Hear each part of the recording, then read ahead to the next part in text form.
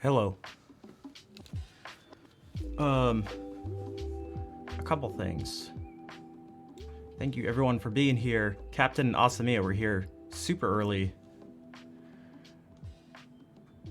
And then Vol and Count were still here before the stream even started. Which is the most motivating thing for me as a streamer. I don't know about anybody else, but so thank you for being here so early. And then right when I went live, Kazi, Viva, Nick, Redbeard, who we haven't seen in a little bit, Mark, and Rox. Thank you all for being here. That's one. Two. You say you missed the stream. Was there something going on? Usually people have school, work, life. Those are the three responses. And usually it's like a good thing, actually. Divorce? Oh.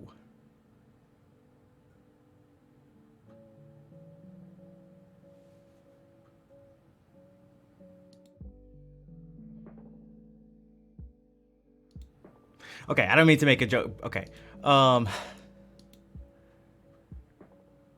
Dimples, thank you for the 10 gift subs.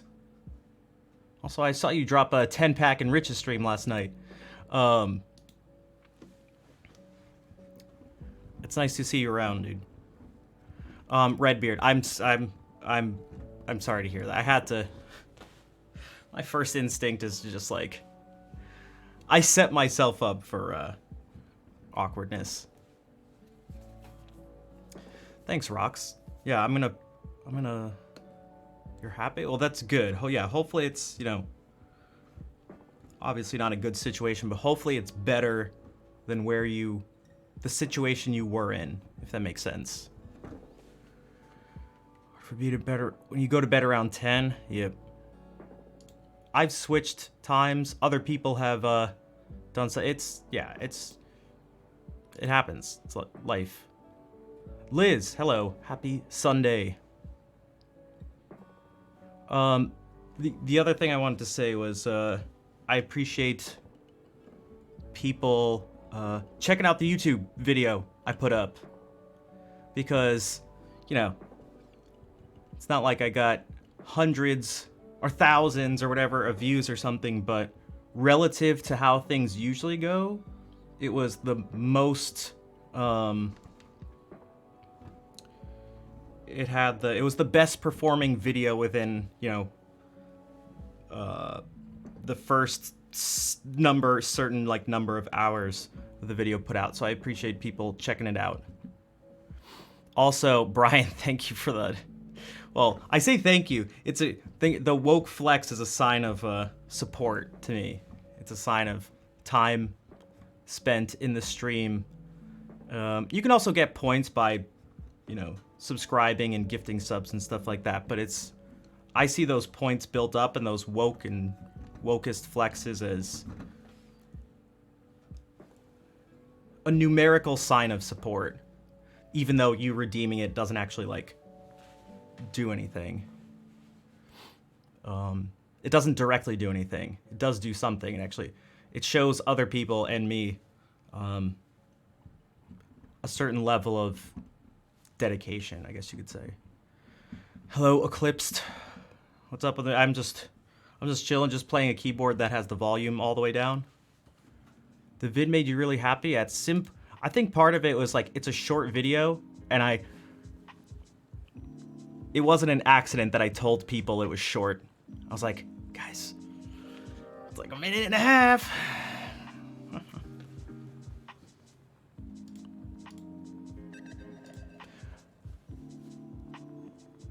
TikTok version of it didn't do so great, but that's no surprise. Fennec, enjoy the lurk. Well, hey, Scotty.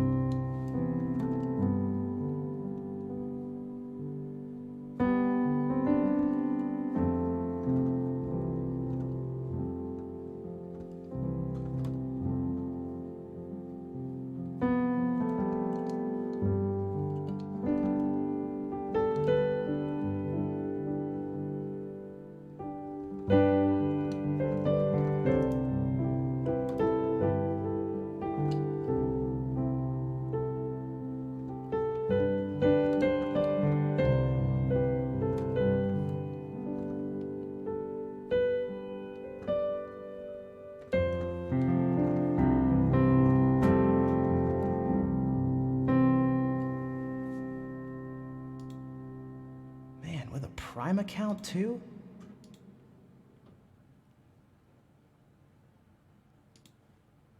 Timeout. 1. Redbeard, thank you for the 20 gift subs. That wow could be for a couple reasons. Jesus Christ. Wow. Okay. The juxtaposition of 20 gift subs against that was interesting. Arrive at the right time. Hey DLM, did you can we do this quickly? Can you guys report? Usually I'm not big with reporting people because, you know, who cares? But this person has their Prime linked.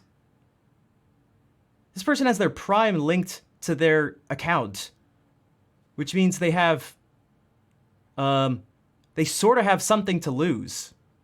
At least a little bit of something to lose. Typically, people who are just like straight up troll stuff, you know, saying what this person said, it's just a total throwaway account. This is very weird. Man, they got like they got a banner and stuff? Like, subscribe, hold on. Yeah, definitely report Braden G. Romeo. Wow. Hello, Hungin. What the hell? This person...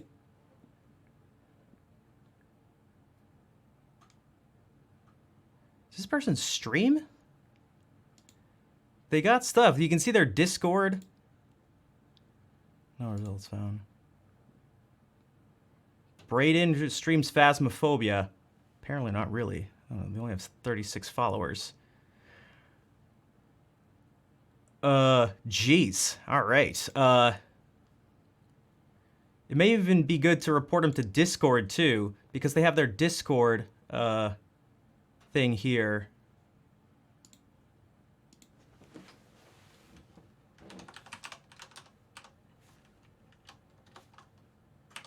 One second. I'm just gonna deal with something.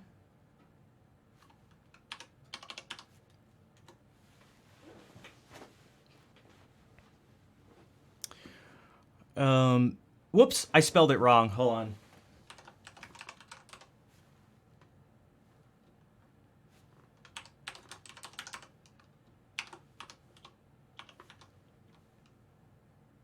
There you go. Romeo with an O. Wow. Okay. Bold. Very bold. Usually I would just ban and ignore it, but I can't believe that person had a... Okay. What was I saying? Oh, wow. Thank you, Redbeard. Thank you for the gift subs. Thank you for the gift subs. Sorry it had to be someone just threw some crap onto the top of your gift subs. But yeah, I appreciate it, and it's nice to see you. It's nice to see you back.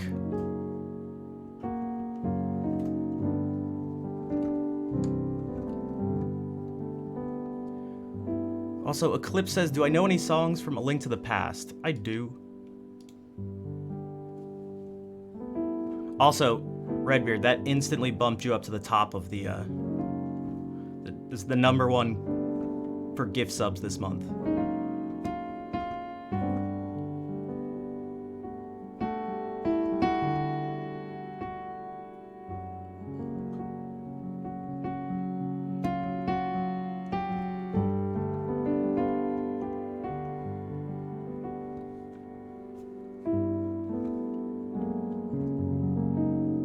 Only number 4. Uh-oh.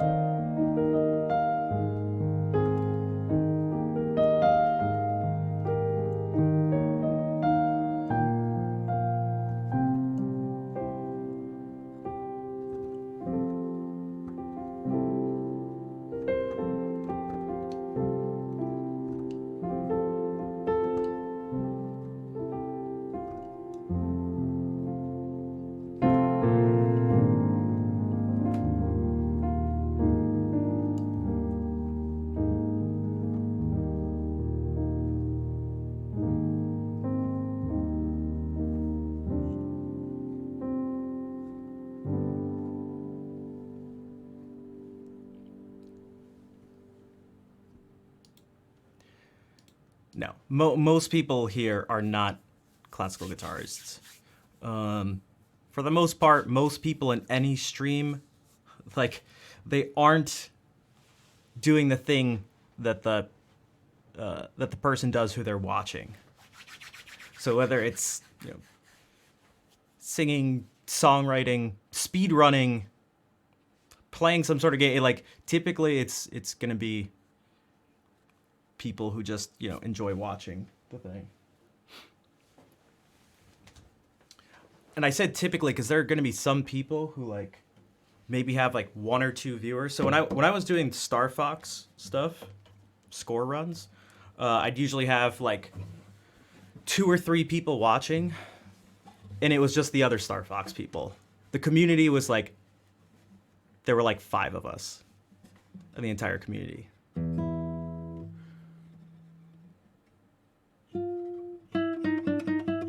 Dude, Scotty, I do the same thing now, because you can kind of tell when a game comes out, every thumbnail on Twitch on my following list, it's just like a thumbnail from that game, and I can get a good idea of whether I'm gonna like it or not.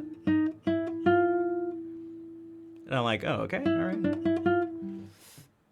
Hello, Pajama, how are you doing?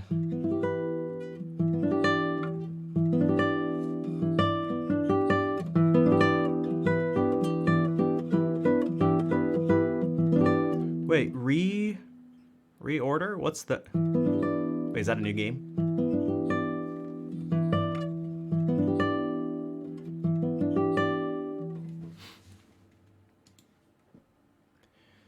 Oh, pre-order. Yeah, that makes more sense. I was like reordering it because I thought maybe it was something to do with purchasing. I was like, reordering it? You'd order it because you bought it and you didn't want... Yeah, I wait for the game. I watch tons of videos. I always look for like gameplay mechanics. I hate just watching like theatrical, you know, or cinematic things from a game. It's like, dude, what does the game actually look like when I play it?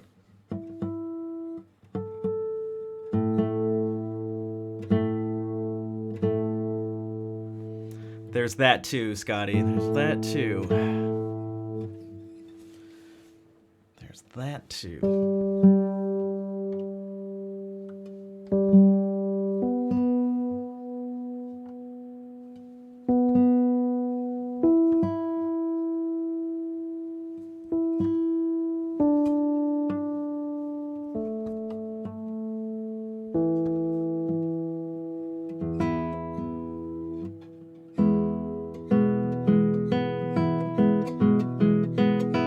Yeah, I haven't pre-ordered a game in forever. It's okay to like a game despite big name streamers shitting on them. Yeah, I think so too, because I'm not doing it I'm not doing it based on what the streamer says who's playing it. I'm gonna just make those decisions for myself. Like I don't know, I have eyes. Like, yeah, you can't like feel the controls, but you can get an idea. Or if everyone's saying the same thing.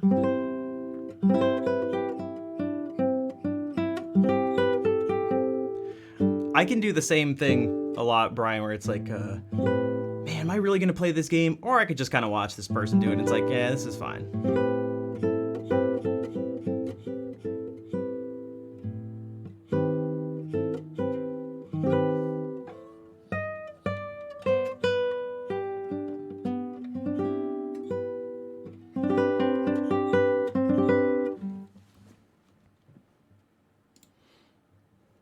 Brian did donate at the towards the end of the last stream.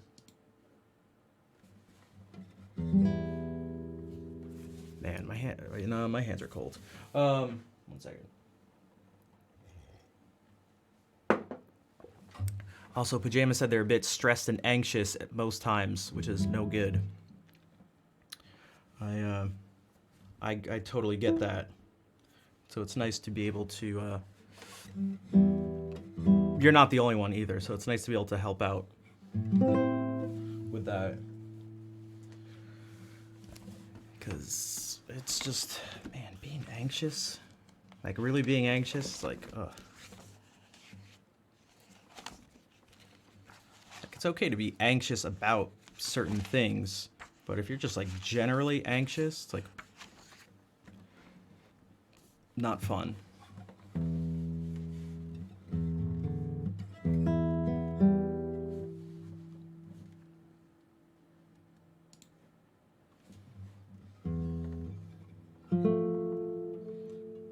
This may not be the best thing to start with.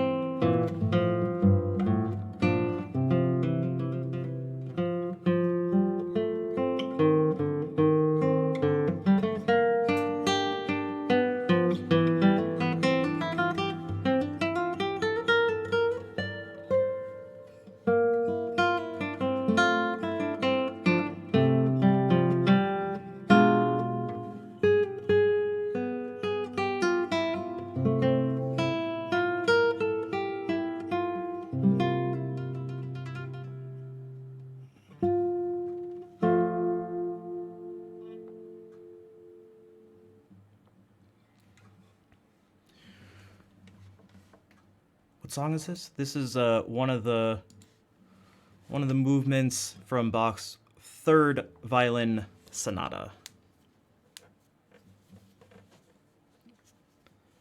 And they're either titled by their tempo marking or what type of dance they are. So this one just says Largo. Bach? No, B-A-C-H.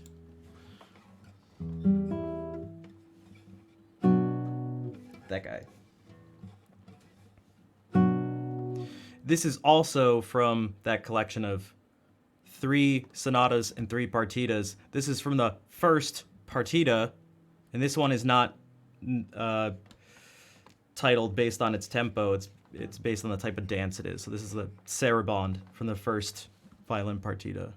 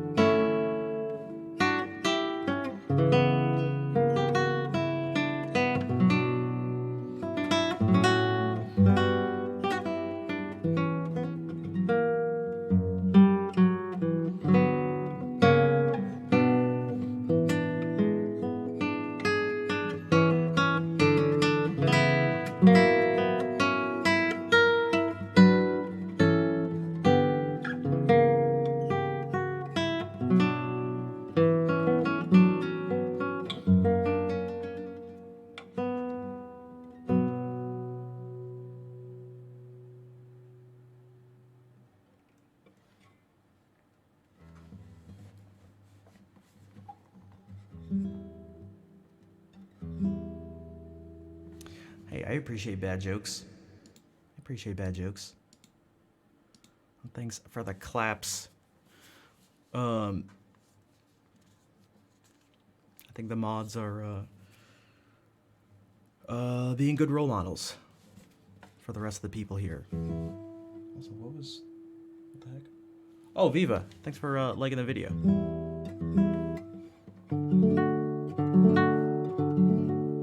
So both those pieces I played were just originally intended to be played on violin, despite the fact that, like, this just starts out with 4 notes at once. Quadruple stops all over the place. And I'm reading straight from the violin music. So there's basically nothing added on. I just added some bass notes. Whenever it goes like... I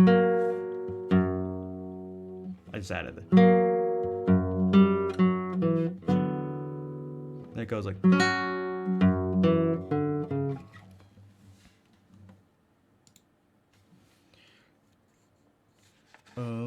Okay, something that's not for violin. Actually intended for guitar, by guitarist, for guitarists. They could send free cosmetics. Exactly. Exactly. One day I'll be repping NordVPN. One day. One day. Then I'll know I've made it.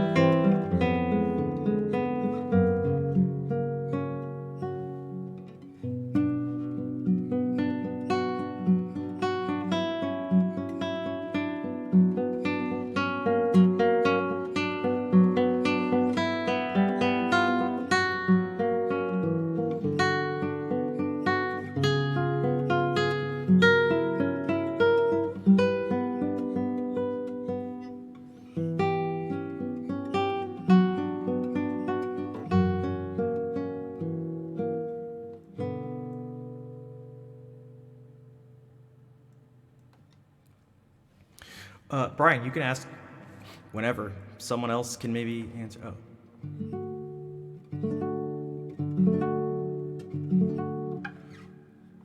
If a piece or song has multiple melodic lines at the same time, when is it considered counterpoint?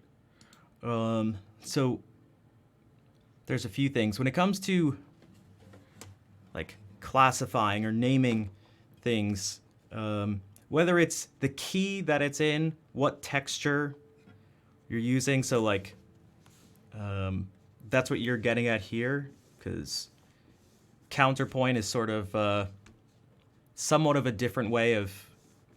Counterpoint is like basically the actual like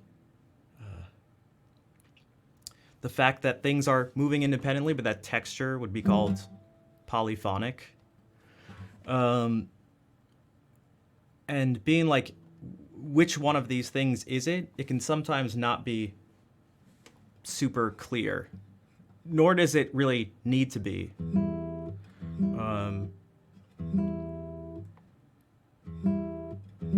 It's basically like, I mean, you almost have the answer in your question. It's like whenever that, you don't have to be like, this piece just is, like, counterpoint doesn't need to describe the entire piece.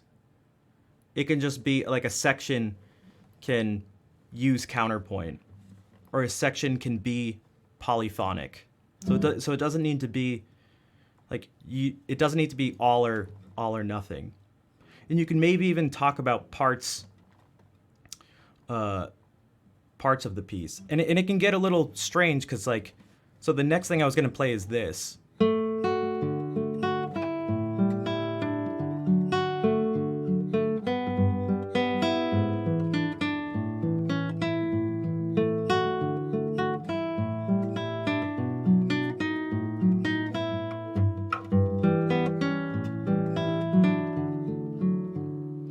And you can be like, oh, maybe there's counterpoint going on.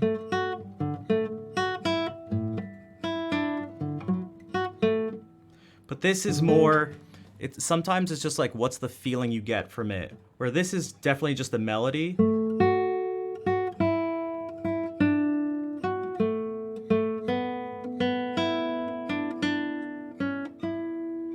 And an accompaniment.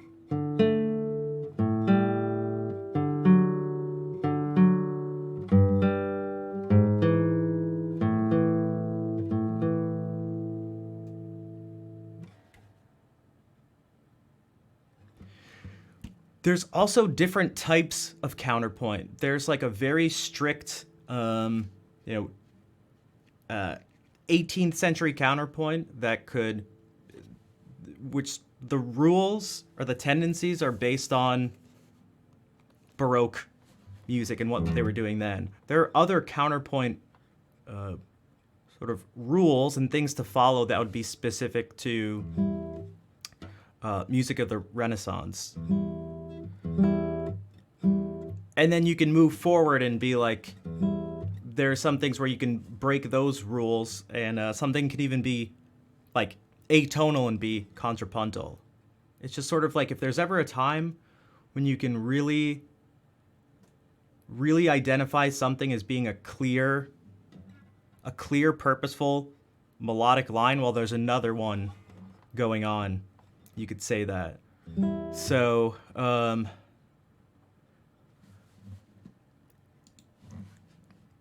there can be like a general texture. Maybe there's a melody and there's an accompaniment.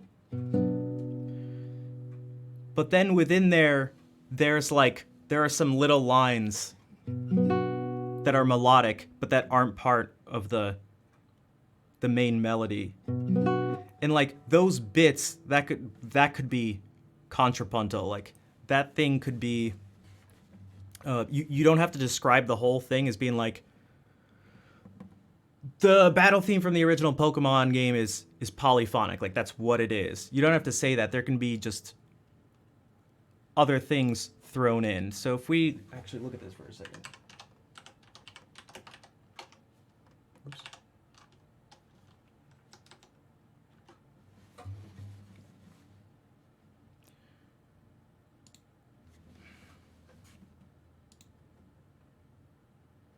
Okay. Why do I feel like this is gonna be super loud?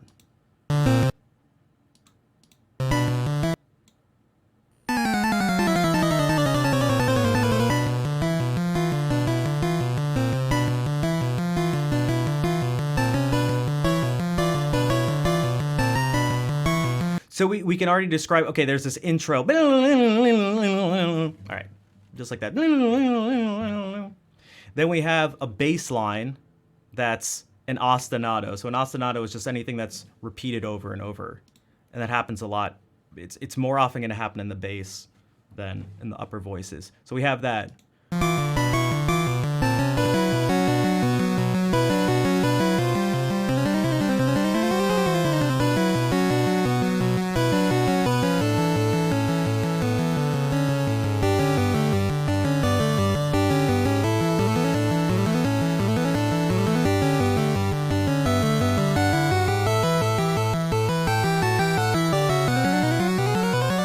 Okay. So there's a couple things happening. There's this middle, okay, we have the bass, which essentially repeats. It's just like, it's a bass line. It's a clear bass line. And we have the melody.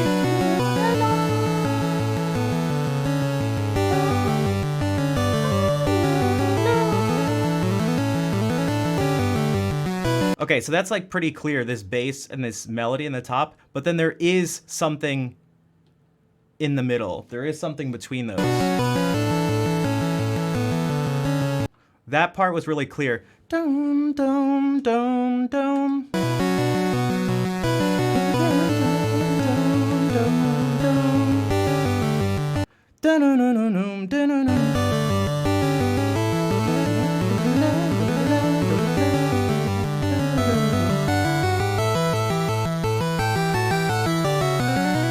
So towards the end is when it sounds most something closer to contrapuntal.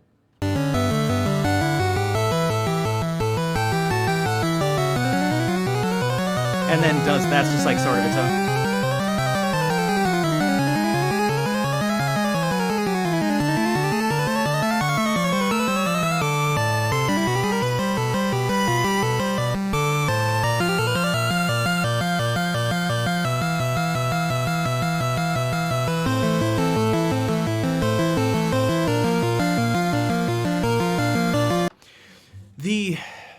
And I'm curious to hear what other people think about it. So hello, Cheap Asian.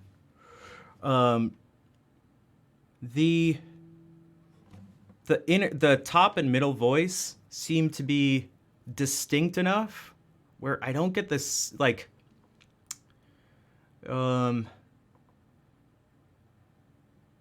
there's like an aspect of counterpoint to it, but maybe not in a formal sense. If that makes sense, because they seem to be totally distinct the entire time, and although it's not necessary, they're not sharing anything between each other, if that makes sense. So.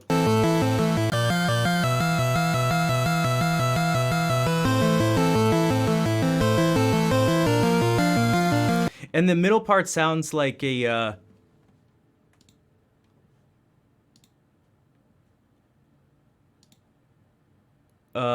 nice try, Soulwalk. How about you actually donate if you're gonna do that? That's your first message.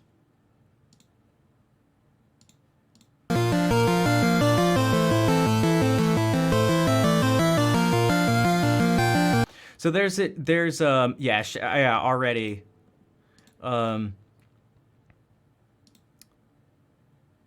There's an arpeggio, like this inner voice is now just doing. Okay, all right, dude. All right, Jesus fucking Christ.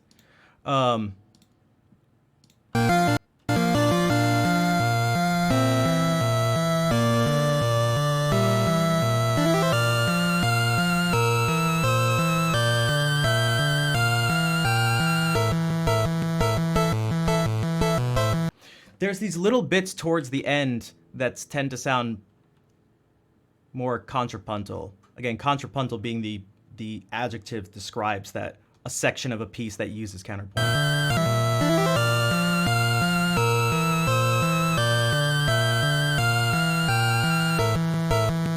So that little part where there's like the higher voice has a more drawn out, slower moving melody, and the line below it has a little more going on. Whoops.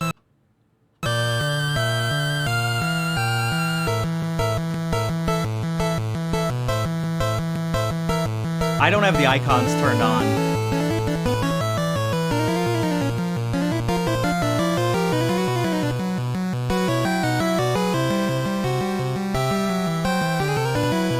Hello, Jeff. Okay.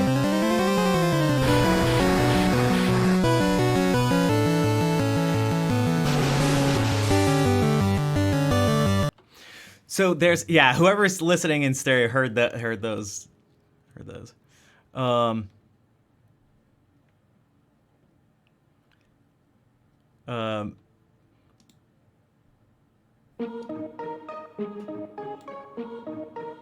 So I don't know. These things are more used like if you can sort of identify and pick out. If it helps you, it's more like I try to think about these things from a sort of pragmatic standpoint. Like, what is it actually like helping you do? You know, instead of from a point of like semantics, which can be important at times, but I feel like just kind of in life in general, it tends to end up being a distraction. So whatever you want to call it, like if you can describe, if you can use these words, if you can use the word counterpoint to help you identify what's happening in the music, and then also to a reasonable extent be able to communicate that to someone else, for yourself to be able to recreate that or something like it. Like if it becomes useful in that sense, then it's probably a good way to think about it, if that makes sense.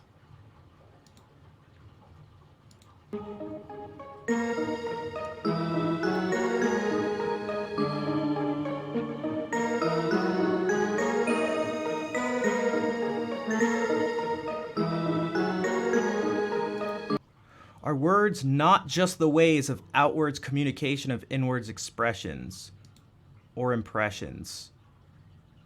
I mean, kind of. I'm not sure. I'm not really sure how that, like, directly relates. Like, you know what I mean? I don't know what to... Like, I could say yes, but then I don't know what to say after that. If that...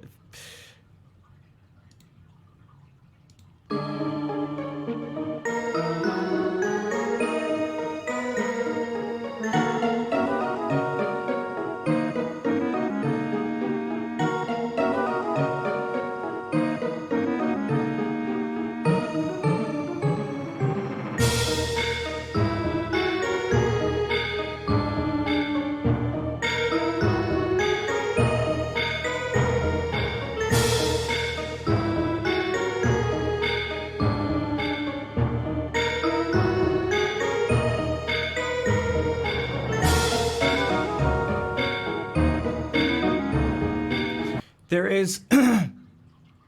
So this is also doing something sort of similar where there are different sections and the sections do different things. This is from the original Final Fantasy. So we have like boom, boom, boom, boom, boom, boom, boom, boom. This arpeggio going on in between. I would just call that an accompaniment. Like it may be... Oh, geez.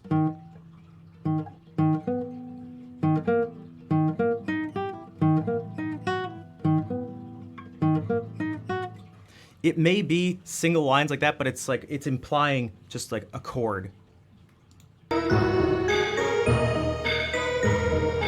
Then there are actually two lines above it. There are two voices above it.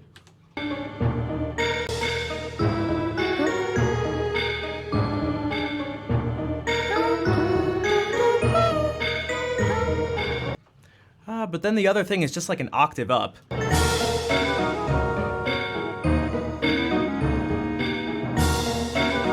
But there's dum ba-na-na-na-num, boo-doo-doo-doo-dum.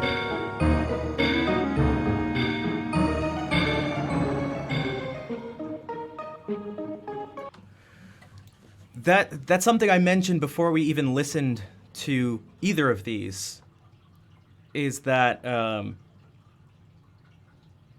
I typically, in my mind, I don't think of, this is just me, I don't think of little sort of tagline things as like specific counterpoint, because some of it is like the impression that you get, and also maybe you could even say trying to figure out the composer's intentions, if that makes sense. It's like trying to figure out how the composer is approaching this, and it's somewhat subjective, maybe, but I get the impression that the composer had a single melody in mind, and these other things are of slightly less importance. Like that would be like, what can I add in here to thicken the texture and just sort of make it more interesting, something like that. But I don't know. I've never spoken to the composer about this. I've never heard what they've had to say about this in general or this piece specifically, so I don't know. I can only guess. Vera, hello.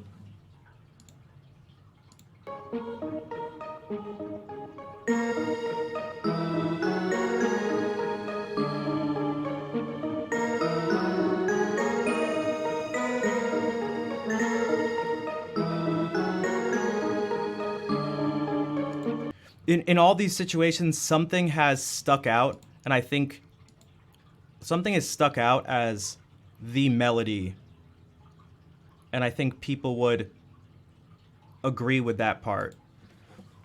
And when that happens, the attempt to maybe like formally describe it as being contrapuntal or something maybe stops or doesn't work there.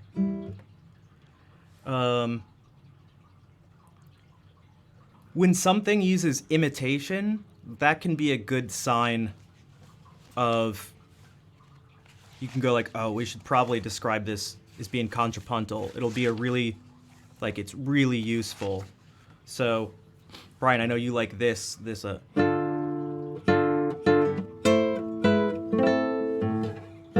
Whoops.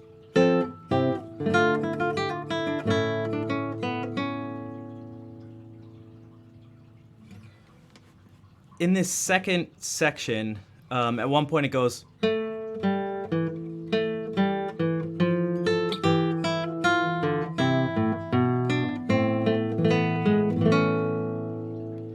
here it's like really contrapuntal. These are clearly of like equal significance. One, they almost have to be because they're the same. They're the same lines, it's just being copied.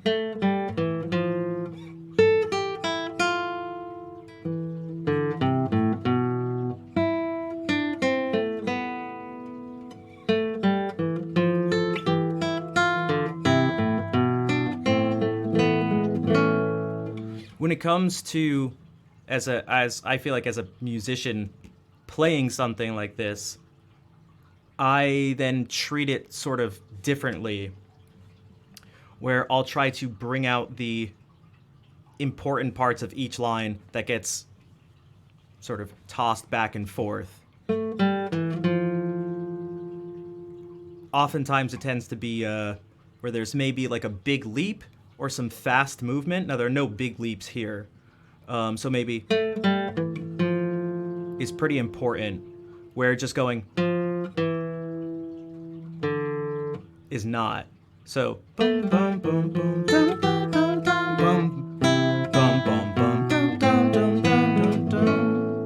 if I try it again, I'm going to try to sing what I think is important.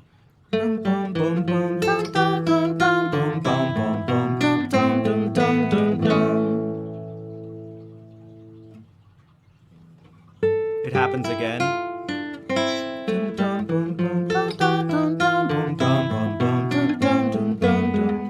Except I'm not tuned down to D.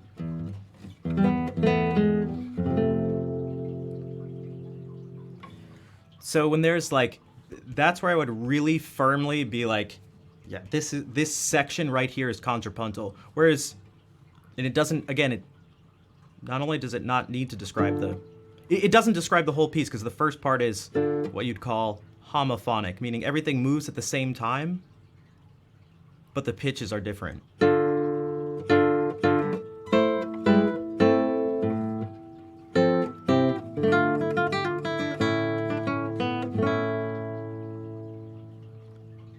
And sometimes even things that are homophonic can deviate from it slightly. It's just like, kind of, what's the best way, if you want to describe something, and there's a purpose for describing it that way, what does the best job of it? Because if we look back to here, we could go like, there are bits of counterpoint and homophony happening at the same time. Because we get this.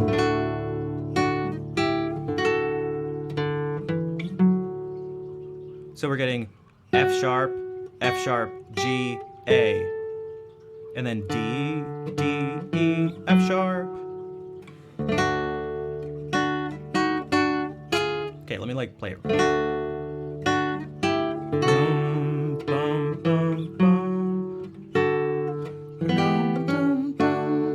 This has this thing here, but it still generally feels like, if I had to describe the way the texture kind of feels here, it feels homophonic, like things pretty much moving together. So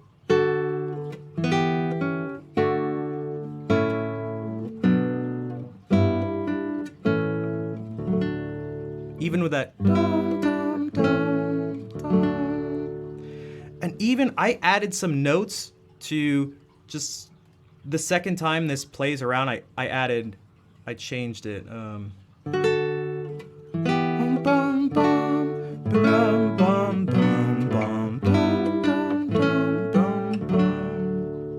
So that you have different lines that are moving.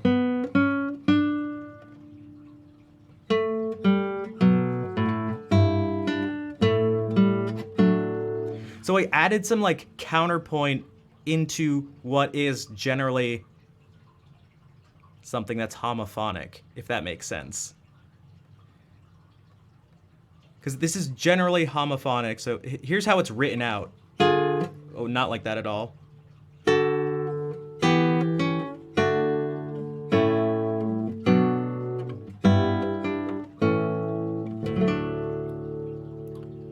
But it's impossible to sing all these because they overlap over each other.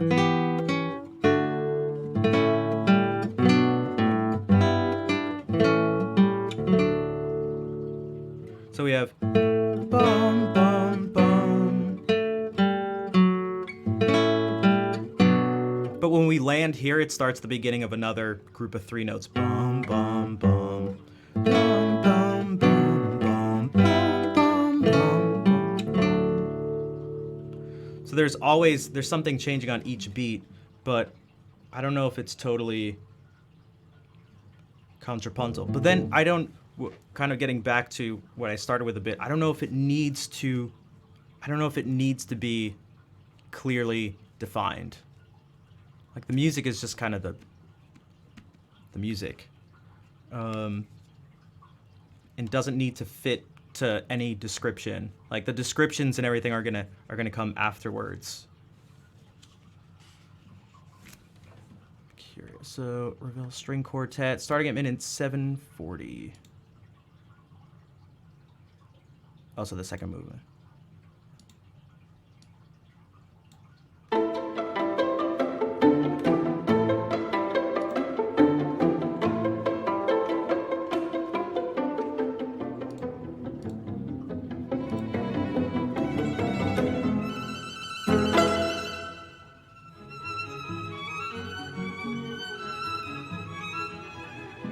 Clear as mud. I know. Well, these things, but that's the thing. It's like it's not.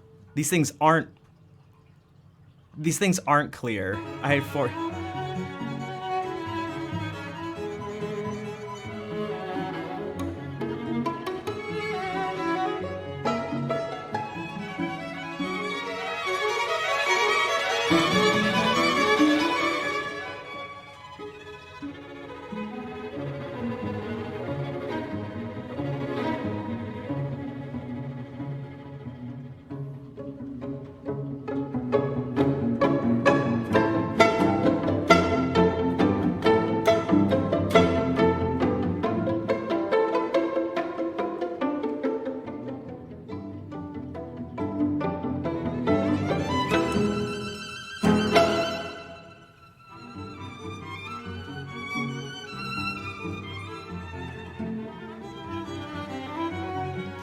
Whenever there's a melody, whether it gets switched, this goes from the first violin having the melody, and then here the viola gets the melody. It's still one thing kind of has the melody. These have this inner accompaniment. These, although they're not just arpeggios, they're relatively repetitive in their shape and rhythm. And then the bass is boom, boom, boom, cling, dum, dum, dum, dum. Boom, boom, boom. And it does sound like video game music.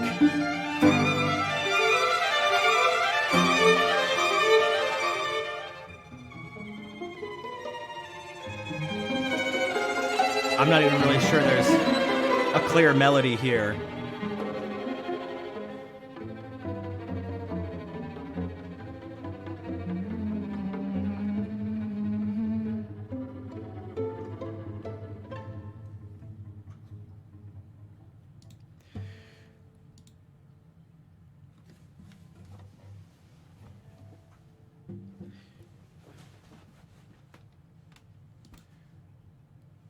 Yeah, that's a good way to think about it, Mark.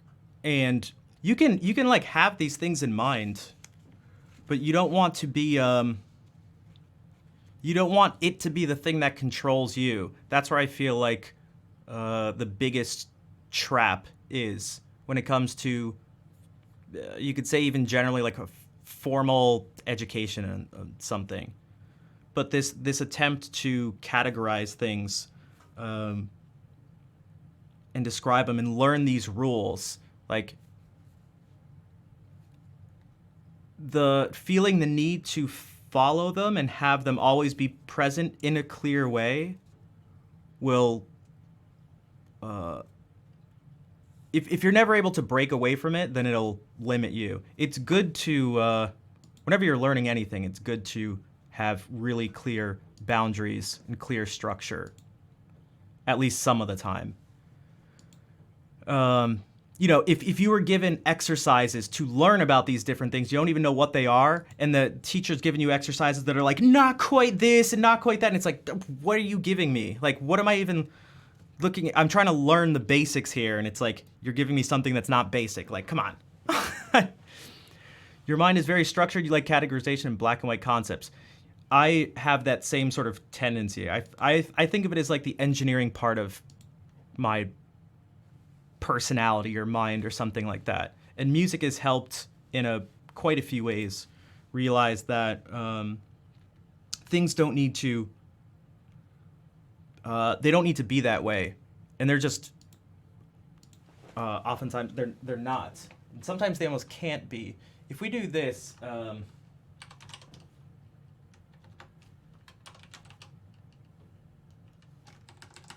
okay. Super classic. Super mega ultra classic. This is a really good example of where you're basically going to be able to identify the different textures happening. Monophonic is when all the notes, all the voices are moving at the same time rhythmically, and they're singing the same pitches. They're playing the same pitches. Homophonic, you move at the same time. The only difference is that the pitches are actually different. So if you go like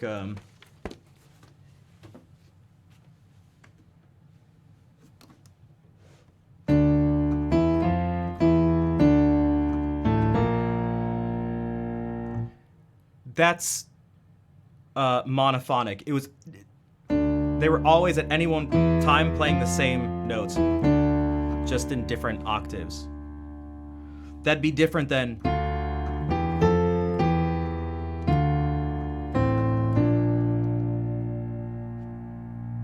that's homophonic.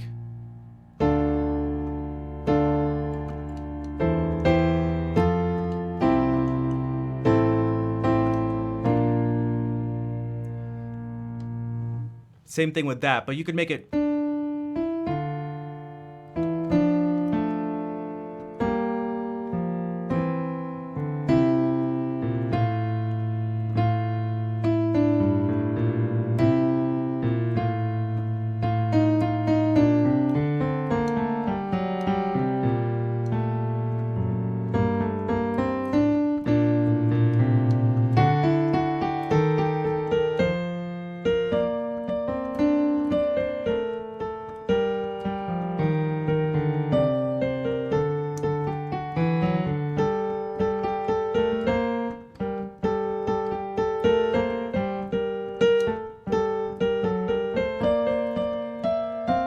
and even if you're doing something that's contrapuntal, there can be times when things move together.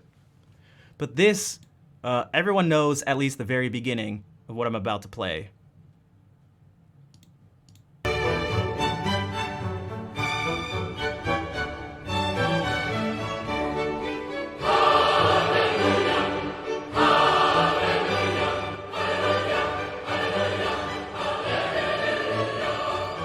What does this sound like? Is this, what's the best way to describe this? Monophonic, homophonic, a melody with an accompaniment, or contrapuntal, or you say polyphonic?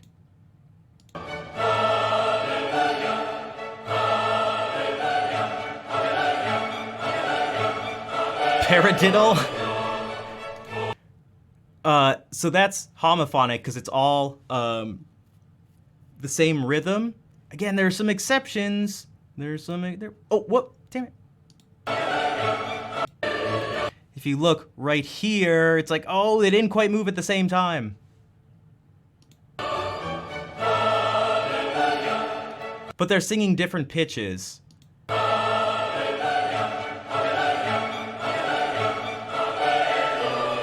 Here it changes.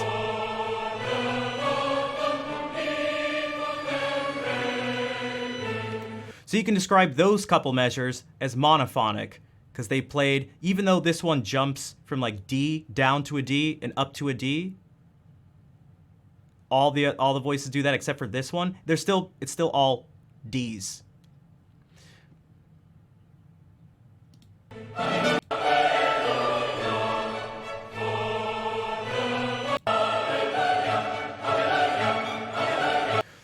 The strings are doing something a little different. There's like this like sort of call and response thing going on. Hallelujah, hallelujah, hallelujah.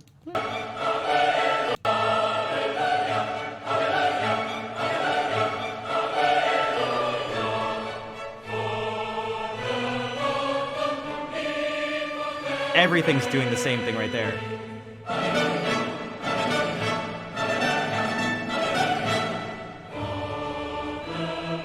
Monophonic.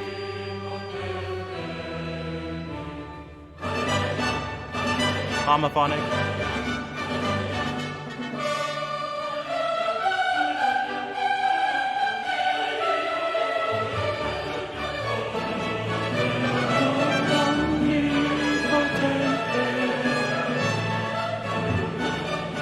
So this is polyphonic. Like this is clearly, and this is an this piece is an example. It's like a good sort of exercise in these different textures because of how clear the difference is. You go from this, which is homophonic, to something that is clearly contrapuntal.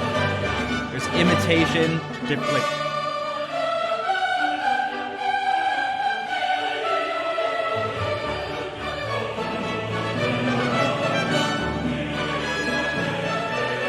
Also, I think it's it sounded like a fugue.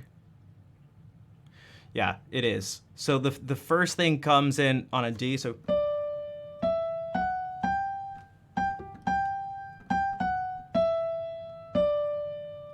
the next time we hear that,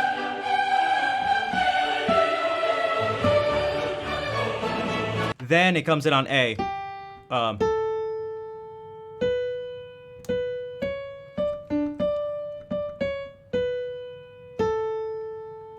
So you don't even have to call this, again, in terms of things not ever being perfectly clear, you don't have to go, well, is the Hallelujah chorus from Handel's Messiah a fugue or not? It's like, well, this is, you can use another adjective. You can be like, this part is fugal. And that there's imitation at the fifth.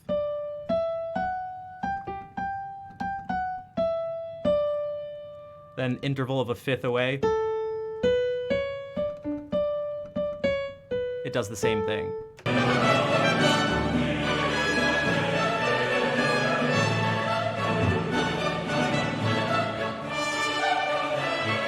Back to starting on D.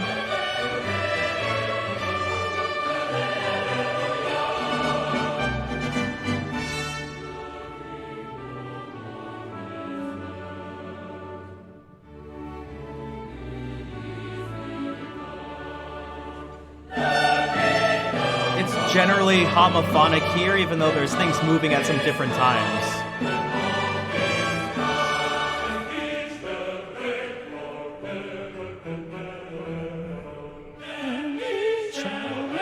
Another section of polyphony, and again, there's something fugal about it.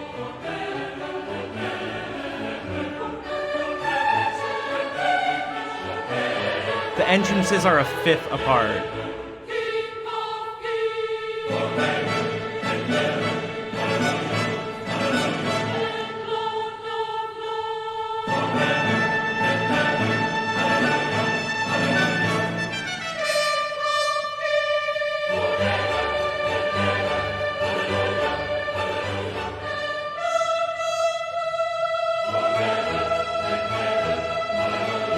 And it's like, what is this section? It's like, is it a melody with an accompaniment? Maybe. That may be the best way, where this top voice is doing the melody, and this is just this accompaniment.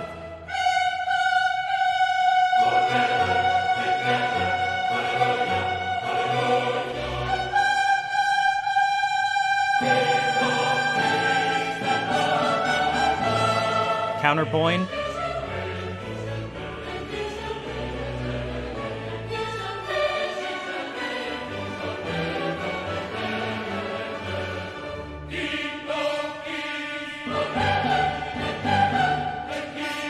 Now it's like a melody, but in the tenors, and the accompaniment is around it. Homophonic, generally, here.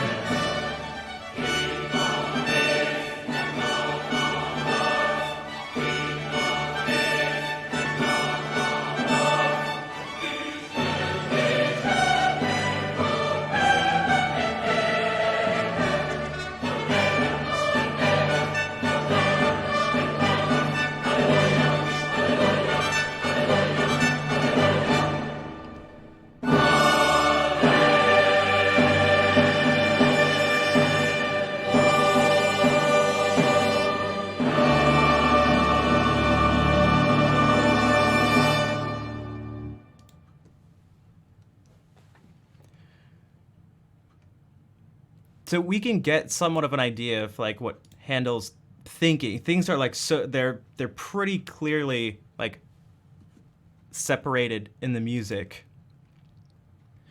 and it becomes maybe easier to identify the sections of that part of the Messiah than it is to identify the sections of this.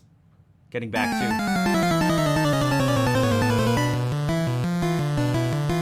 it's like an intro thing, but then there's still this intro, so it's like intro. That's its own thing, and then this is still part of some intro.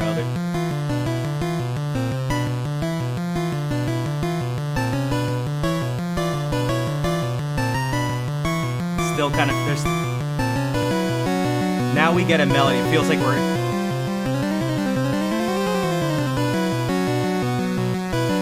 because again, I can't remember who did the music for this, and it doesn't say here, but I have a feeling the person wasn't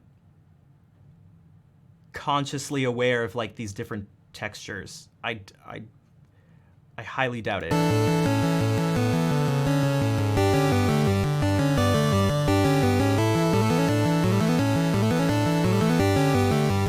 Weren't paid enough.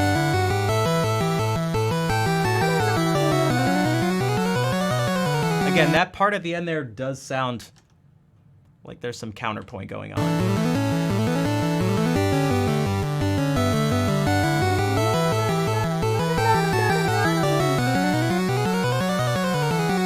What is it? This is the battle music for the original Pokemon games. But this higher voice always kind of really feels like the melody.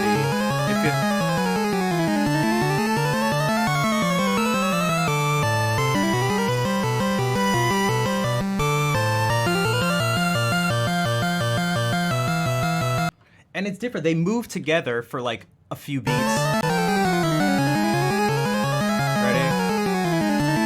When it goes bum bum dum, they move together there, but then the lower voice does its own thing. Dum dum dum.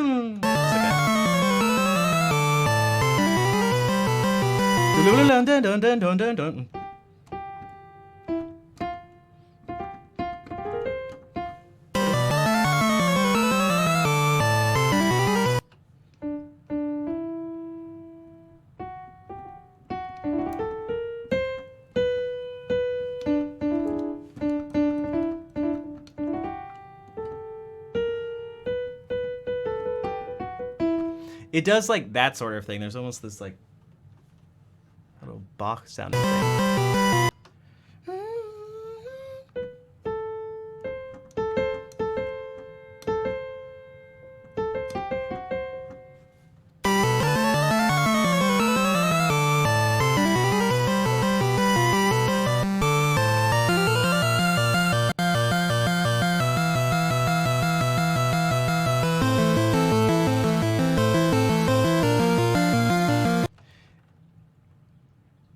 The inner part is so rhythmically consistent that it just sounds like an accompaniment. Now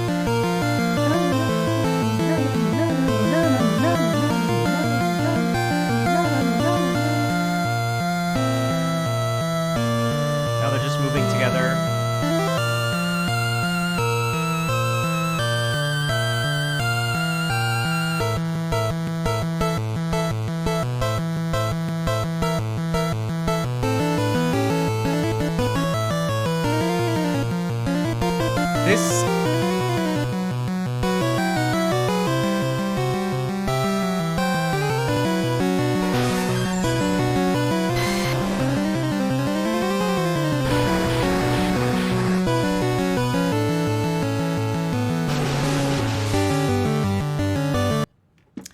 Hey, Bean.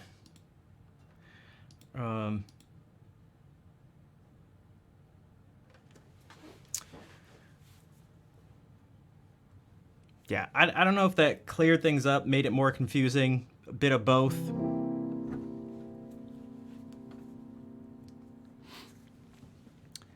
Is that Voltorb or Clefairy? Neither. It's Pikachu.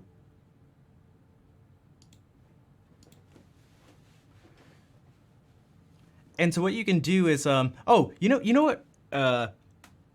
Another thing to sort of add on here, when it comes to 18th century counterpoint, so like the counterpoint that sort of describes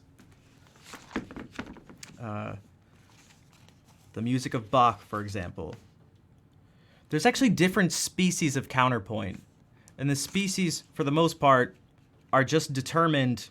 They each have their own sort of set of rules, and each one is determined by how many notes are going at the same time, or for every one note, how many notes are going to play along with that one note. And so the first species is just every time one note moves, the other note moves. Second species is for every note that there's counterpoint to. There's 2 notes. Third species is 3, 4, and then there's a 5th species that deals with suspensions. And so it can be tempting even within a more confined style to want to be like, is this first species counterpoint or second species? Well, it's like kind of like whatever's happening at the moment, all of a sudden these rules start to apply to that, even if it's really quick where it's happening. Let me see if I can... if there's a good example of that.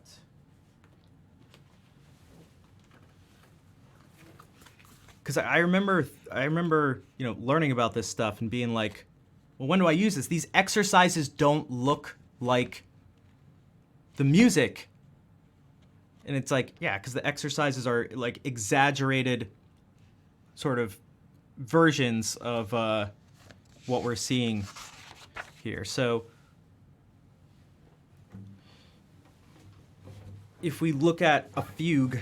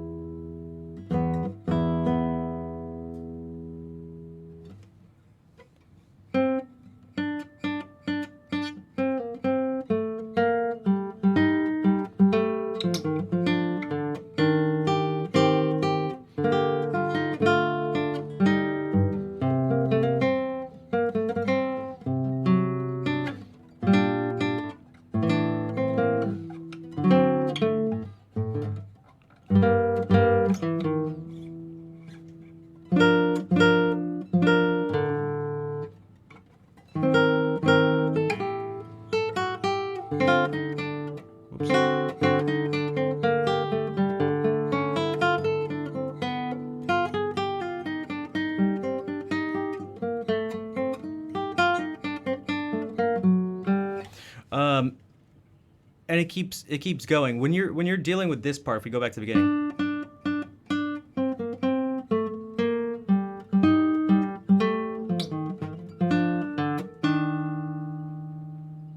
there's only 2 notes going at once, and we only and it's there's 2 voices going at once, and we have this.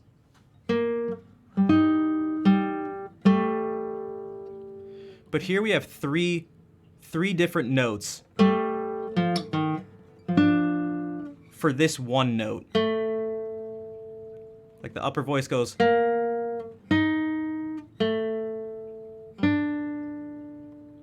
So for this one note, counter to that is one other note here.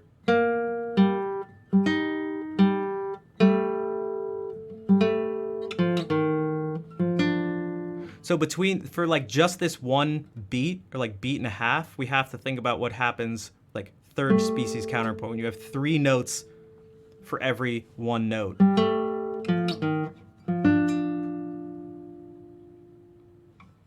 And so you have things like, well, this was a dissonance. And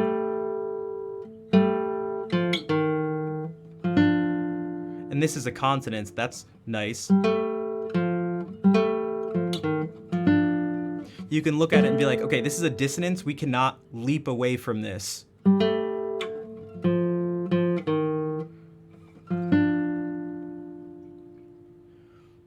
Now, in a certain sense, it kind of does. Because this almost feels more like it's being treated as 2 different voices, where this just goes.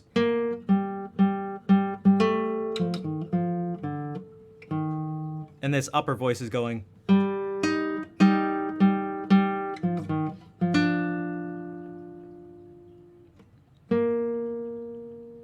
And that would make more sense too, because you typically don't want to leap away from a dissonance like this.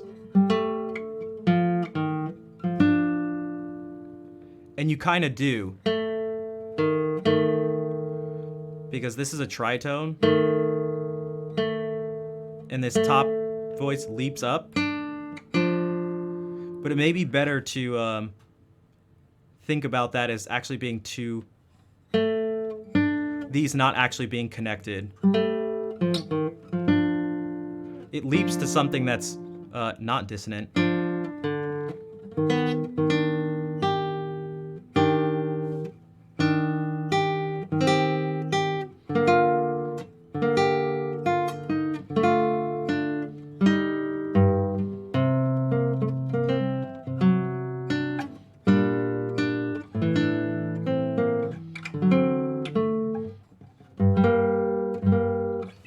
And I can't remember, this was like years ago that I took this class, and I did go through, a few years after, I did go through my entire book trying to, you know, reabsorb things and see if I could understand it better. But what I didn't, what I'm sort of left with are not like super strict rules. What I'm left with are general tendencies. And not that you have to choose between the two, but I'd prefer the latter to be the case. Where you can extract out what seem to be the more universal principles at play. Because those principles can apply to other styles of music. They're things you can just kind of be aware of, even if you're not trying to write in this particular style. If you're trying to write something that's just like, if you want to fool someone into thinking you discovered a new piece by Bach, then you better know like all the rules, and not just that, you better know like all of the nuances of how he wrote. But that's not really what I'm trying to do.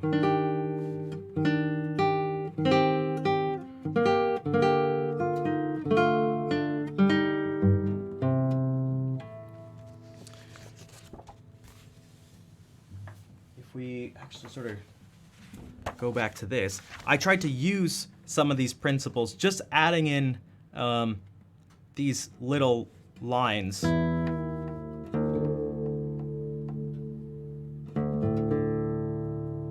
This isn't even really counterpoint here. This is just, these are just like voice leading principles.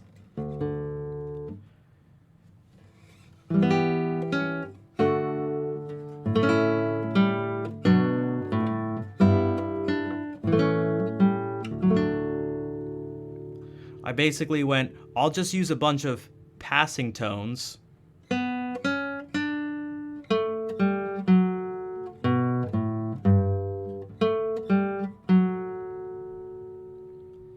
And link things together in that way, because what I'm given are two passing tones. That's actually written into the music.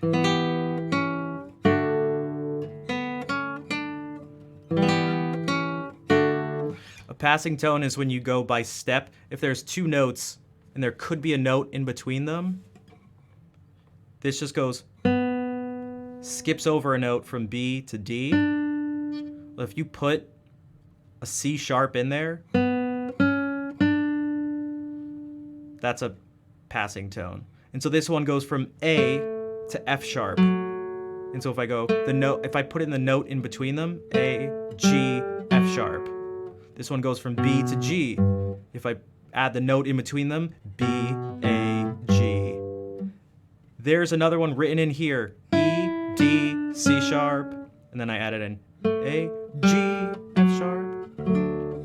So using what was already given to me, there's a bunch of chords, and the only time there's deviation from it is the composer writing in passing tones. I went, well, what if I just add in some more passing tones? And it goes from this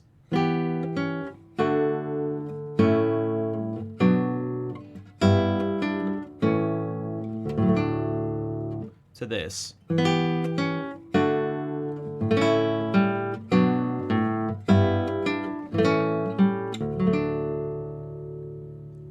And when it comes to playing these, I try to bring those out. So you can do that by, although you're playing multiple notes at once, you can try to accent and like shape these 3-note groups.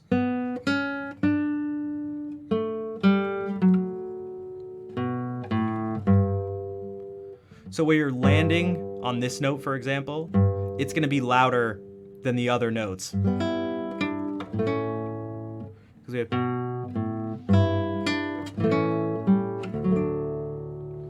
And so it just like brings your attention to these different places. There's actually a really clear example where you can sort of practice this. In this first source study from the 20 that Segovia put together.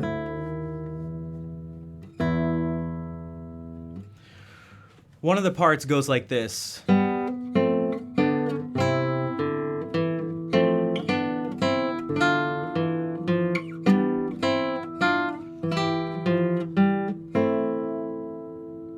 So there's like this call and response thing. And what you can do is go, anytime you start out quiet and you build as the notes go up.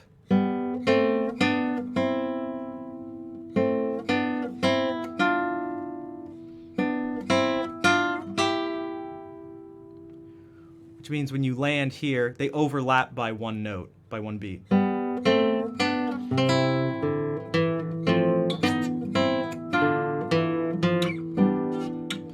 What this means is when I start the next one,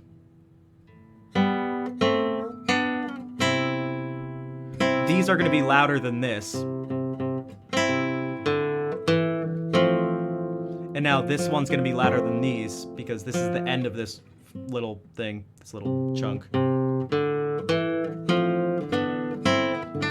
Now these top ones are going to be louder because they're the end. And this will be quieter. Boom, boom, boom. And these all move together. And so you can make these all the same volume.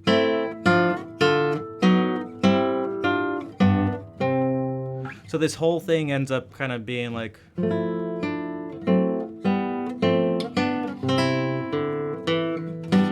Whoops, let me play it right.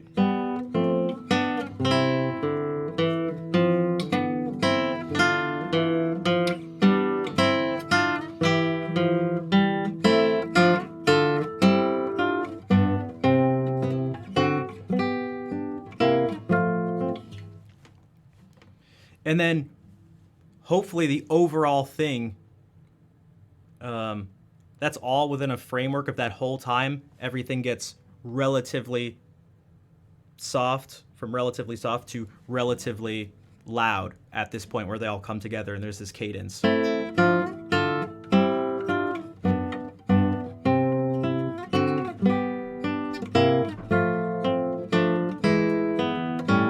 And here we can take this and go.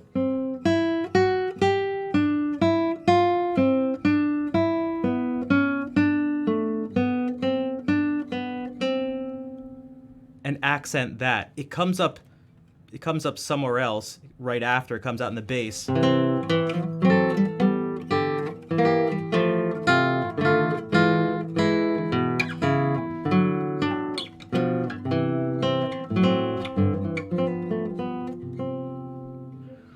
But you can sort of make your own decisions. You may want to partly bring out the inner line which has something chromatic going on.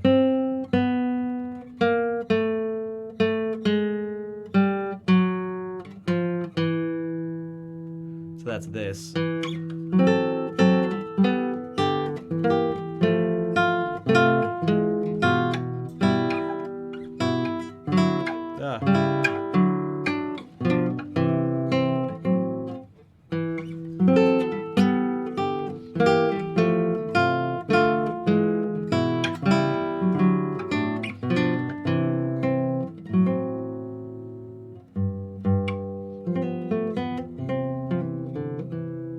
So even when it comes to this, it's not just straightforward.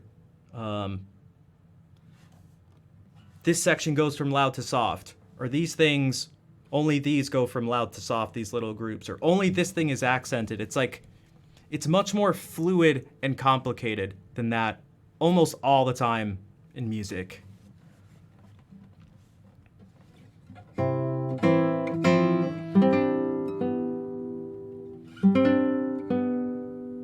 In the beginning, you can have everything grow together, but then accent the dissonant note. Again. You buy the piano? No, thank you.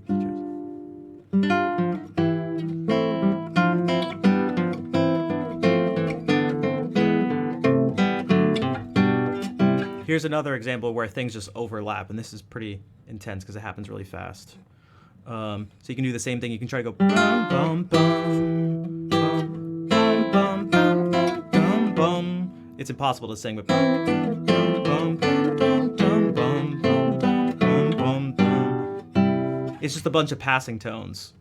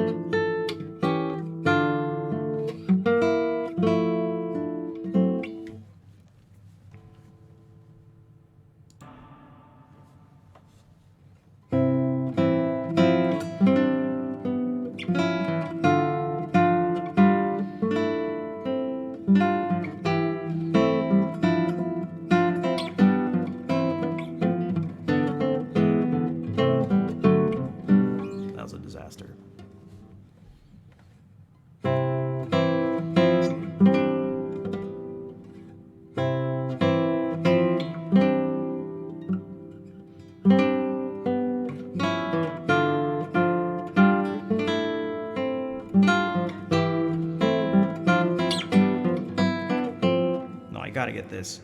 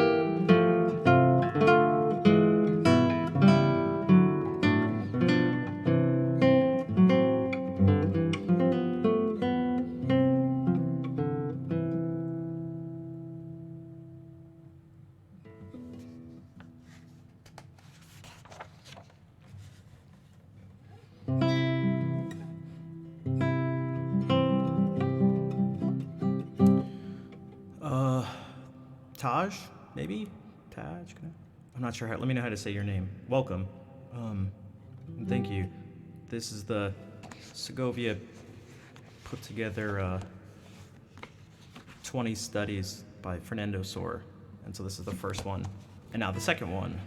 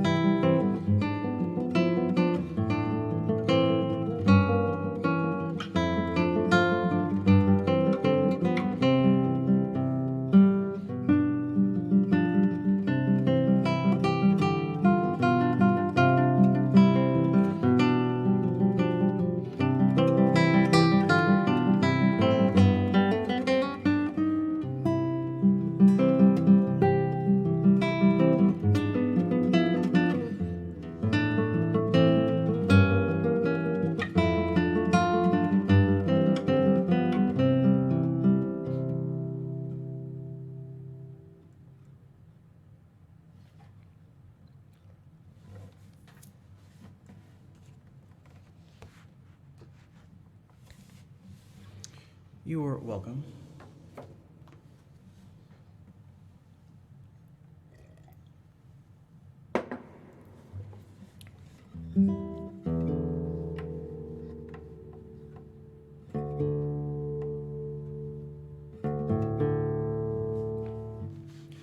Now back to these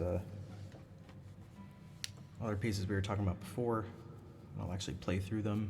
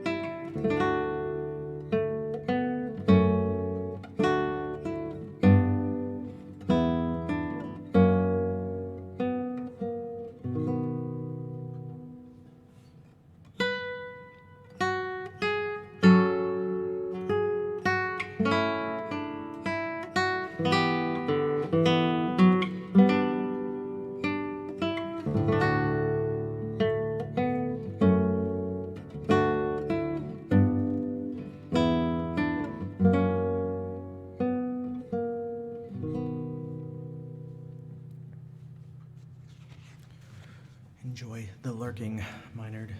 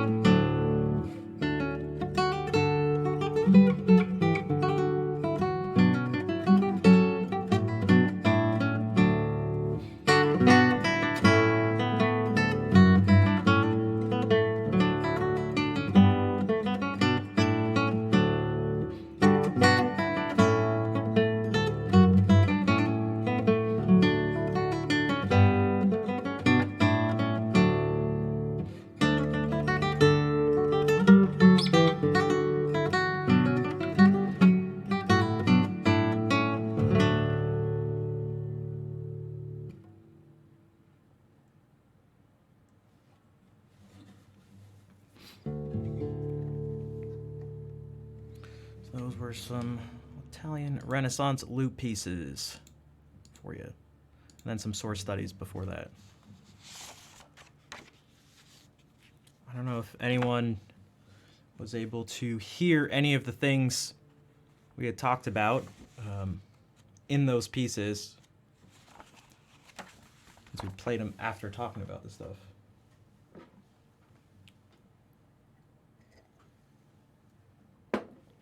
For me, this stuff is more about just being aware. And whatever you can do to increase your awareness and understanding and help focus and clarify your perception of things. Sometimes all it takes is for your attention to be brought to something for you to hear it and hear it differently. You could have listened to something, have someone mention to you that something exists there, and then you hear it again. You're listening to the same thing, but now it sounds different to you because your awareness has changed. Because things are not as simple as we hear what we hear and that's it, or we see what we see. I've mentioned this before, but it's the idea of like not being able to unsee something. You never realize that someone brings your attention to the fact that something's there, and now you can't unsee it. And so if you can use that to your advantage, that's sort of a general way I approach ear training and music theory. Like, how many things can I make myself aware of? How clear can I perceive music? How accurate can my representation of things be? We could, huh? We could have done.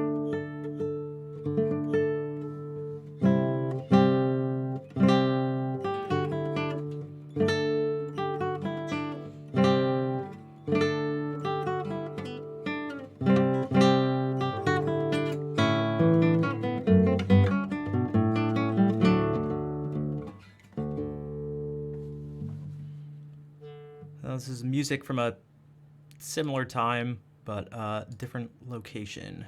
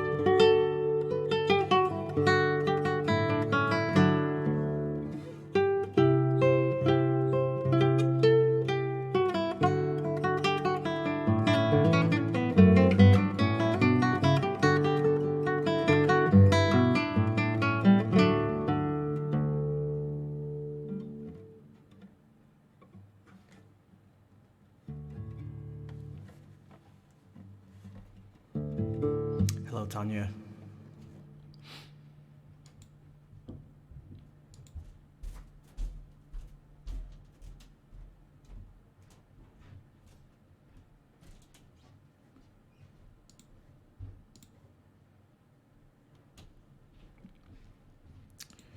Speaking of stomping, it's been a couple hours.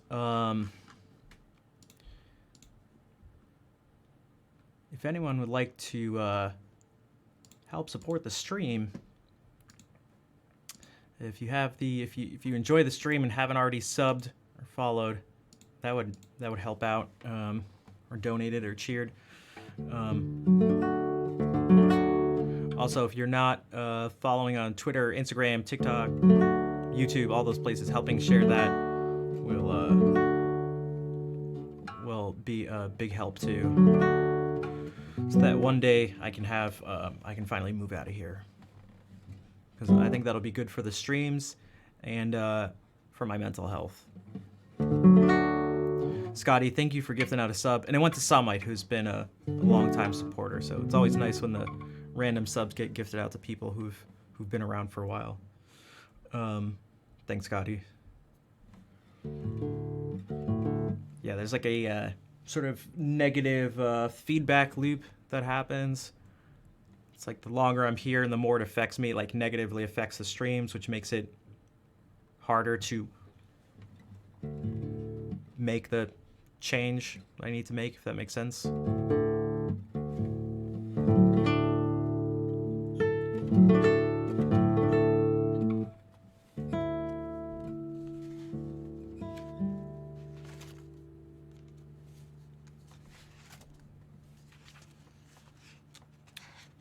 We could try these. They're gonna be janky because I don't do them, but I really should.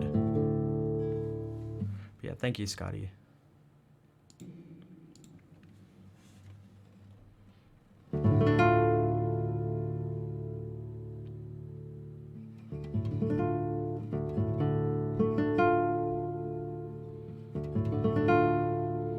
Back to Italy, but now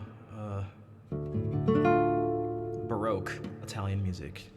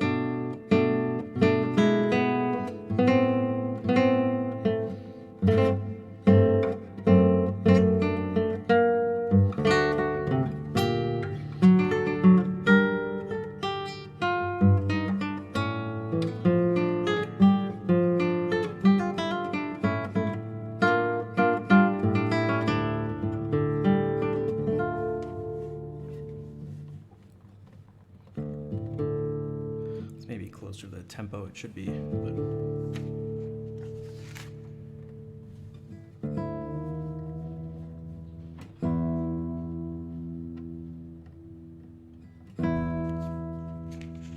if we actually go back, we can do something that's on the border of Renaissance and Baroque.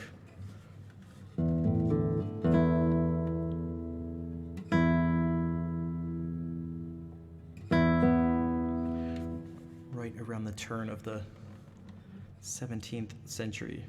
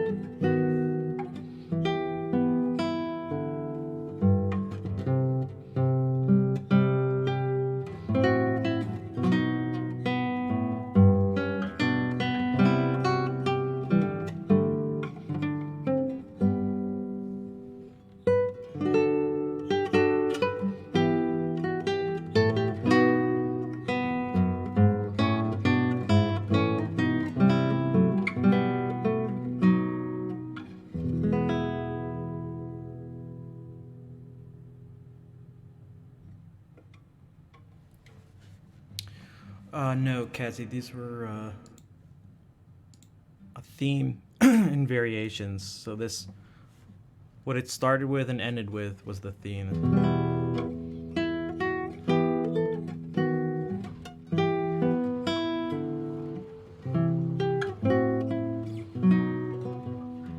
Thanks for the claps. Joan, will I be doing any Christmas songs? I mean, maybe. I don't. Maybe. I'm not gonna, cause I'm not doing requests anyway. So I don't know.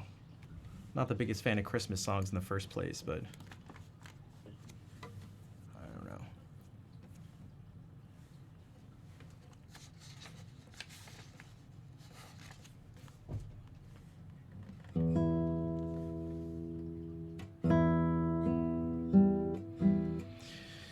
Yeah, I don't know. Like I'm not sure.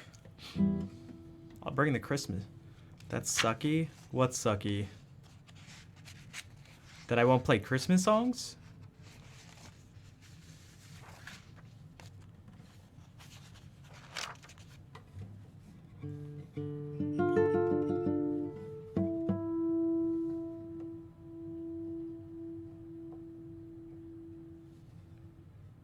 Or holiday music? Wait, what's sucky? The holiday music? I'm confused.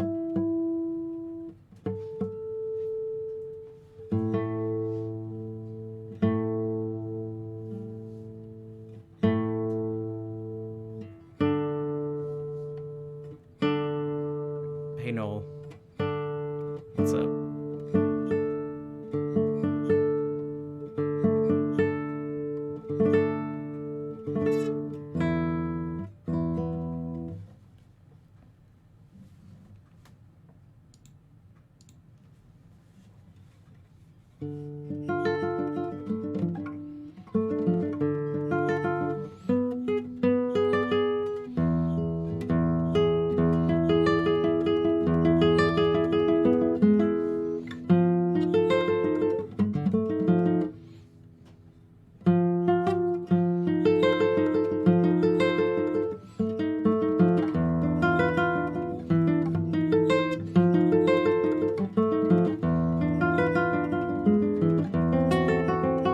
Still not sure about the message. I was kind of waiting for a response because.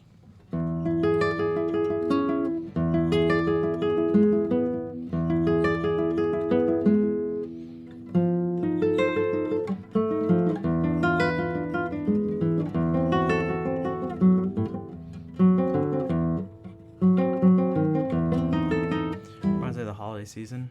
Oh. Okay. Yeah, I don't know what to tell you. I don't know what to say. I know. I'm like, I get it. I'm like not. I'm not fun like that. I guess I don't know. I don't know. I'm not really sure what to say.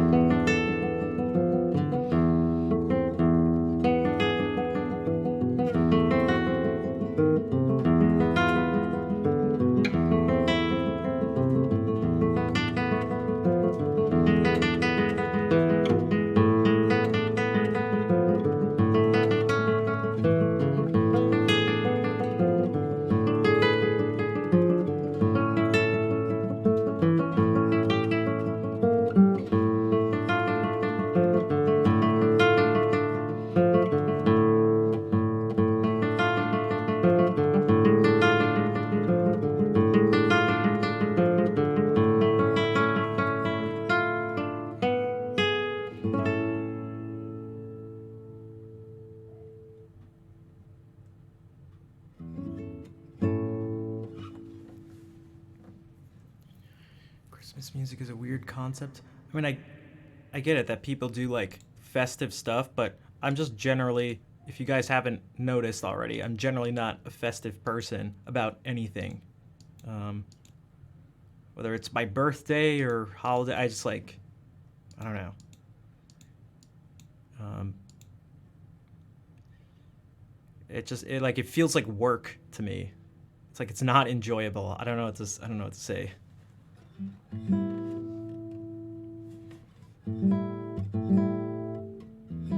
Hello, Scarlet. I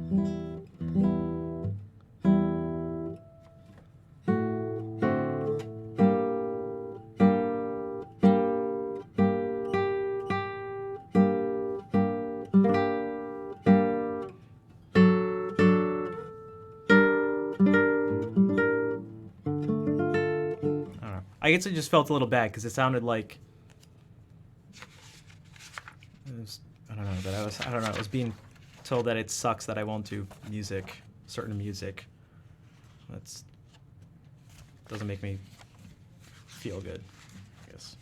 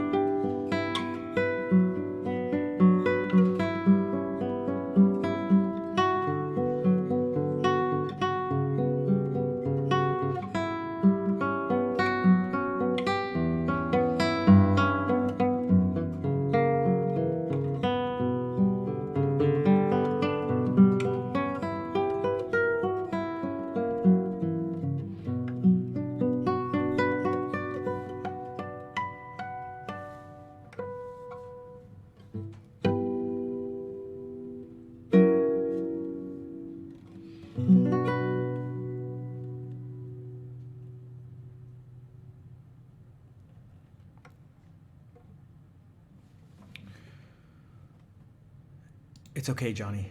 Um, it's nice to see you. Thank you for the 20-month resub and helping support the stream.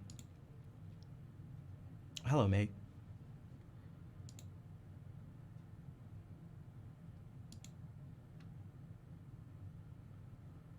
Um,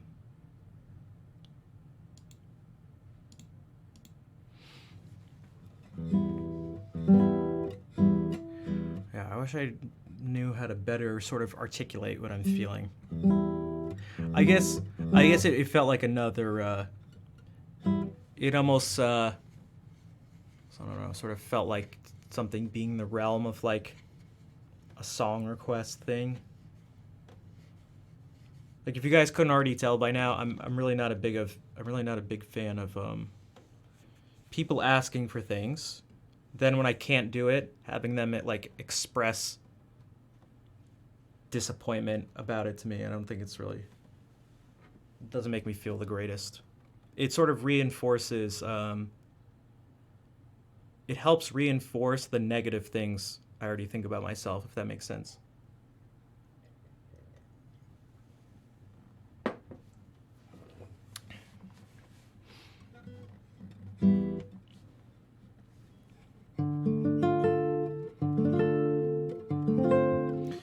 like it often comes in the form of like, hey, can you play this song? And I go, no. And then someone uses like a crying emote. It's like, can we not do this? It's like, can we not?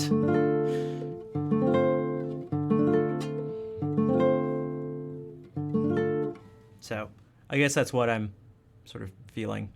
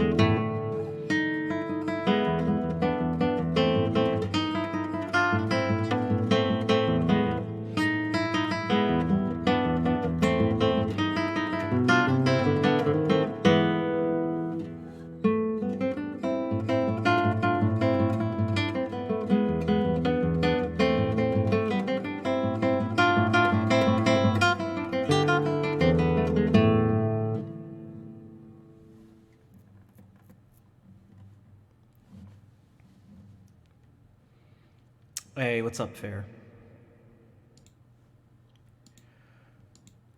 I'll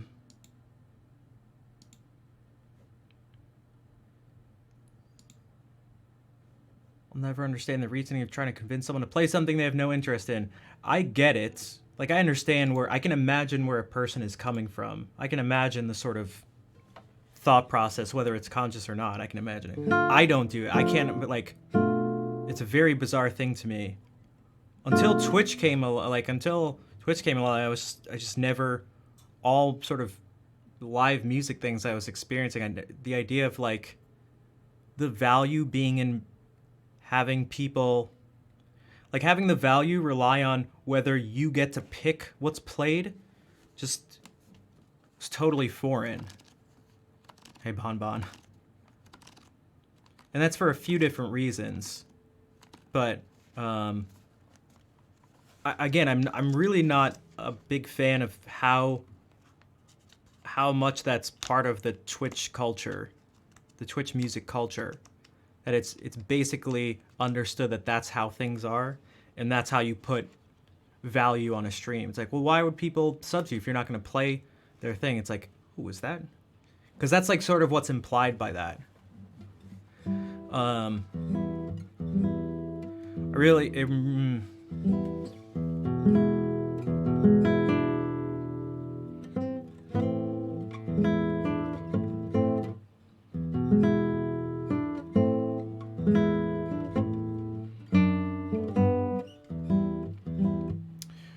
And the other thing is, I probably, it probably wouldn't affect me as much if I felt more stable in not just streaming, but other areas of my life. So, like, at the moment, there's sort of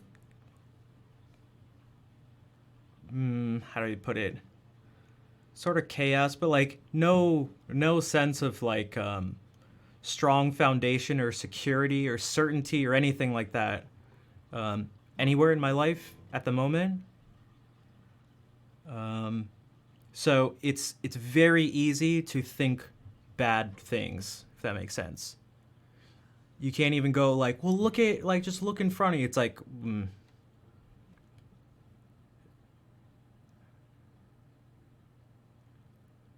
um, you know, like I don't know. I'm trying to say things without making, trying to sort of be careful with my words, but like, not only do I feel sort of bad about myself, things also look bad. Like I feel like I can't even argue to someone. If someone wanted to trash me for being like a failed streamer or musician or something, I'm not really sure what I would be able to say. I'd like it'd be very difficult for me to fight against them. So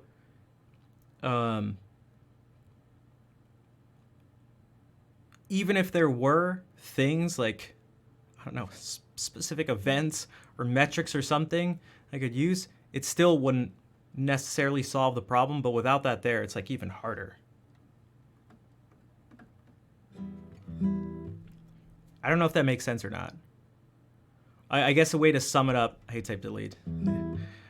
Maybe a general way to say it is like when your struggles and like insecurities are reflected in reality, it makes it difficult to overcome them. Perhaps that is a way to say it.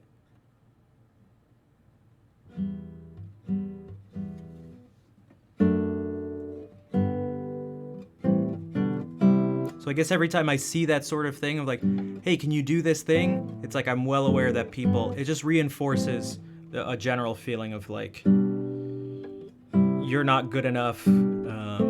You're not what people want. You're not doing the right thing. You're just generally like, this sense of just general sort of being wrong. Especially when it's so different from everything else. It's like everyone else is doing that. You're not doing this. Why aren't you doing this? Don't do this. You're failing and you're not doing what other people are doing. It's like, oh man, maybe that means I'm like bad or wrong or something. Doesn't seem like a good thing. So that's my attempt to sort of analyze the situation.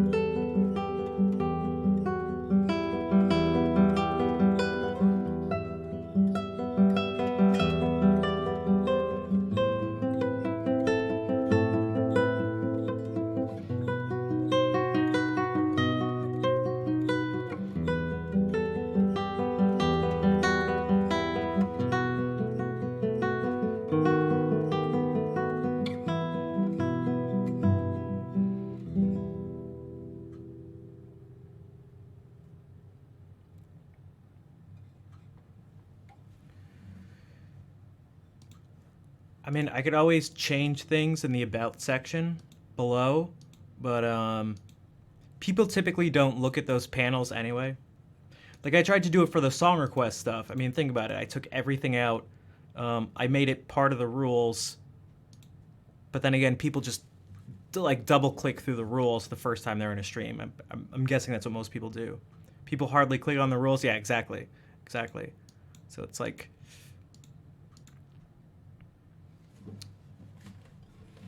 I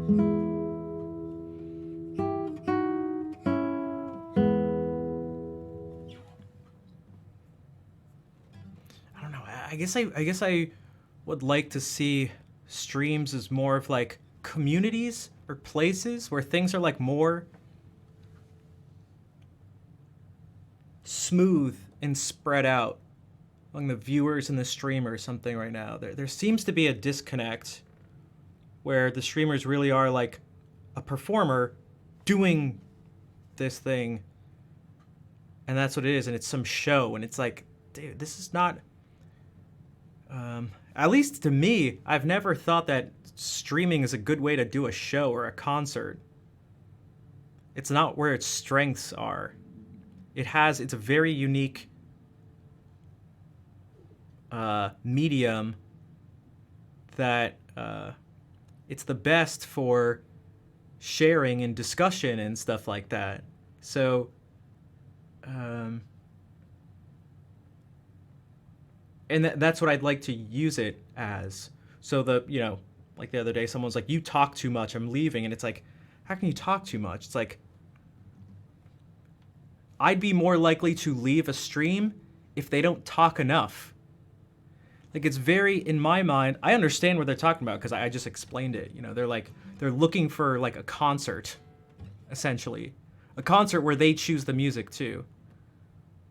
But it's like, I'm talking too much. I'd be upset with myself if someone was like, "You don't talk enough. You're just sitting there playing music in front of us. Like, what are you doing?"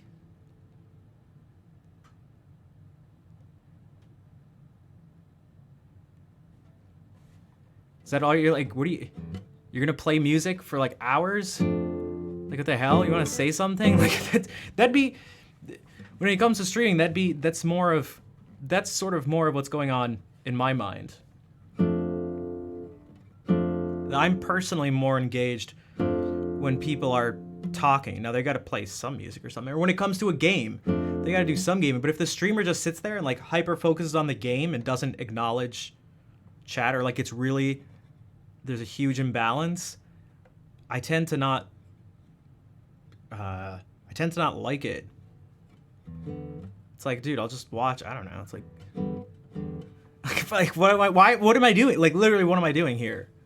What am I doing here? Why don't I just play the music? Like, not me play. Like, why don't I just go and like on YouTube or Spotify and just play the music? It's like, maybe it's because streaming is still new. I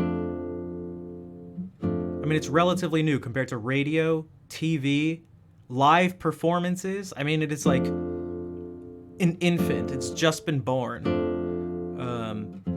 It's so new that some people don't know it exists. Now, over the past few years, it's becoming, and especially because of COVID, it's becoming more widely known.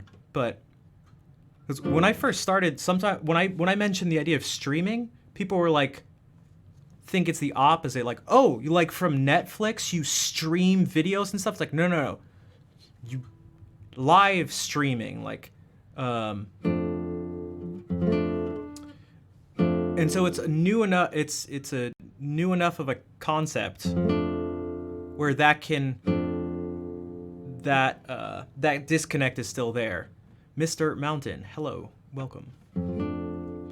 So I don't think it's being, in my personal opinion, I don't think it's being used to its full potential.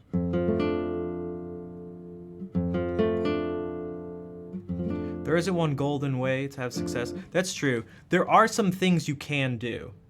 Again, statistically speaking, I could change the format of the stream and do something I'd like to not do. I'd probably be at least a little more successful, but that's not worth it to me. If that makes sense.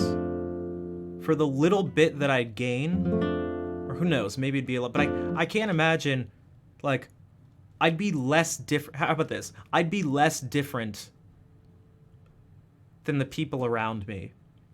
So perhaps I could, it's like I feel like I'm at like the tail end of a curve. And I'm doing something that's different, and the more similar I become, the more I feel like I'll be dragged into the center of this bell curve. And there could be a lot of good things about that. But I feel like if I'm gonna be at one end or the other, like, I'd ultimately be limited and probably am not gonna be able to make my way over here unless I change. Now that is part of what my thinking has been. And like, you're over at this tail end, the low tail end.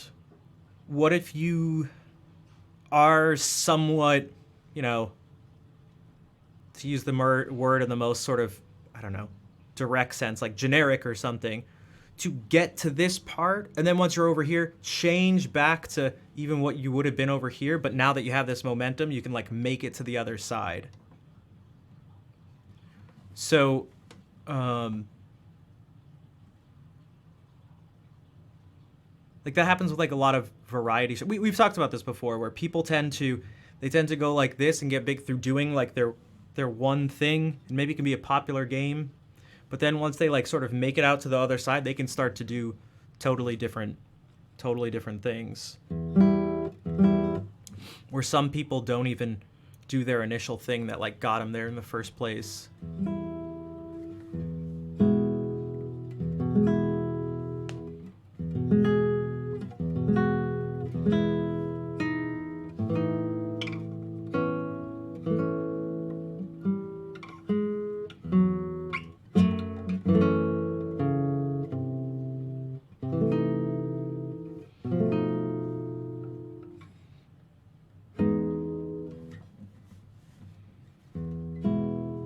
And yeah, again, Vol, I could add that it wouldn't hurt, but I doubt it would make a significant change. Again, I can't imagine it would make anything worse, but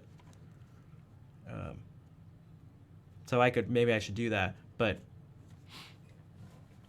yeah, so that's a good point, Kiz, that even on Twitch, even on this new thing that is live streaming on this platform, most people I talk to outside of Twitch go like, that's a video game thing, right? So even there, the music part of it is new. So it's like, yo, what's up, Rich?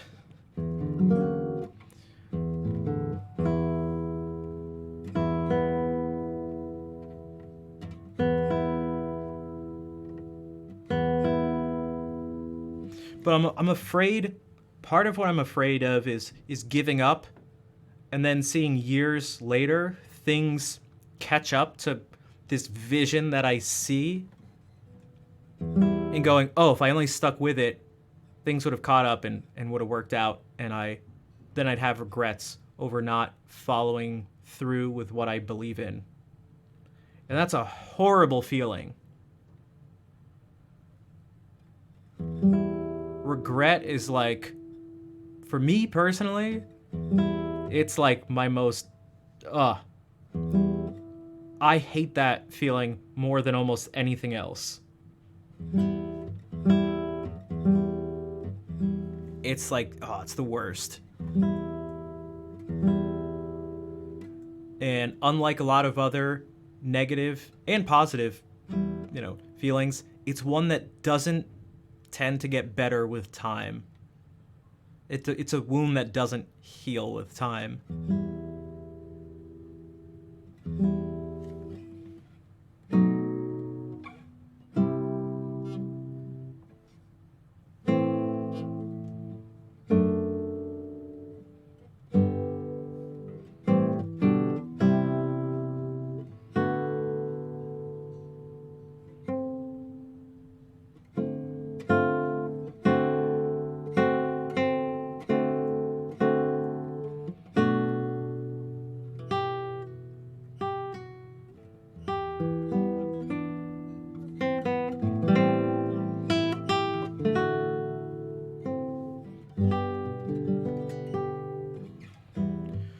I don't even know how you describe. I'm curious if to Mark's answer, but like, I don't know if there needs to be a format. The only feeling that doesn't go with time heals everything. Yeah, it seems like time seems to dig into it more and more.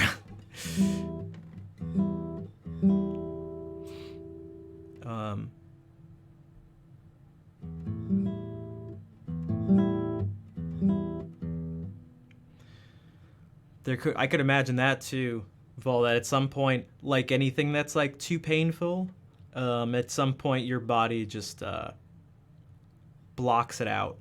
You almost go into like emotional shock or something like that, where your emotions and responses to them become relatively unhealthy. And so you could maybe describe that as someone who's just like maybe given up on life in some way. Maybe they've had like a super traumatic event and in the process of blocking out the negative things, they can't feel sadness, but also can't feel happiness or anything like that. And their body is just like, they've just become sort of hardened, but not in a good way. Yeah, numb. Bonbon, thank you for the gifted sub to Lycia. Your own team with like-minded streamers. I'm not like, again, it's not that it's a. Also, yeah. Not that you can't give suggestions, but just if it is like, I'm not in doing this. I'm never like fishing for suggestions or help, if that makes sense. Like I think, at least for me personally, I think talking about these things are sort of I think they're interesting. I like when other people talk about them too. That's another thing that draws me to certain streams.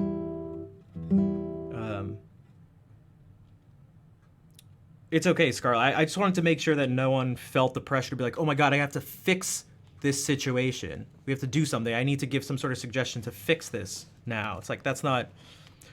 If I ever am looking for like advice or suggestions, I'll just straight up say it. Like I'll just say it. But usually I tend to do that in private because it tends to go better. Find people that I trust. They like someone after yesterday's stream. Well, not yesterday. The last stream, they were watching, and instead of saying something in chat, they just DM'd me on Twitter. I didn't even know they were watching, and that's a good way to go about it. For a few different reasons, but.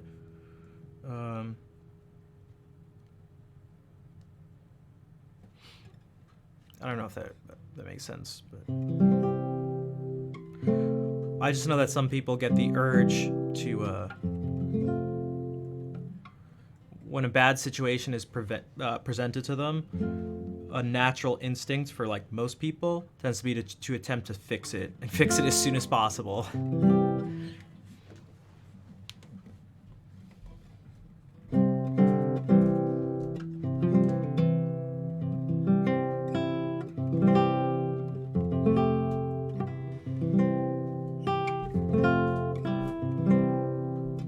Yeah, got it. Exactly. Yeah.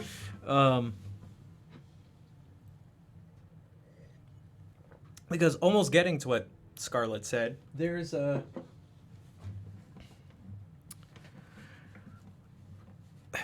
to be some other people that feel the way I do.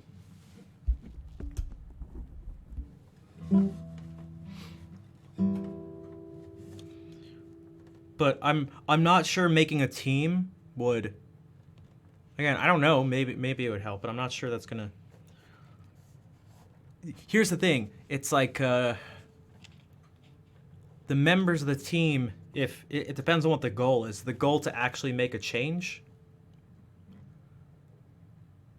If that was the goal, I feel like you need someone who has a lot of leverage, who has a lot of power, who has a lot of influence to get on board to help make that change. Because if not, there's just no, you can't really do much, even as a group. Change in what? Just how people, I don't know. I guess the issues we're talking about make a change in the overall culture.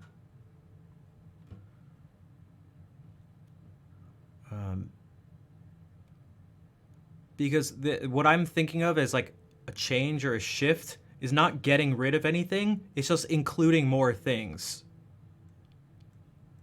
So it's not that there's anything wrong with what's happening. It's just that there's a lack of other things that I think could be good. So perhaps if there was someone that had like a really big following somewhere else that had influence, they could make a change and bring a group of people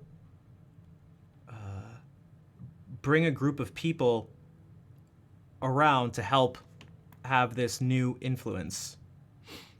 But if you just have a group of people who don't have the power and the reach to do so, it's like, what are you gonna do? You're not gonna have the ability to make any sort of change.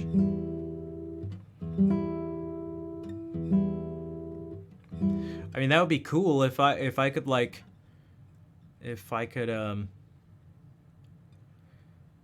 grow to a point where I'd actually be able to make significant changes for others and then be able to do that.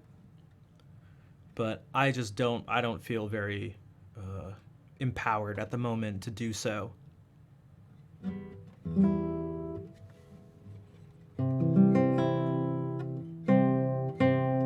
I can't even help myself. How the hell am I gonna help other people?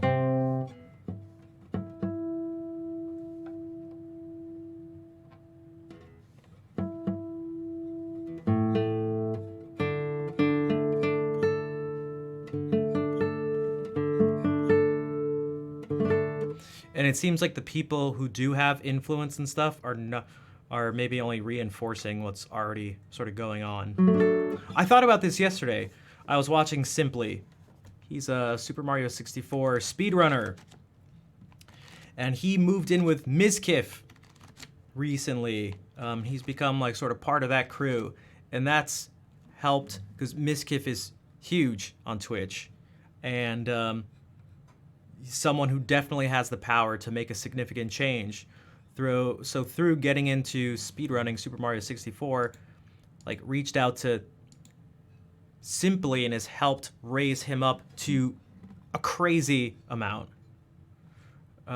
Going from getting like a few hundred viewers average maybe to a stream to now, just yesterday when he was streaming, there were 6,000 people. And that sort of creates this, that almost can start to bring Simply into the place of being able to help other people out in the community, stuff like that. But that's, someone like me who averages like without raids anywhere 45 to 55 viewers. That's like, you're not changing. Not like, it's not even on the radar.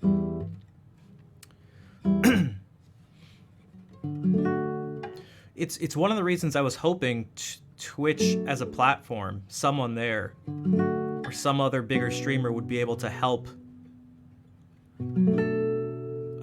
bring exposure to people who are doing something different. But I haven't seen it yet. I'm kind of not surprised, at least from Twitch's standpoint, because from like a numbers and a money, like financial place, it's like, why are you going to try to lift up the people who don't have a lot of influence and who don't bring in a lot of money? But there could be a different way of looking at it. I mean, maybe they could go like, oh, hey, this person, averages 45 to 55 viewers, but whenever he streams, it looks like his chat is in sub-only mode.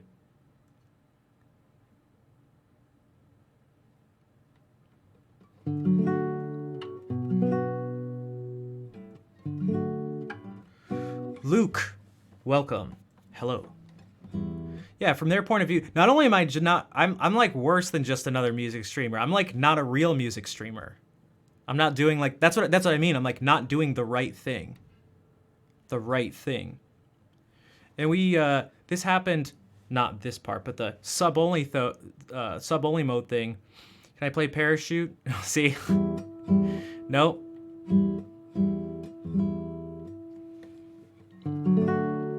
I'm not even playing music right now. I'm not even playing music. Why? Why do you think it's difficult? So I also want to be, Rich mentioned this last night in his stream. See guys, see how this happens? There was someone in Rich's stream who was very new to Twitch and all this stuff and speedrunning, was asking questions. And this person asked if all the communities are like this in terms of being, what did I do? You didn't read the rules and you're not listening to me. I don't want to play Parachute. I don't know what else to say.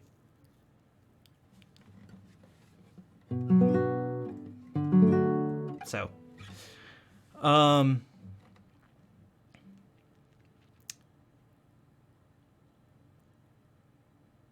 you have rules. Yeah, everybody has rules in their streams. There's literally, they pop up when you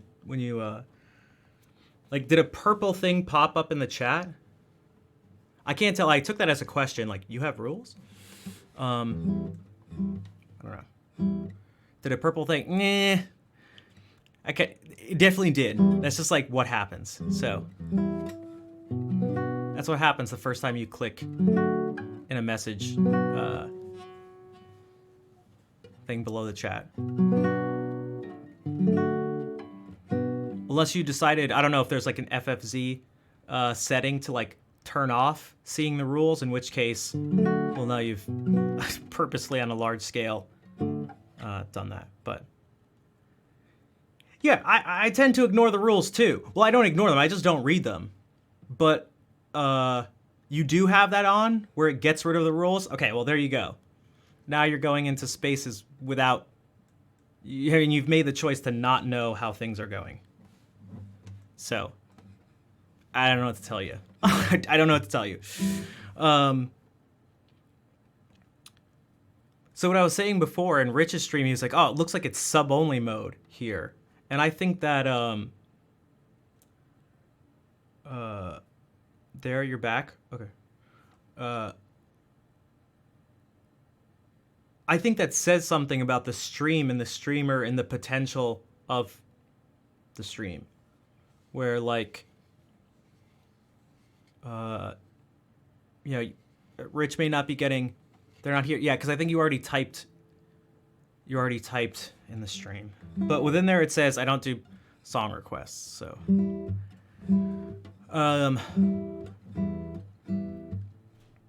There are plenty other places on Twitch where you can have Parachute played. I guarantee it. But yeah. And so then we have, like, I'm trying to, like, I don't know. I feel like I'm being pretty reasonable and pretty patient, but it's just, I'll say this just to sort of bring attention to what I was mentioning before, is that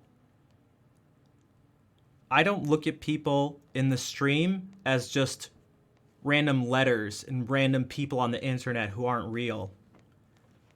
I don't like disappointing people. So if I do something, whether I'm okay with the decisions I make or not, it's still not going to feel good if what I do in life brings the response to someone, if they go, oh man. Like, that doesn't make me feel good to disappoint someone. And that expression of disappointment in combination with all the other stuff I was talking about, it just kind of doesn't feel good.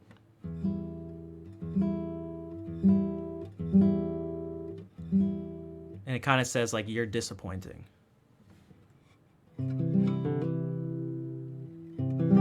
And specifically, you're disappointing because you're not doing this specific thing. It's like, I don't want to do this specific thing. I don't believe that this is the only thing that has a great deal of value. Like, I just like fundamentally disagree. I just don't agree.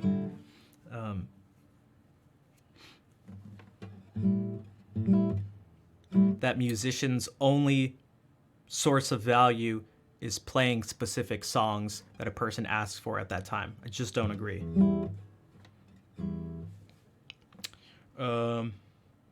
Yeah. So, hopefully that makes sense.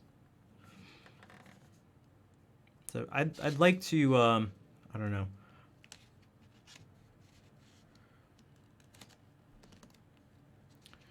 We could add that at command. It typically it's too it's typically too late once it happens. The person's already, asked the thing.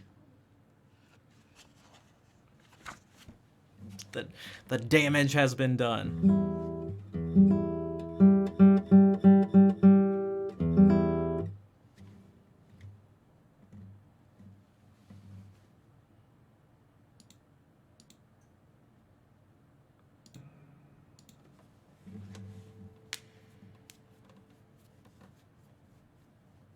Yeah, I'll end it with this. I'd love to.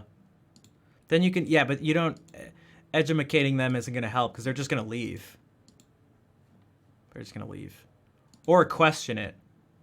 And be somewhat argumentative. So they're going to leave, like, they're just going to leave anyway.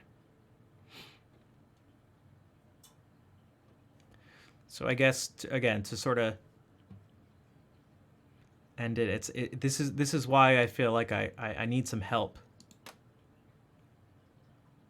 Yeah, some people do that. Some people go, oh, no problem. Or like, oh, sorry, whatever. I don't even want them to apologize. Like, they don't need to apologize. Like, they didn't do anything wrong. Like, maybe you could argue that they, like, kind of did, but, like, I don't even care. It's just when people, like, fight against it or try to, like, guilt trip me or something. Because people do that. And it actually makes me, like, feel good. When someone's just like, oh, that's okay. Like, it's a nice feeling to have someone be like, I just asked a question, you said no, and okay, that's the answer. Like, oh, all right. Like, oh. It's like, oh, all right. Okay, I feel like that's how things should go. All right, then. So, I guess that's where some of the other, that's why I keep asking for help. I'm trying to ask for help without just bombarding you guys with it all the time, because then it just becomes obnoxious, and trying to, not sound desperate in the process. But I need help from wherever I can get it at this point. I can do certain things. I can stream. I can try to create the videos, record the music, do all that stuff. I can try to be as smart as I can about it, but at some point, like, I can't do it on my own. And I'm hoping to get help. I'm just hoping to get help. And it doesn't seem like it's going to come from Twitch or from anyone big. I'm not sure I can just hold out until some single person comes and helps out. So that's why I've been asking you guys to help out, because none of you have, like, an insane amount of power in some way, but together you guys could all help out.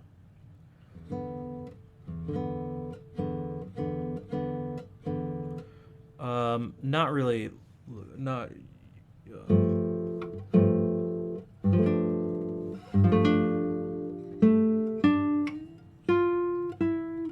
or maybe command add with no space.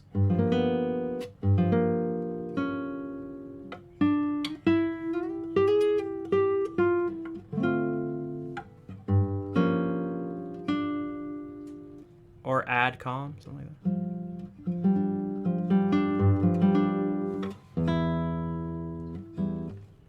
So,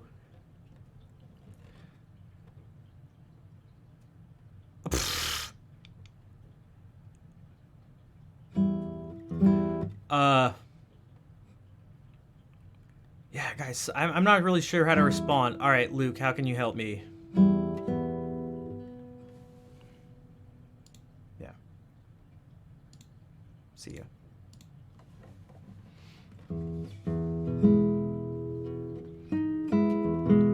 I don't know. I don't know the patience.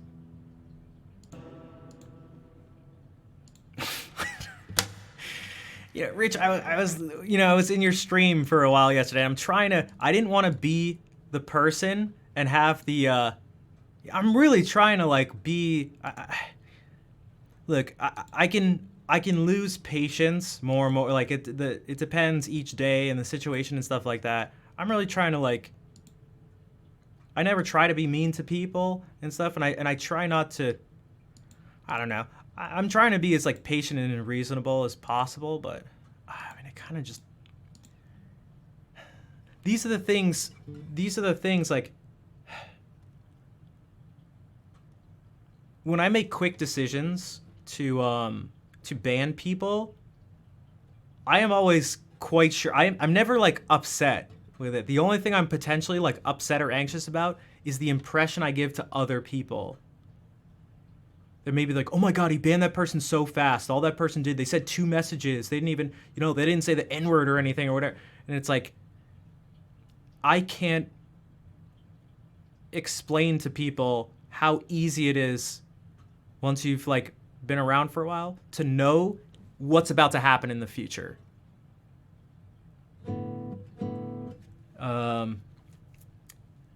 And so when you say someone no sorry I can't play parachute, and they're like, why? It's like, oh, this is not gonna end well. It's just not it's just not gonna end well, because every other time in the past it hasn't ended well. And although yes, technically from a purely philosophical point of view, you can't know that just because something has happened in the past some way that it'll happen like that in the future.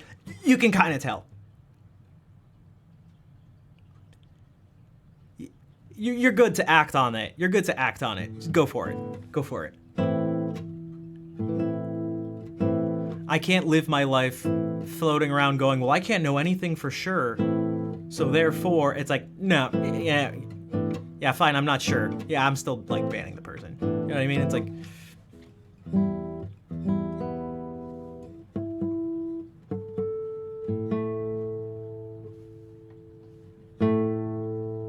I tried that when I first started streaming. I'm gonna change the people. I'm gonna help reform them.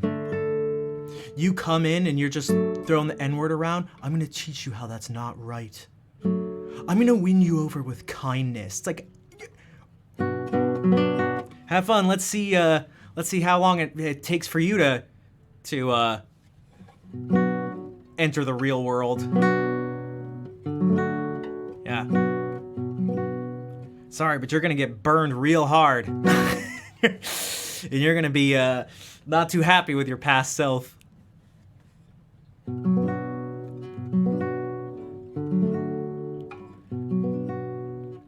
Exactly. It's like, we don't have time. I also don't think it's possible or worth much. Like, it's just not gonna happen. It's just not gonna. You don't have the power to do it. The streamer doesn't have the power to do it. And like, maybe it'll happen once out of every like 1,000 people or something, but it's like, is that worth the effort? I don't think so.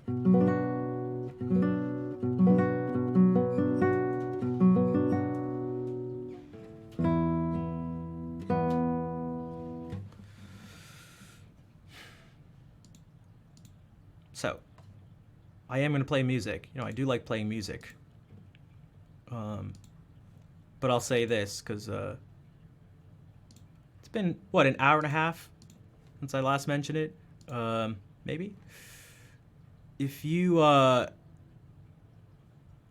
haven't already subscribed to the channel or followed, if you're new here and you haven't followed yet, make sure to do that to know the next time the stream goes live. But also, these things help out to help support me so I can keep trying to do this thing and grow to a point where I could have some stability and some power to make some other changes.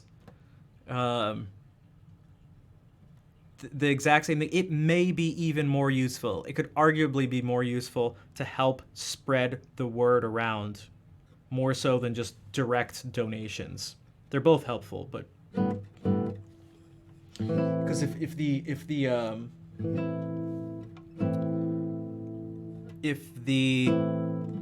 the word about the stream and the visibility of the stream increases, then the financial stuff will come. It's not the other way around. The thing you talk about the most, the number one way to help stream, help them grow. You may not be the person who is able to drop a 100 pack of tier 3 subs, but you could help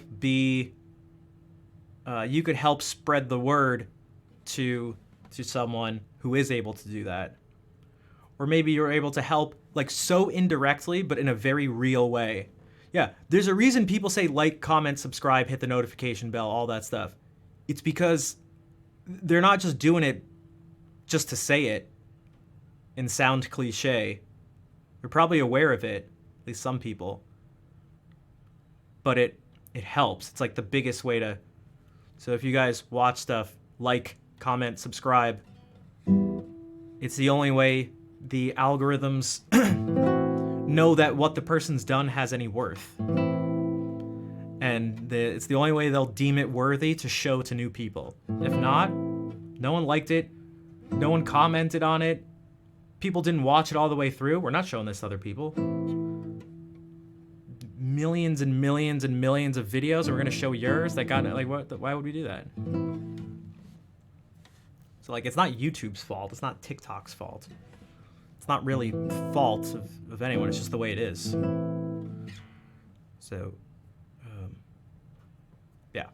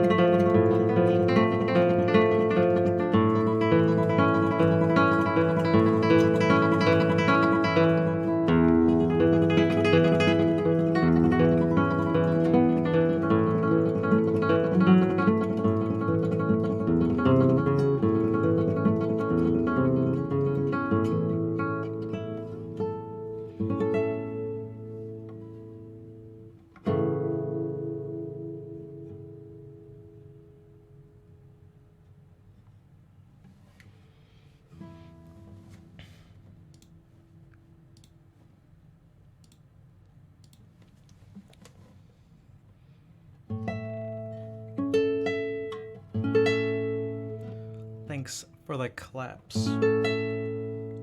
And thank you again to those who have, you know, I've mentioned these ways of helping out, and many of you are already doing those things. Some of you are doing all of them.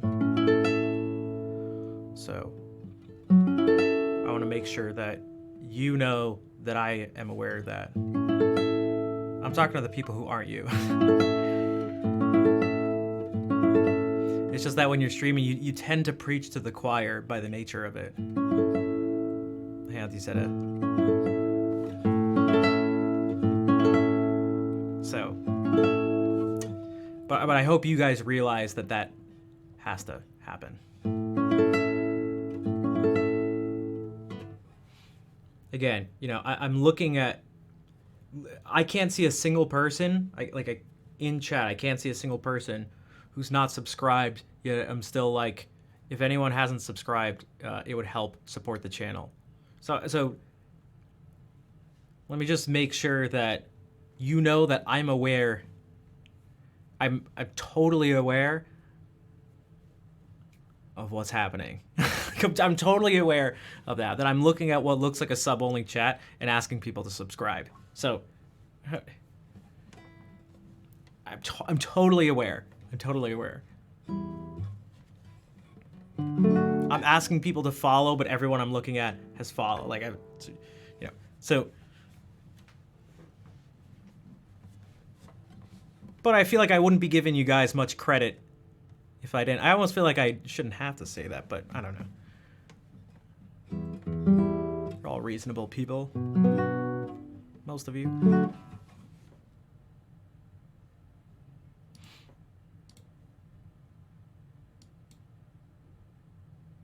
And it's interesting, I don't know if it's the nature of the stream or the people that gravitate towards it or something, but those of you who support the most are the least sort of needy or something. Like, the only people who like really ask for stuff and need something and are disappointed and stuff like that are the people who don't support the stream. There's like something kind of bizarre about it, but someone who hasn't followed, subbed, done anything, said hi, and it's just like, do this thing. It's like, what? You're the last person. What the hell? Like,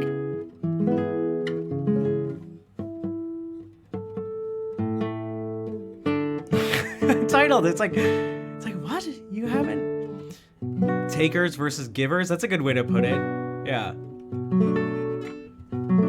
Where this community seems, it's the same with Rich's community. They seem to be communities of the people who stick around are givers who will give without necessarily asking for anything in return.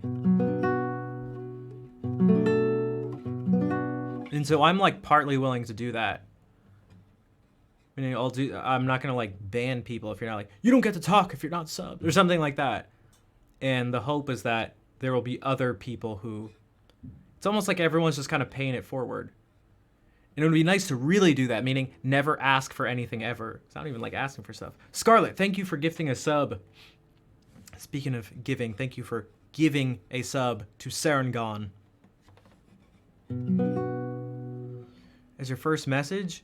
As their first message? Yeah, and other things like that, where their first message is just criticism. And sometimes, there's the classic, that one guy who wasn't even correct. It was so, he thinks his guitar is in tune, but it's not really in tune. It was like, okay. And it was because I did this. And it was like, dude, your ears just like, that was such a foreign sound that you thought it was wrong, to the point where you thought the guitar was out of tune, but you didn't realize that you're just like, it's like, perhaps you should chill because you just don't know what you're talking about. Like, you don't, Auntie said, I thank you for gifting out 5 subs. Like, I had a big, my aunt's been a supporter even before I started streaming.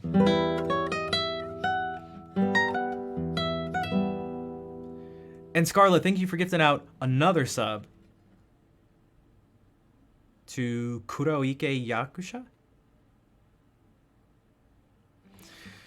Actually, it's 2 cents off. I believe your guitar is tuned to A441 instead of A440. Vol, thank you for gifting a sub. To Bernardo, you gifted that to that person specifically. Is that someone you know? Also, it's like, trust me, I know when the guitar is out of tune, but sometimes I just gotta go, yeah, how much is it worth it to like go crazy over it? I don't even like major thirds that are in tune. I don't like this sound. Like, you don't need to tell me. This, I can hear this is out of tune. Right? I don't need you to be telling me about tuning.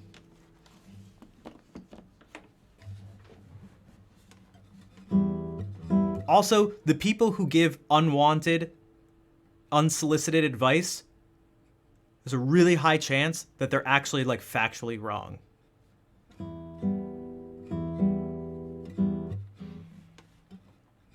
Hello, Harkonnen.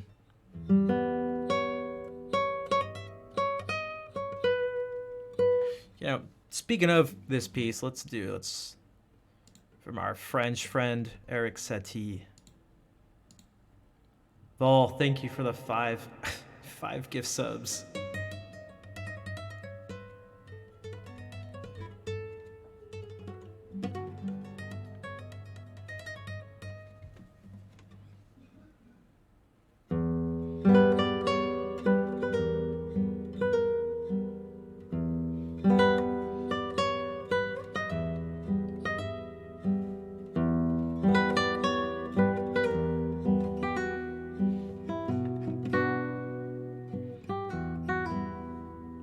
Vera, thank you for the 100 bits.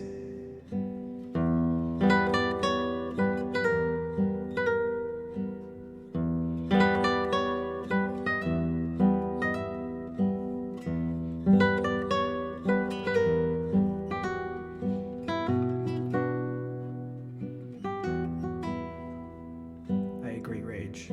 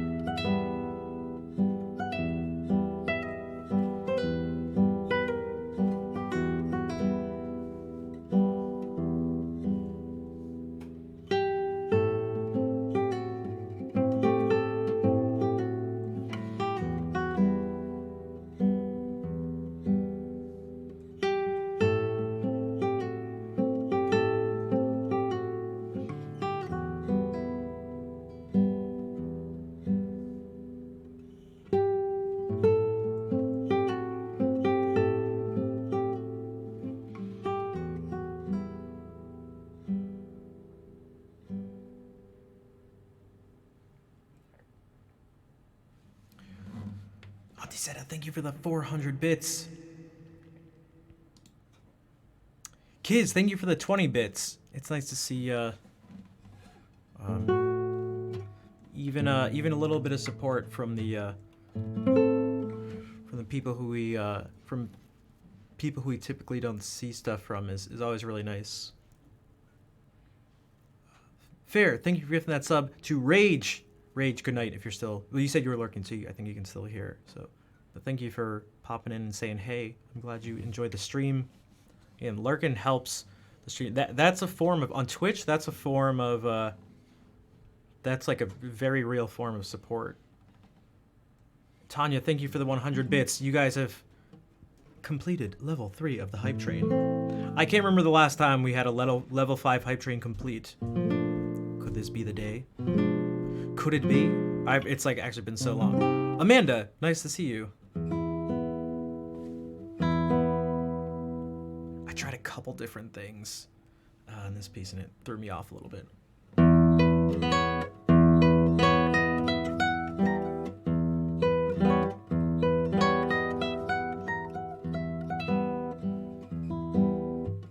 That's all you can do. I mean, you said Kappa, but maybe it is. I don't know. That's fine. It's like sort of cliche, but imagine if every person watching right now cheered 100 bits. That'd be pretty significant.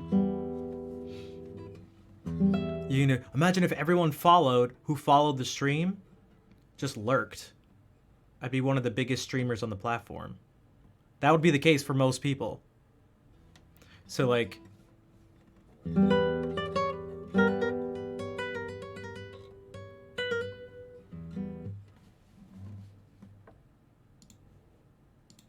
Average 25,000 viewers. He's so ridiculous. Vol, thank you for giving that sub to Bio Exile.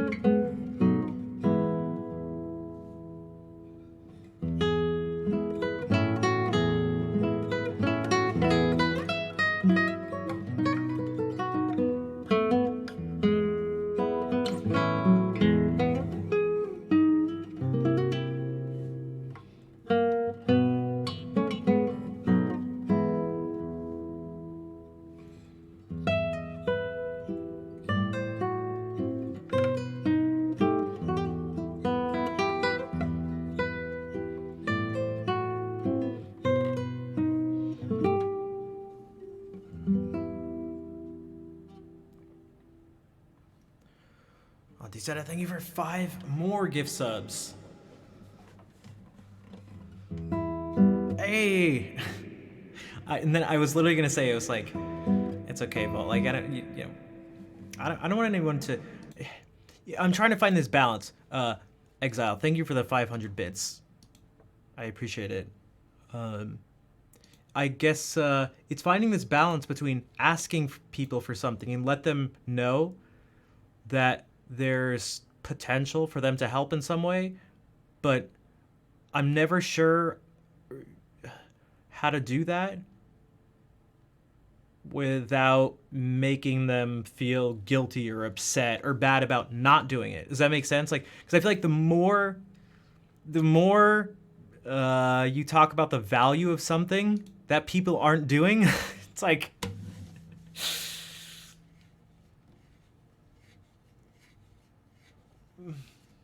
the more likely you are to guilt trip them. They're sitting there like, oh shit, I'm not, oh god, I'm not, what am I doing here? I'm not helping it. he's talking about all these things that I can help, and I'm not doing any of them.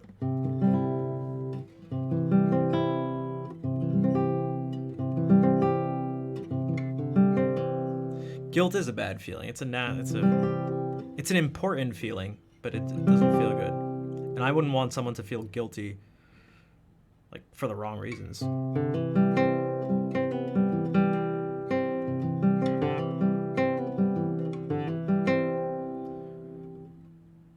Asakumiku, nice to see you. What's up? Oh, Scarlet. Thank you for gifting out another sub. Yeah, I try to do it Devin Nash style, but I don't know if it ever works. I try to let people know. I mean, most of the time I ask for stuff, it doesn't. It's like. That's why I try to put it like, I like to, keep doing this, and the only way for me to keep doing this is if you guys help support. I'll show you. Devin Nash used to stream. He's more upfront. Yeah, I'm very bad about like. So if we go to, I haven't seen this video, but I bet he'll say it at the beginning of the video. They'll have. Or not. It's okay, Scarlett. It helps me. You've done just as much doing that, regardless of whether it's part of the hype train or not. So I want to talk about something very, very important, and it has to do with the last video that I made called "The Best Social Media Marketing Strategy in 2021." This was on the main YouTube, and it basically talked about how YouTube is moving towards more of a recommendation and made me realize. But if you bear with me, I think it's going to be really important. Maybe I should have It's kept. going to take a while to develop, but if you bear with me, I think it's going to be really important. So a lot of people took away from this video. They agreed or disagreed with it. That some of me told me chat with New Age of Marketers. What majority of people that are in marketing are, but I doubt it. Talk very devout by talk about this. The Zen school, the same thing, and I think that is the. No, not Gary Lee. Gary V. He's a sort of I don't know, motivational speaker, entrepreneur guy. So I'm thinking a lot about how it's relevant to. In the past, we have all a channel that covers creator that only channel that are about building a business. Really confused. All right, Rich, if you don't mind, like, if you can find a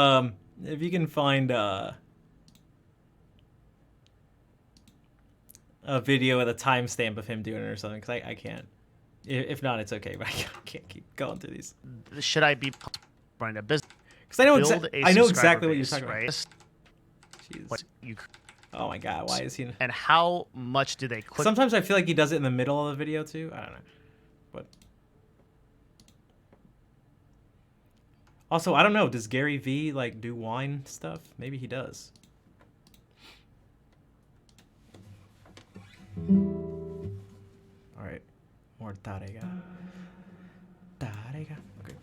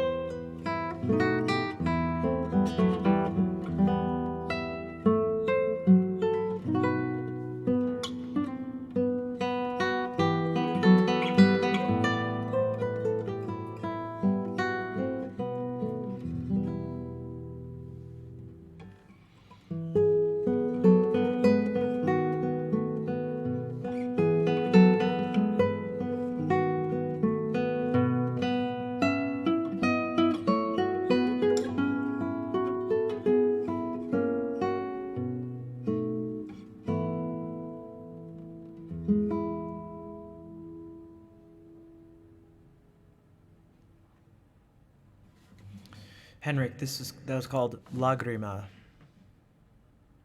It's by Francisco Tarrega. That's an interesting way. It's a funny way to describe Gary Vee. Hideous amounts of energy. He's not my cup of tea, but I can understand why people like him. Like he tends to not speak to me, if that's the way. Like,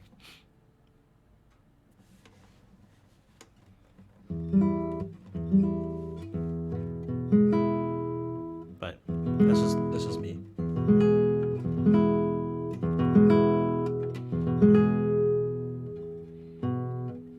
There are people that I like that other people absolutely despise. So.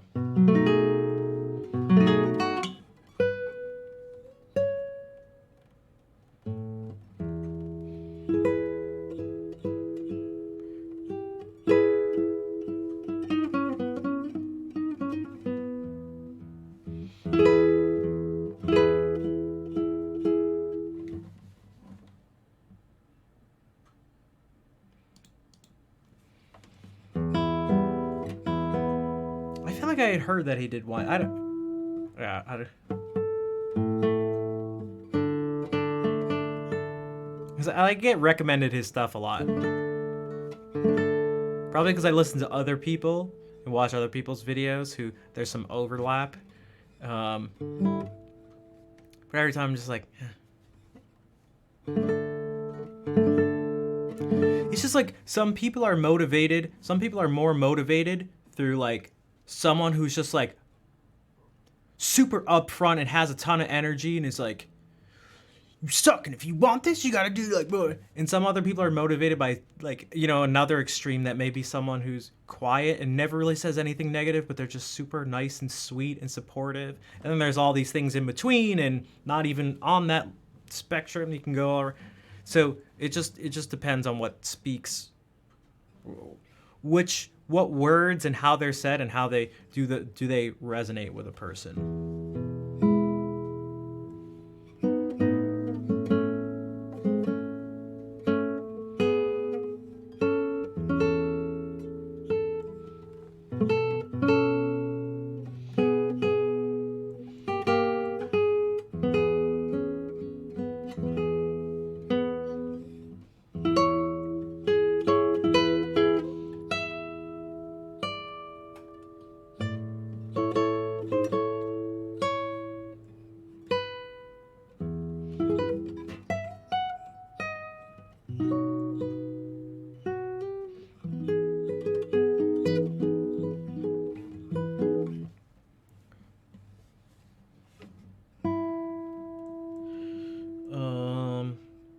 One second.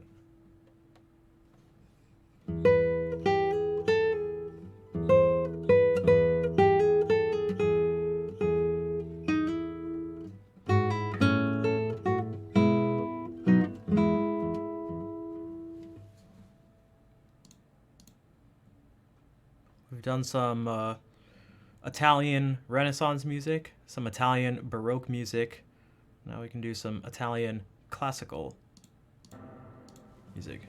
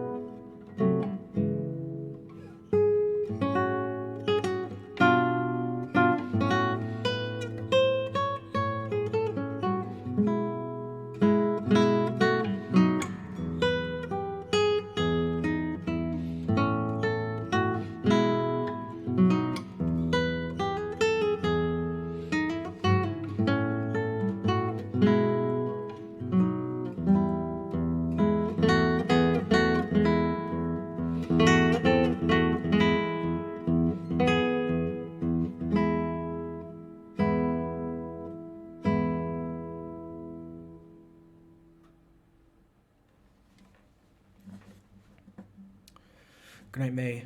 Thank you for hanging out.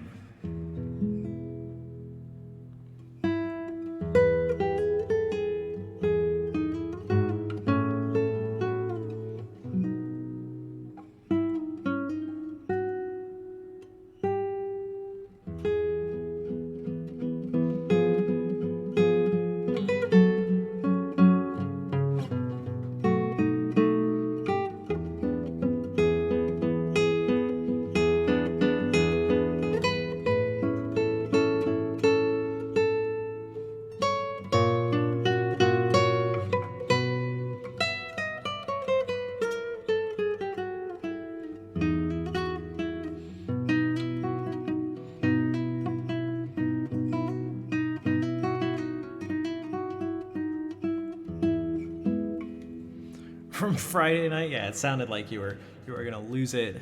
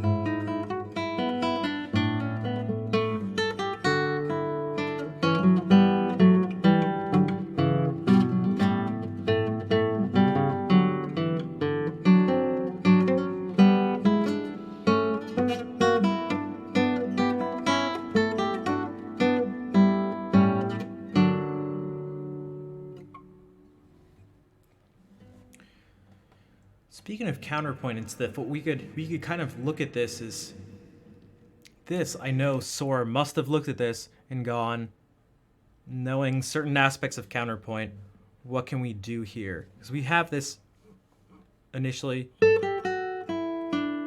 nothing below it, just a single note.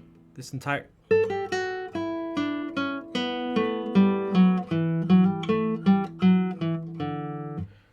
And it comes back here. So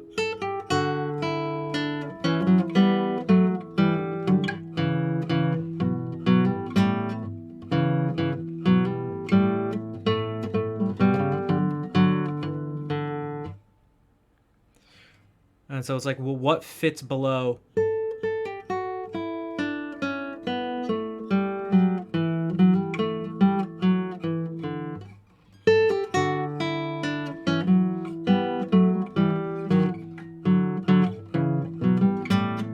Why do I keep doing that?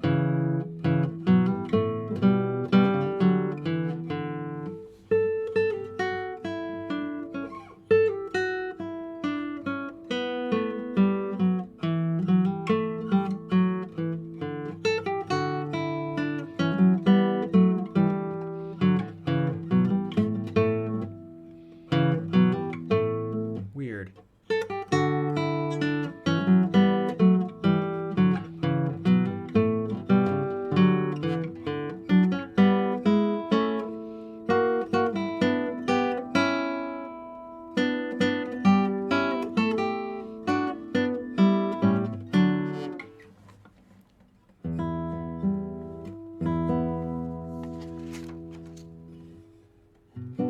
So that was by Fernando Sor. We don't usually do that one. Same with this. This is actually one of the Sor studies, but it's not in the Segovia collection.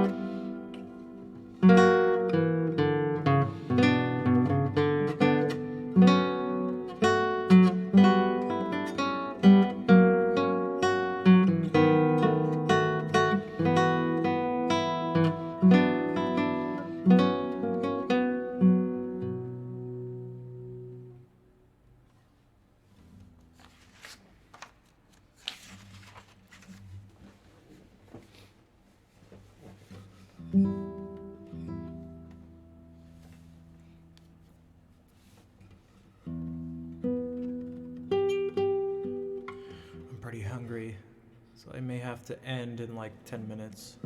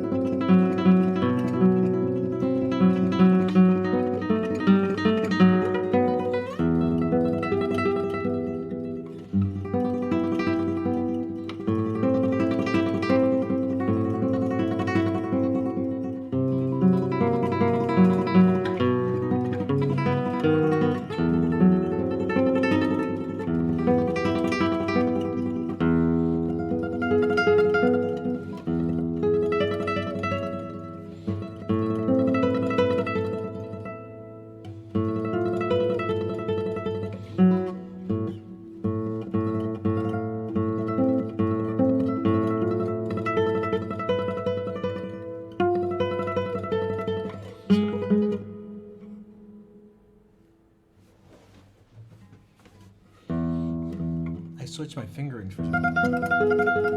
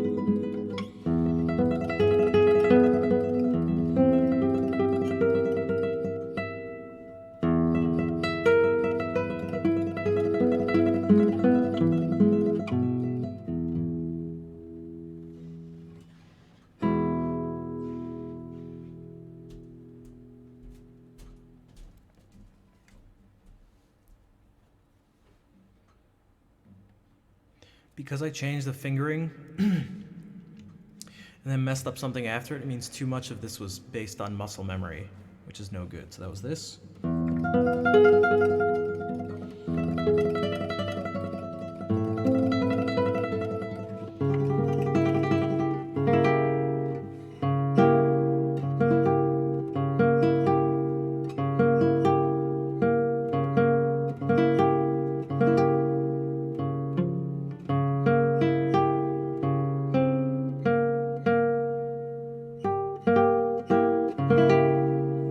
Thanks for the claps.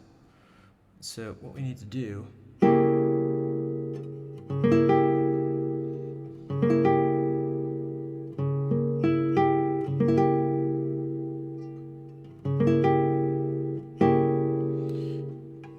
is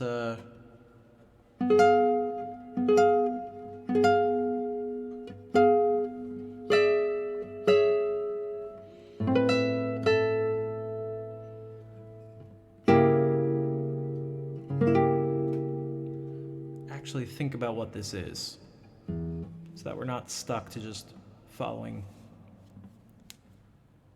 physical movements without understanding what it is. So what I'd like to...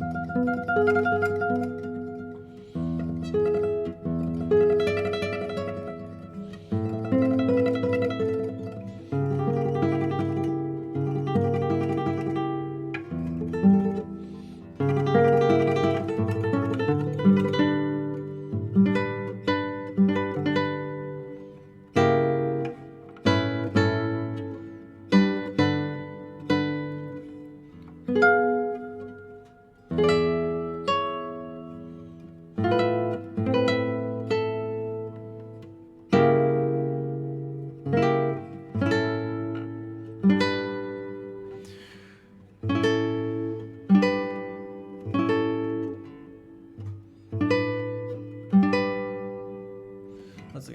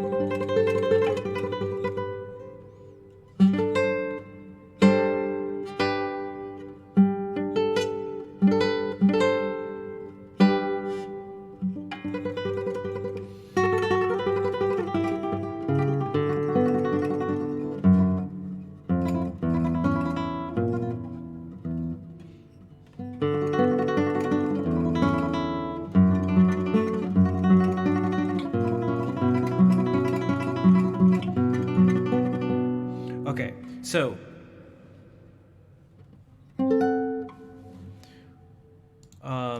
what I mean is having muscle memory be the only way you're familiar with something is not ideal. And so, and it's not even like, so maybe if I made a mistake or something because the fingerings I chose like made something a little more difficult, but were better for a different reason. That's not the case because you literally take your hand off and just do this. Also, yeah, so this shouldn't affect that.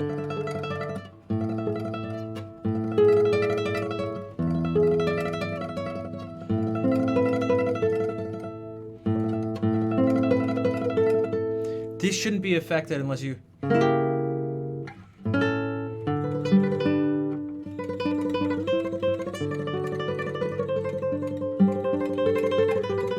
So what that means is that I was relying too much on just physically what's happening, and that can make it's very difficult to be aware of what you're doing when it's just purely physical. And then also if muscle memory is what you're relying on and that muscle memory goes away, maybe you make a mistake and that chain breaks, that link that is the muscle memory of one thing to the next, then what do you do? But if I can look at this and go like,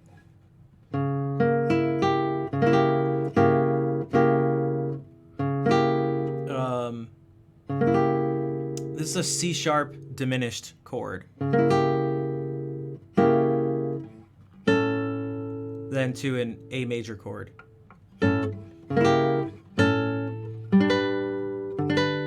To a G major chord in second inversion.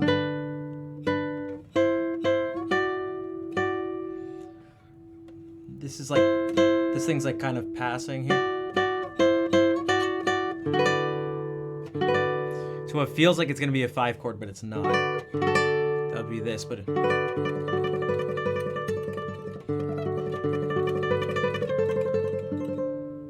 and then it kind of does. It goes to a D7 chord.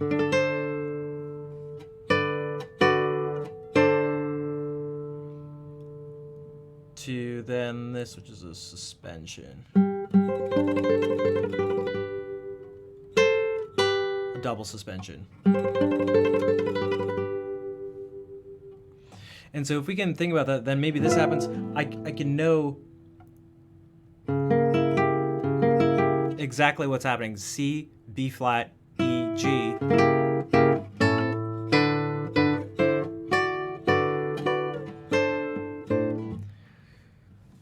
And you can have like more ways of having the information sort of stored in your brain and organized and stuff. So like,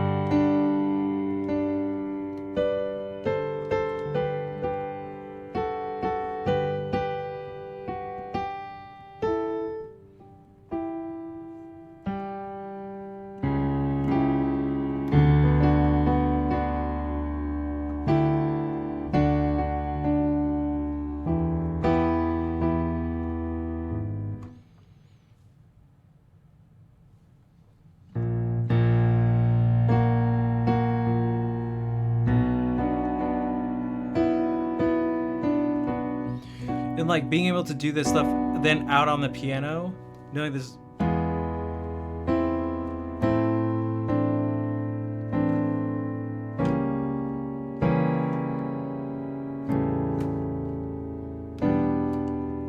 Oops.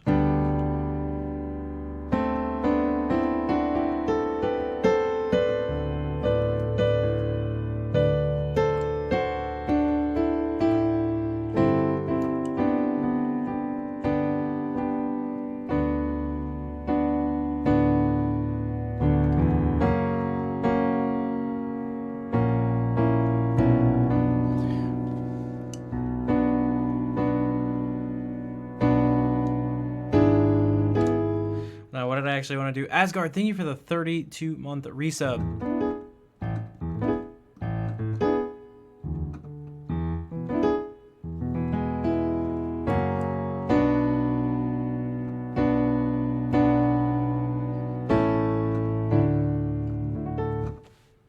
In a certain sense, I'd like, ideally in my mind, I'd be able to more or less play any piece I know on the guitar, play it on the keyboard. Maybe not up to tempo, maybe with mistakes and stuff, maybe not, you know, the most musical or something, but I'd like to be able to sing everything back, play everything on the keyboard. Just like know exactly what I'm playing. And muscle memory is definitely needed. It's huge. You don't want to not have muscle memory. And also muscle memory isn't, there's different things. There's like muscle memory for, you may go, oh, okay, I want to play a C sharp diminished chord. There's muscle memory that's going to help you get to those notes and stuff. That's still muscle memory. But I don't want to know, I don't want my only knowledge of a piece to be, I don't want this chord to be this. Like, I don't want this as the representation in my mind of what the chord is fundamentally, because this is meaningless to me. This just isn't anything. But if this is physically what this chord is, and you're not aware of anything else, it's like, well, do you know what you're playing, or are you just sort of mindlessly repeating something? Even the pattern on the fretboard would be something, but like if this is what it is, it's like, this is nothing. This doesn't, what the hell?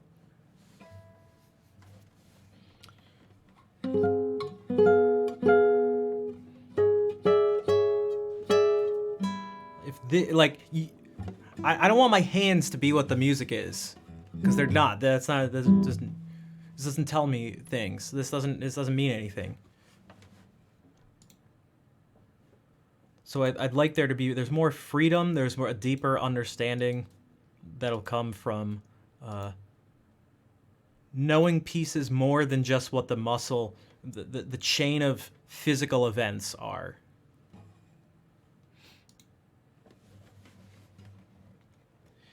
Yeah, without knowing what the notes are, or maybe without even knowing what the chord is. Because typically if you're doing something like, when I think of grabbing a chord too, like a person who's like maybe like self-taught, they still know a chord, like they saw this chord somewhere and were told to play it. Now maybe they don't know that it's D, A, D, F sharp. But like if you're doing this, it's very easy playing, when the notes are written out for you, to play all this and not know what any of these chords are.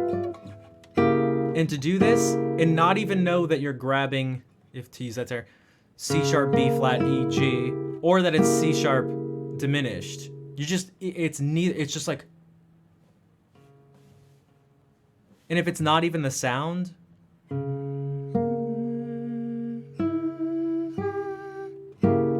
if it's literally just this, it's like, what good is that? It'll get you to play the notes, which is good. It's better than nothing.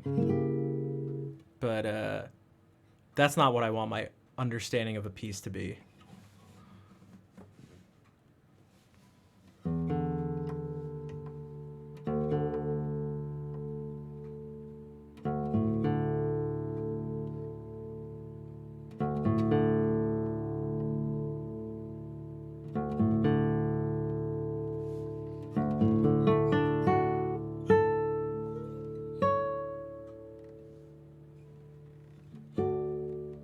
Alright, I gotta head out. It's been 4 hours. I'm hungry. Asgard, sorry you got here at the end of the stream again, but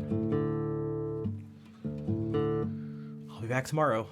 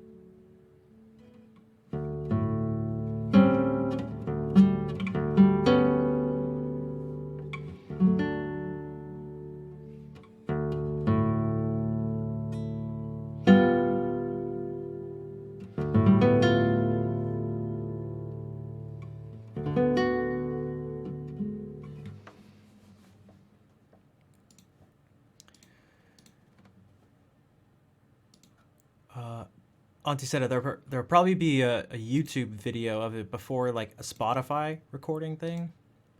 Remember, because I was gonna do that, and a whole bunch of things have gotten in the way because life does not go according to plans.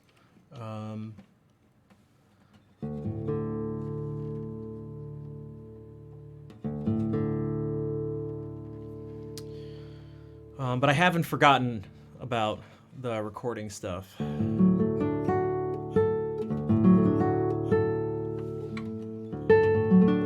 thank you for all the hearts. I only have a limited amount of time and energy and mental energy. Trying to think about everything can, you know, at least for me, I don't know about you guys, but make my mind explode. So I'm trying to do things more than one step at a time, but I can't do all the steps at once, or I just literally can't. My brain will just sort of short circuit. Maybe is the best way to think about it. But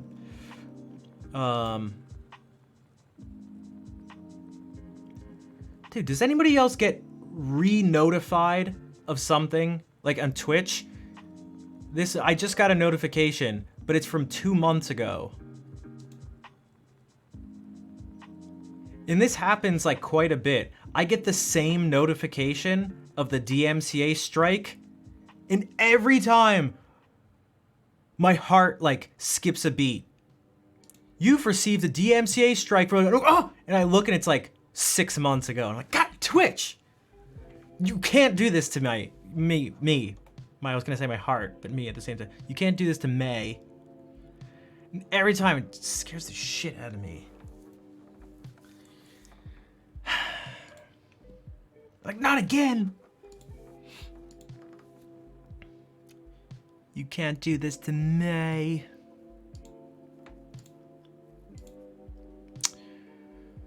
So, this thing down here says 500 subs. That was the goal. What happens at the goal? We move the goal up.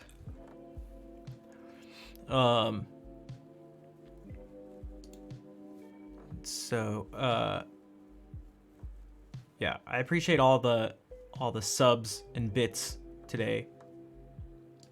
Again, if you haven't subbed and you're able to, and you haven't already, that would be nice too. If not, that's okay. If you haven't followed though, definitely do that. If you're new to the stream and if you've been lurking or something, and you haven't followed, do that.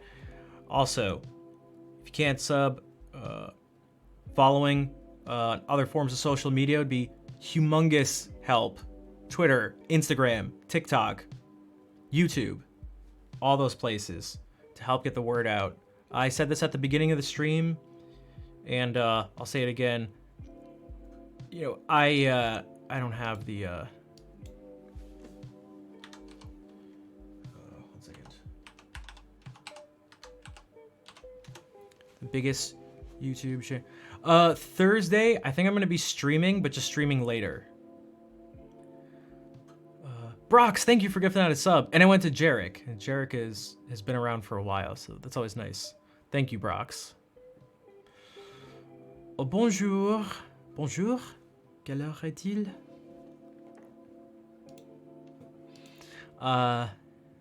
Bonjour, très cher.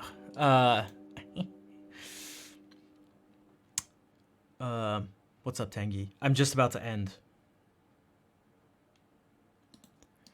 So Mary Hamilton, I think, has gotten the most views in the smallest amount of time. Now, perhaps because I mentioned to people that it's so short. It was not an accident that I told people that the song was 1.5 minutes.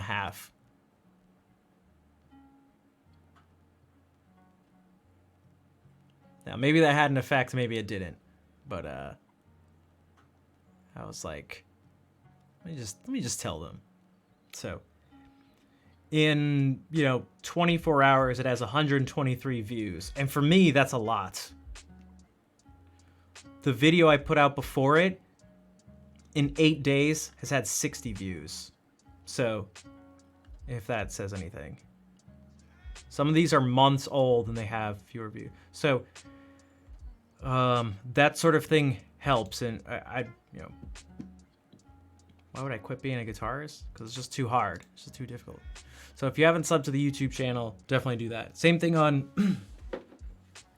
Same thing didn't quite happen on TikTok. I don't think. I don't think right here. You're not gonna believe me when I tell you this. What? I promise it's true. And I even got it Promise on it's camera to prove it. I found Wait. a jellyfish that was trying to die, gave it a kiss, and yeeted it back out into the ocean. Now for the crazy part. I found a shrimp Jesus named Monica Christ. with seaweed on her. Yeah, this latest TikTok video. I wouldn't expect these to do as well, but I'm still gonna put them out anyway. It was like 45 views.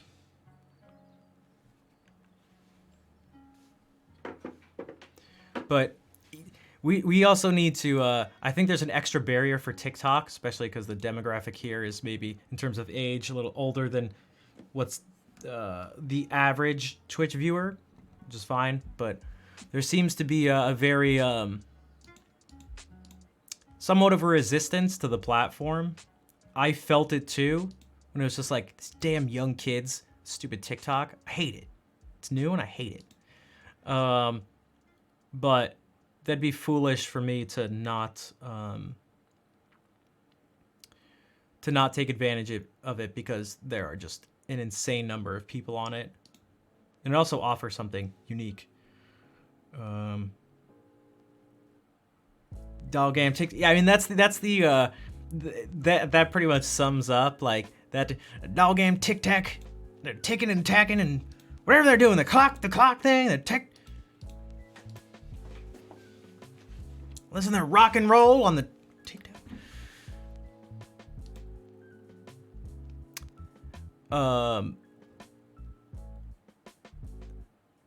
That's literally you, Brian. Yeah.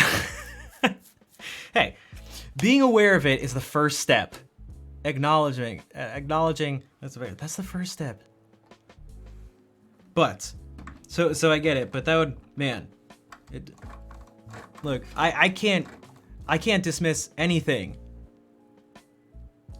For all you see, what the hell are you watching on TikTok? What are you watching, Tangy? What the hell? What the hell? What the kind of content are you? What? Part of the last stream improv to TikTok. I will whenever the video goes up on YouTube. I do it in chunks like that. Anytime there's a video that goes up on YouTube, there's gonna be a chunk of it on Twitter, Instagram, and TikTok. The opposite isn't necessarily true. If it's something really short, it's not gonna necessarily go up on YouTube, but will go up other places. And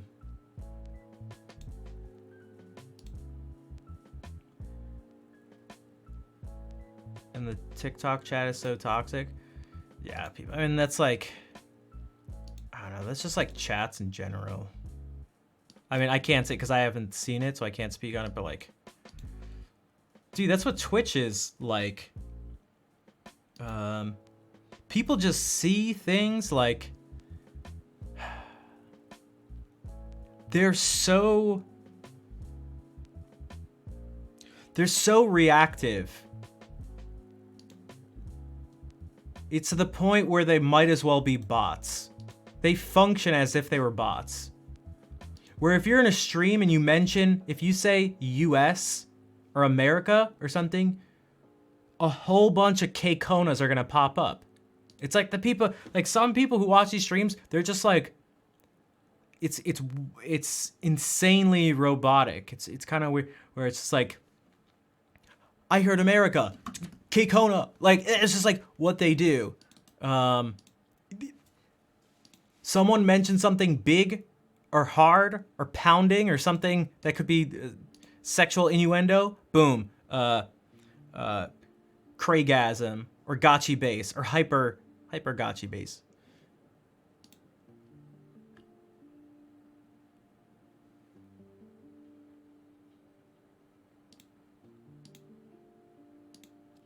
It's just maybe the streamer goes like this. Some people have chat. Some people will. This is what they'll just type out random stuff and put. That's just what they do, and it's just like it's So I can't even get, I can't even tell what people actually think. So much of it is just like,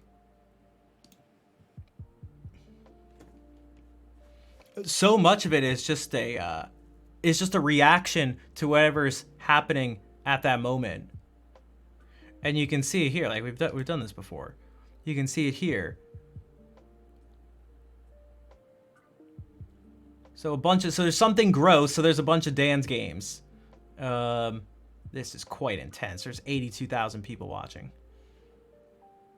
Hello, Andres?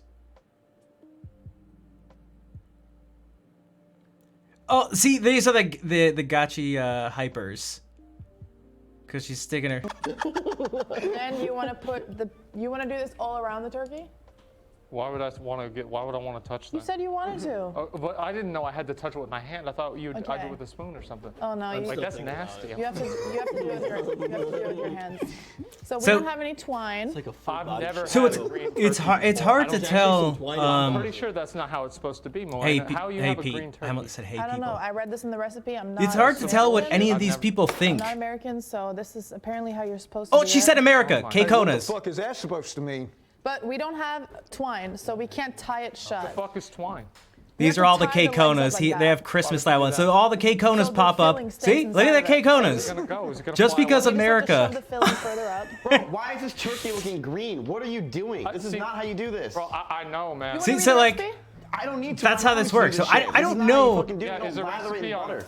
I don't know what any of these people think about anything. Any of them. Because the impression I get is that they're literally just responding. They're just... They have set responses that are programmed. It's like they're following program or protocol. Where when this thing gets heard, this thing gets said. And it's almost as if it's not up to them. And because the rules aren't explicitly stated, you're gonna get variation. That's one of the reasons you'll get why it's not literally only one thing at a time. But like, this is, so if something on stream is triggering something, so if someone says something stupid, there's, so you see all these Papegas. So I'm sure Miskiff said something really stupid. And there were idiots with Papega. But if you were to just say something that's nice and sweet, they'll all do that and have like peepo shies or something. And show hearts and say, oh, someone must have sworn or called someone an idiot or something because of the D colons.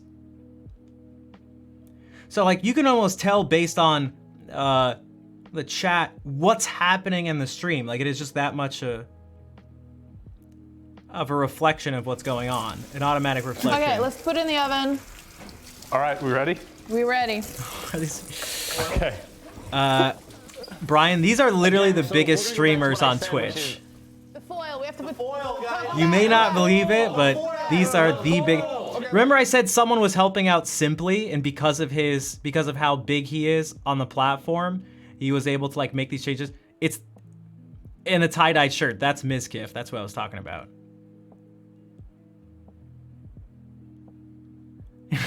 I know. But this is Dark iron gloves. Okay. Excuse me, sir, I need to get the phone. Ready? Yeah.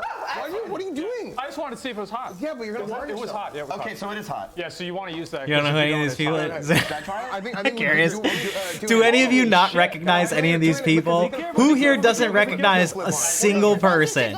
Don't worry, there's gonna be no judgment. There's gonna be no judgment, I promise. But does anybody here not recognize a single person?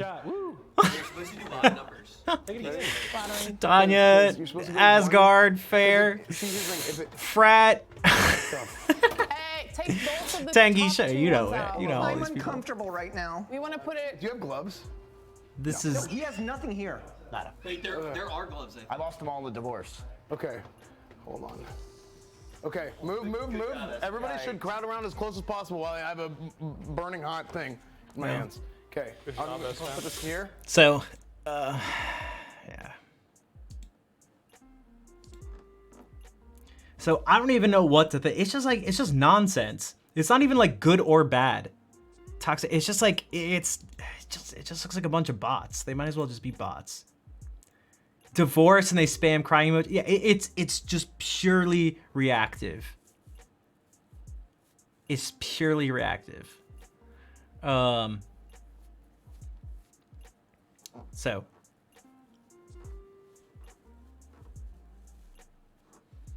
I don't know. Muscle memory. It's just muscle memory. Exactly. I like the callback. I like the callback.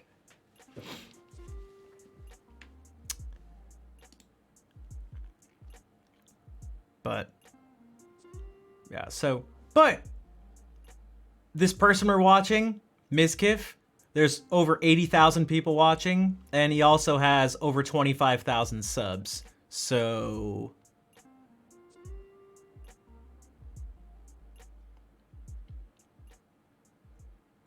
yes, you heard me right. 25,000.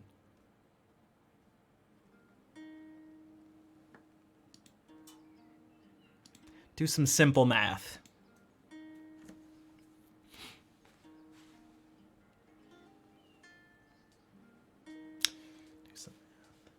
All right.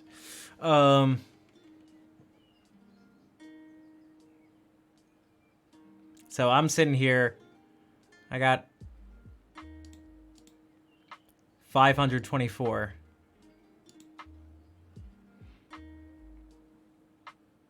Who am I? What? Yeah. Does he have? I bet he has more than 1,000 times more people watching. Yeah, I got 72. He has over 80,000. So what change could I? Let's say we didn't want. Let's say we wanted Twitch to be a place to track different types of people. Who don't like this chaos and stuff. It's gonna be, how are we gonna do that?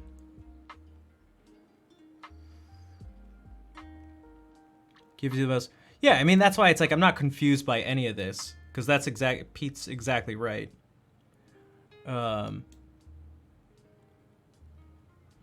So I'm not trying to rid Twitch or the internet of this type of stuff. I'm trying to just do something where we can have more, where this doesn't need to be the only viable option on the platform. Because that, I think, is...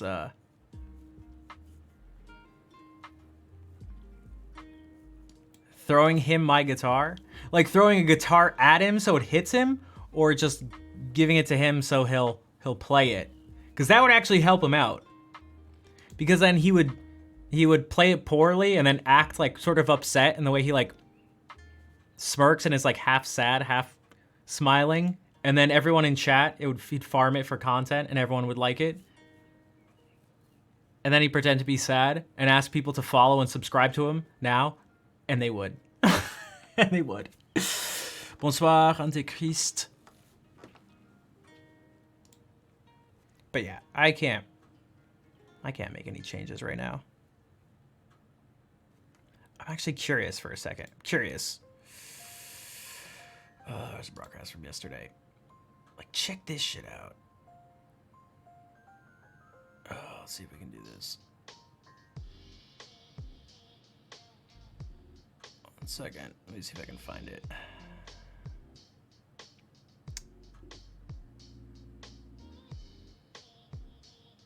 He lost in a race. And everyone was just making fun of him. But I want to see if... Okay, here we go. Here we go.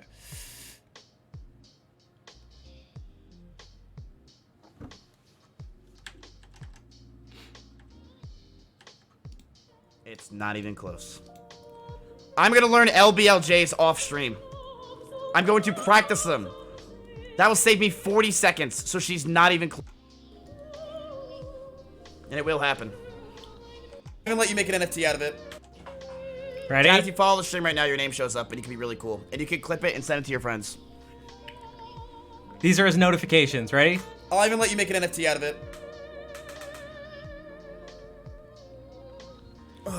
My quota's 3,000 a day, or I can't go offline, so let's hurry this the fuck up. Credit card go brr. Dude, think with a 50. Why? Hurry up. I need everyone to follow my channel right now.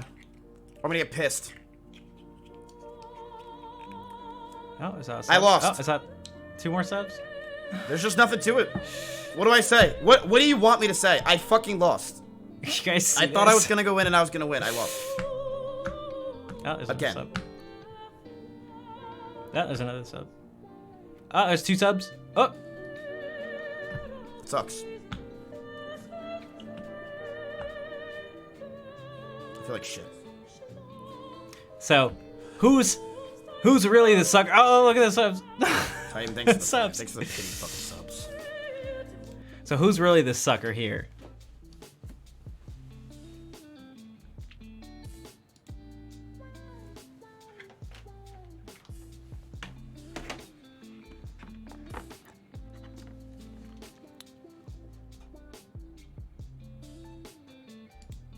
With Ave Maria, yeah, because he lost in this thing, and so it was like kind of funny, because he tried to pick sad music for him. He lost a race, and there was a bet against it, but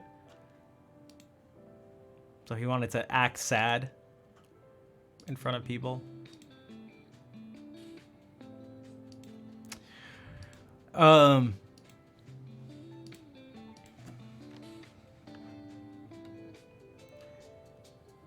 But his words,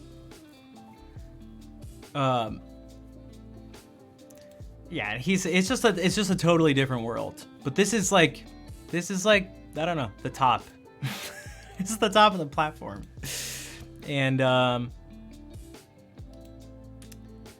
my goal isn't to, I don't have this like super lofty goal of like, we shall reform the platform and bring change. But yo, Rock and I, what's up? Thank you again for the resub. I was deep in an improv while you resubbed the other day.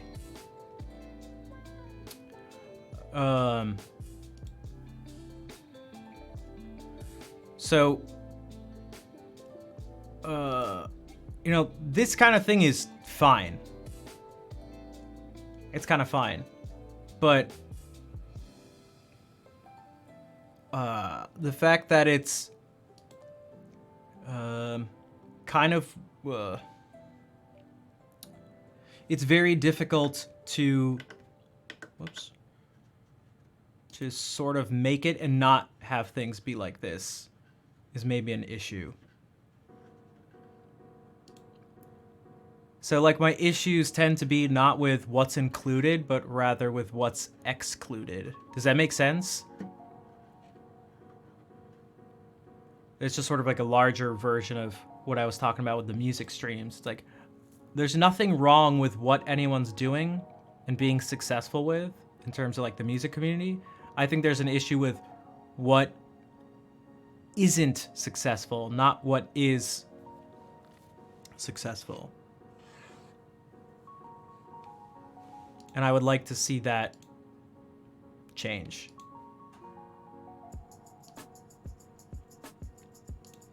And as far as I can tell, is that change is gonna have to, I don't know, come from outside of Twitch, if that makes sense.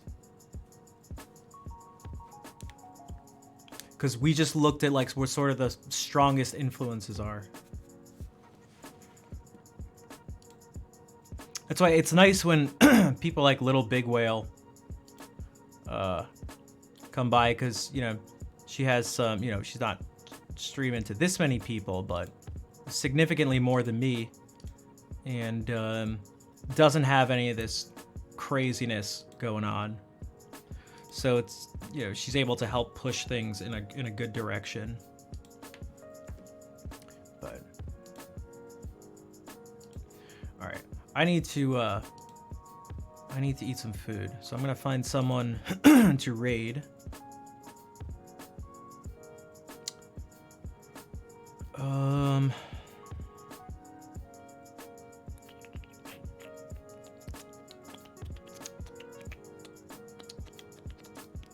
No, not someone to eat, someone to raid. Thank you, Fair. Yeah, copy those. I'm gonna copy it.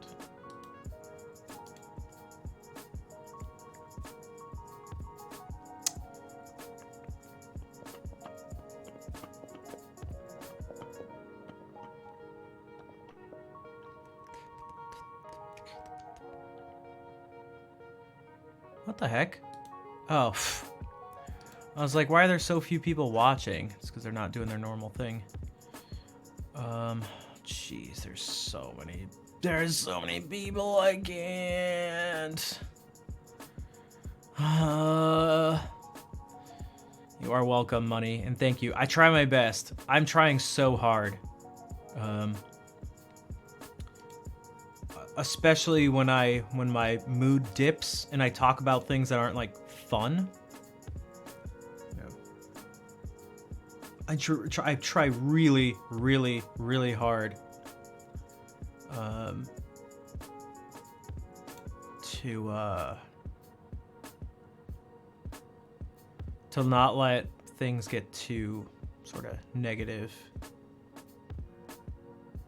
I try to state things as clearly as possible. I try to not point fingers in specific places. Do the same as the other day. What did I do last? I'll go on TikTok and just rant.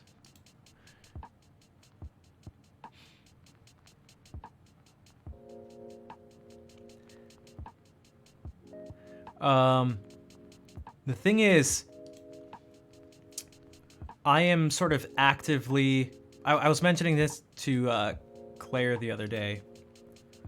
She's like, you could sort of give in to that sort of thing and you could become someone who like does that. And a part of me is a little bit hesitant to like do it. To me, that's like, it's like giving in to the dark side. Like there's a lot of strength and advantages that come from it.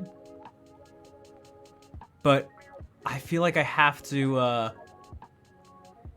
it's a part of me that I've been trying very hard for a very long time to fight against. Because it's easy for that to take over. And like it can be funny sometimes if it's controlled. But that as a general way of like approaching life is not good. Just always sarcastic, always negative, always doing that sort of thing. It's like I don't want that to be my main mode of functioning.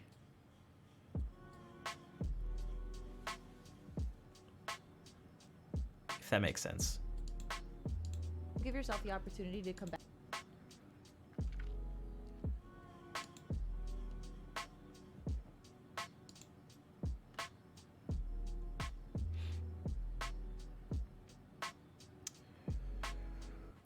So it's nobody's birthday. Well, no one that I see that I'm following. But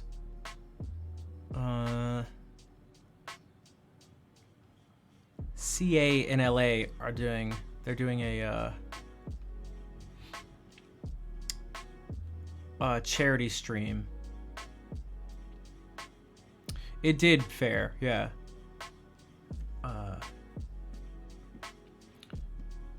I just have to be careful. There's like a darker side to all of it, and I have to be careful not to just like totally give in.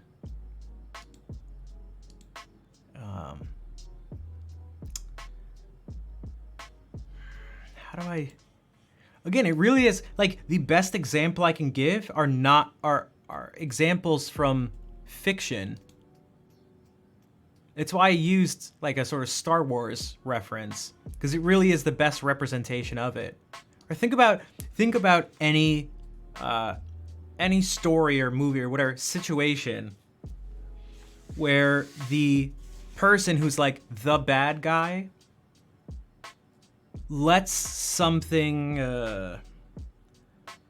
see there's something negative, but it gives them some sort of strength in the moment and they let it take over them. That's like a classic. That's just everywhere.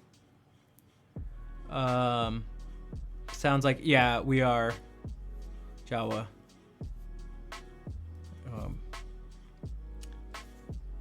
I see this as this sort of what the real life thing that those parts of the stories are representing.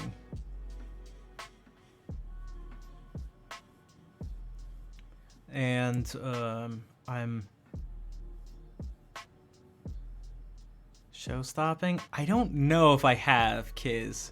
I feel like I probably have, but it's not like popping into my head.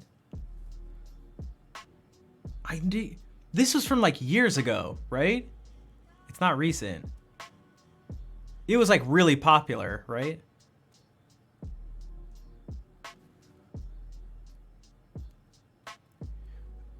You know what maybe a good example of this is? I feel like I'd be a really good lawyer. People have told me that from when I was really young. 'Cause I'm very, I've had sort of trained within me the ability to just argue. I fear that if I had gone that route, I would be a worse person. If I not only didn't fight against arguing about everything, but even worse, gave into it and practiced it even more, I feel like I'd just be the ultimate asshole.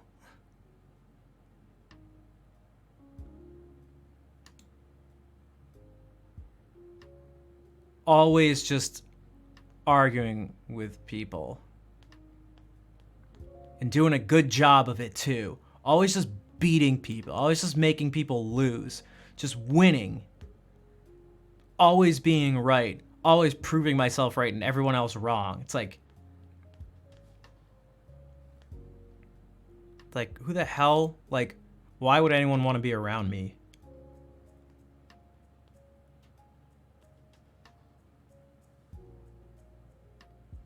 So, I don't think that would have been smart to do.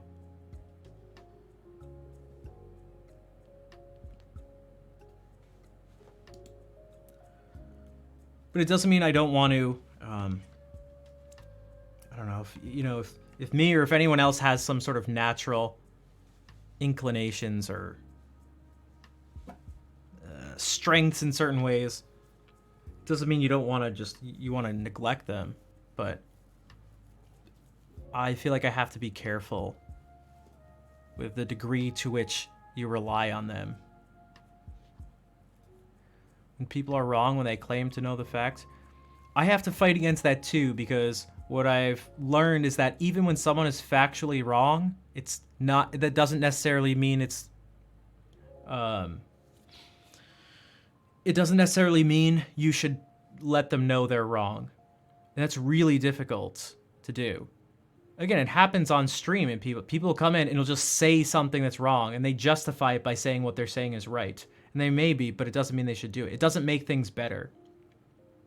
Kirito Burrito, I'm imagining that Q is like, hello, welcome. We were just doing some music, but it's been almost 5 hours now, so I'm about to head out, but I was just, chatting about life, personality traits, decision making. I've mentioned this before. I would hate me if I went around to every stream and just pointed out everything wrong that people do in terms of maybe like playing guitar or something like that, and go like, well, I'm right and you're wrong. This thing is wrong, so I must let it be known, and then I'll argue with why I'm right to be saying this to people. It's like, oh man, I don't want that person around here. I wouldn't want to be around me if I was that way.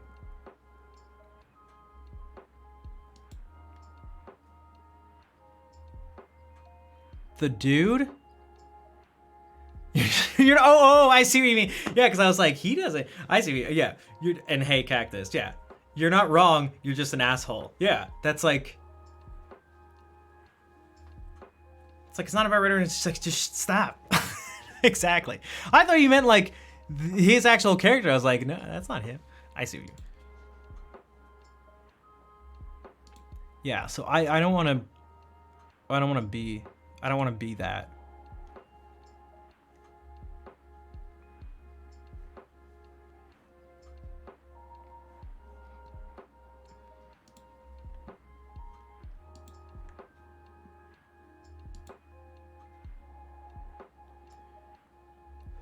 That's exactly right, Aquarius. There's no chance in hell I would have even seen what I was doing, because it'd be such a natural thing, because it already is a natural thing. There'd be no shot whatsoever that I'd notice it, and then I'd be even less likely to be able to try to change. It would just, yeah. Again, I would be the ultimate, just like, ultimate asshole. Never meaning to do anything wrong, but just like being totally obnoxious.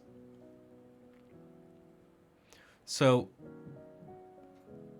I think to less of an extent, staying within the sort of sciences, or if I kept going with like engineering and stuff, I would have given in to the black and white tendency of thinking of things, and I would have sort of, if you think about it like a video game, like an RPG or something, I would have just had totally, my stats would have been totally unbalanced. Very good intention can be an asshole. I mean, they can do things where they're effectively an asshole, I guess.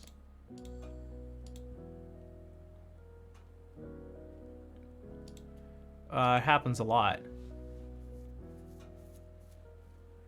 Because at some point, and there's sort of, this is just sort of semantics at this point. But like, you can put it this way. There's someone who can have good intentions, but just constantly make things worse. So instead of trying to define it, we can just say it like that. If that makes sense.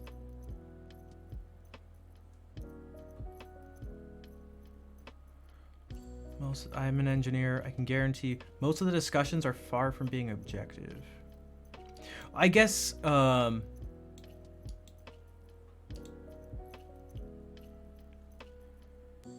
I'm sure there's like disagreements and stuff, but you must have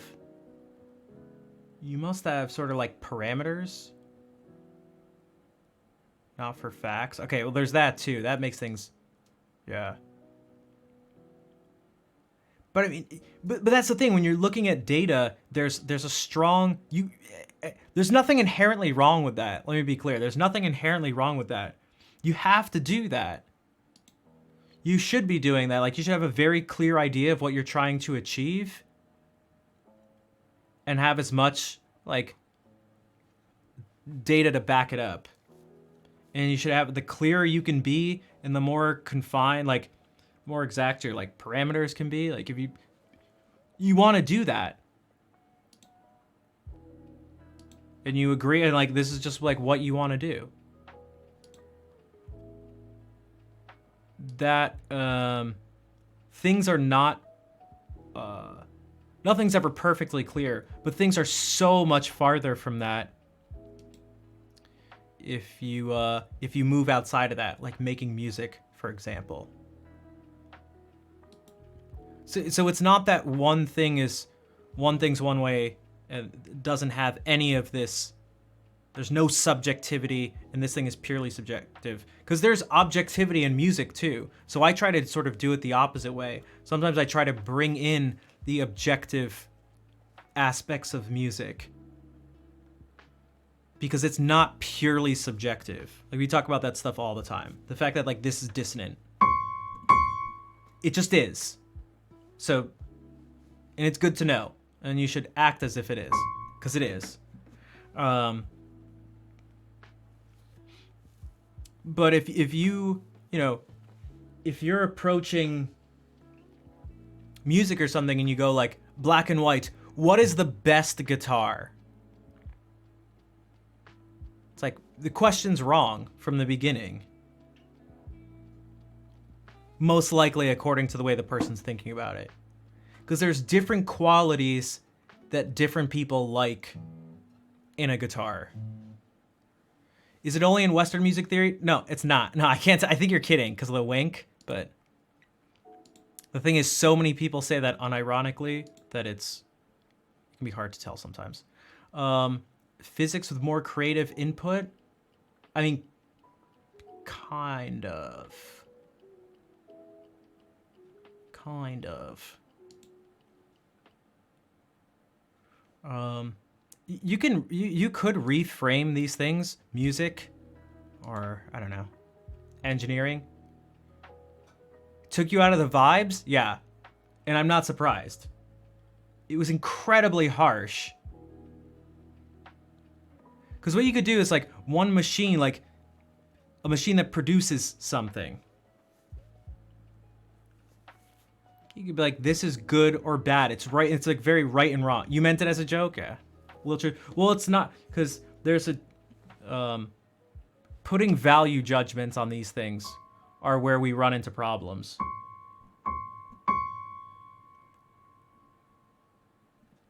Separating the subjective from the objective. Because what I think you should do is oftentimes treat music as if you're engineering something. Where you think about, what do I want to achieve? And is this thing, are these decisions I'm making helping me achieve my goal? And that's how you can determine if you want to use good or bad, or right or wrong, that's how you can look at it. But if you have no goal and you're just like mindlessly doing stuff, I mean, maybe you'll stumble upon something that's nice. But it'd be the same as like engineering. Anything, and I know there's like a billion different things within engineering, just like with music.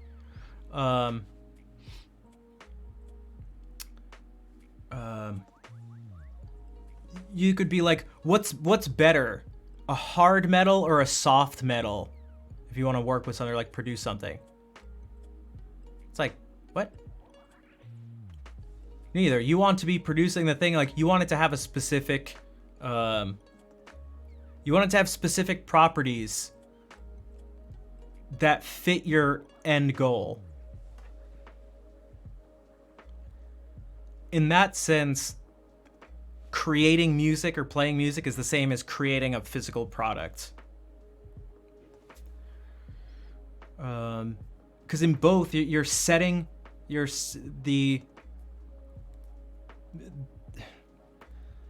like sort of setting your own standards. And then taking just absolute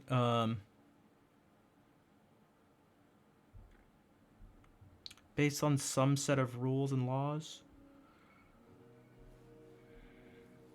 It's tough. If you make anything sort of general enough, and if you use like poetic of enough language, you can equate any two things that you'd like. The engineering stuff tends to heavily lean more towards something objective. And the music, you can create whatever the hell you want. And again, you could say like, well, you can create whatever product you want, but it's like,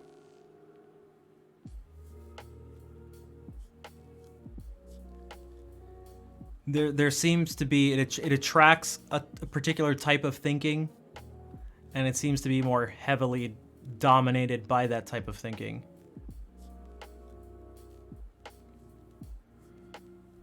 Playing random notes is not going to make good music. I mean, it could, but it's going to be difficult to,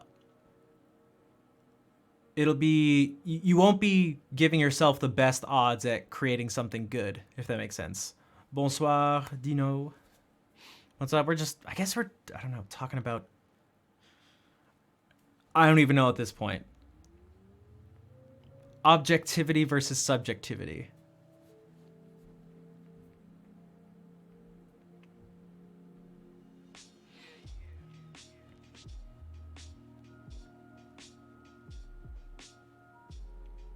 Well, that's what's so wild about Jacob Collier, is that his stuff is so wild you think it's random, but I know it's not, and it's like almost scary. Yeah, so what Captain's saying, nothing. Yeah, so that's what I was kind of trying to get at. That's why I said if you use language that's sufficiently poetic and you're general enough with it, you can equate two things. Wolfius, thank you for the 13-month resub. To see me read a long message? It's okay. I think that's actually a really good thing for everyone to be aware of. I see it all the time. All the time. People falsely equate two things. And they do it in all sorts of ways. But they're able to... If I give them the benefit of the doubt, they're actually tricking themselves. They're equating two things, two similar parts of two different things, and then through that, assuming that the other parts of them are also therefore the same. If that makes sense. People also do the opposite, where maybe someone makes an analogy and a comparison. They make an analogy between two things that are similar, and the person goes, no, that's not right. Or so you're saying that this thing that you didn't make the analogy for, that's the same as this? And it's like, no, it's not.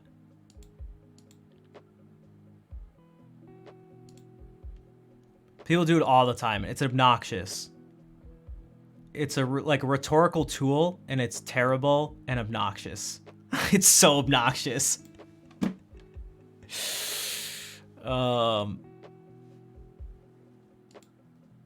Hassan, dude, he does that all the time. It's so infuriating. It's infuriating, and it's really bad. And so either I call him a liar or an idiot, but like, it's really obnoxious. And I really think it's actually kind of bad because of his... Man, he's got a lot of people. The best situation would almost be that he's a troll, but even then, it's like, dude, when do you reel it back and go like, people are believing what I say, and I'm influencing people. But you're like, oh, I don't mean it, I'm just joking. It's like, well, you're having real consequences now.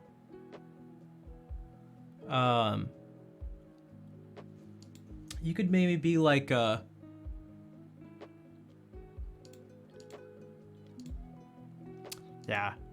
I don't know. Do we even need examples? Comparisons are good if it helps. If the person who's hearing the example or the comparison or the metaphor is means well and understands you.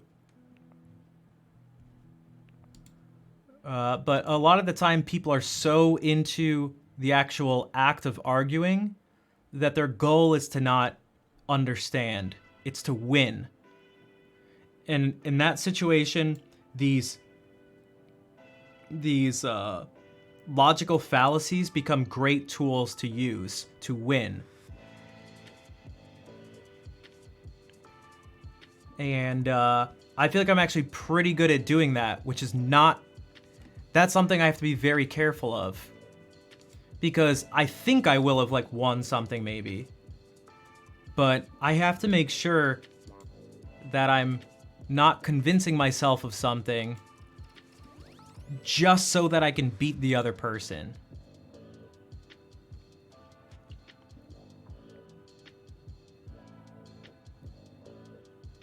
It'd be so easy. Yeah, I mean, if you're like me, I'd also be able to do it too. It's like, I can... That's the thing. I can do it very well from like both sides too, which is why everybody tends to hate me. It's one of the reasons.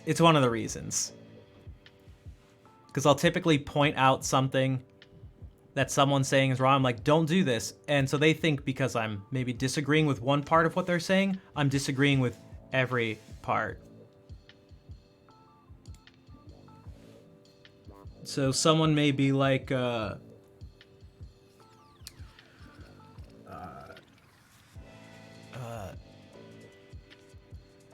Hitler was a terrible guy. Of course, we got to go to the extreme and use the classic.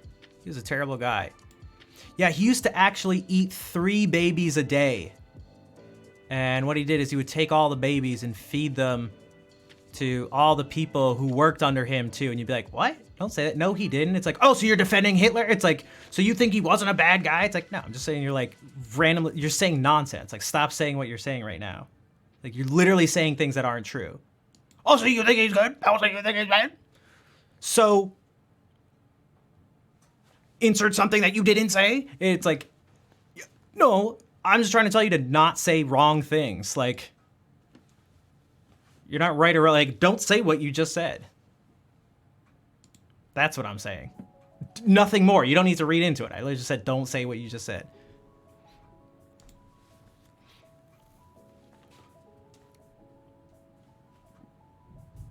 It happens all the time. It's obnoxious.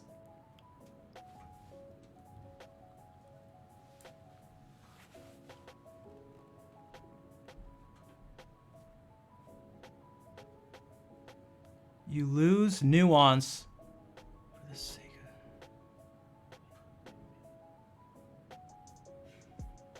Yeah, I think I understand. I think I understand what you're saying. You're talking about the person who I'd be responding to.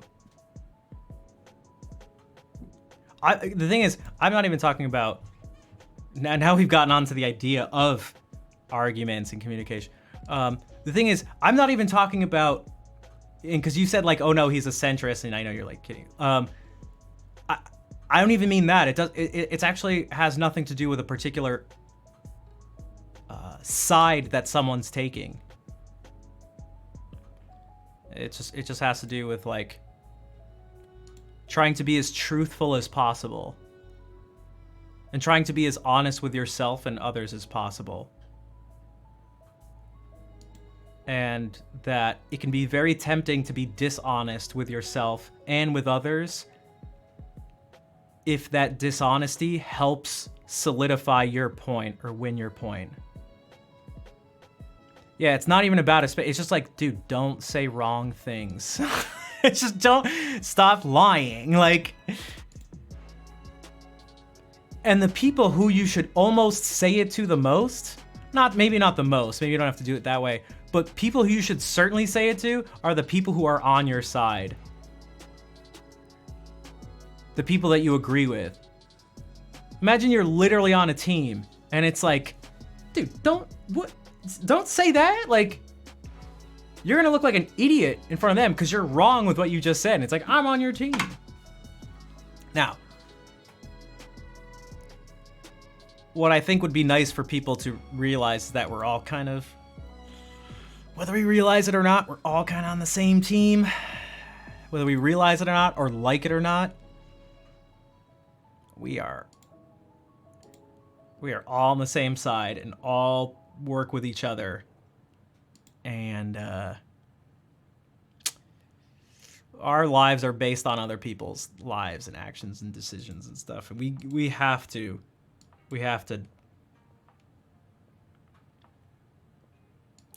not try to beat other people. This has gone far away from what I said, but I think it's important. It's something I think about a lot. I wish we didn't try to win. I wish we didn't approach life as like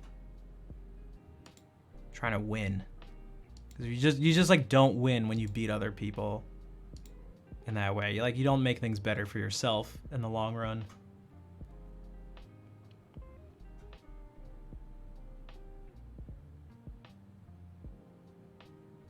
You think a lot about yourself? Yeah, I know I'm not the only one. These are the more I think about that sort of thing comes up a lot. People just want to win.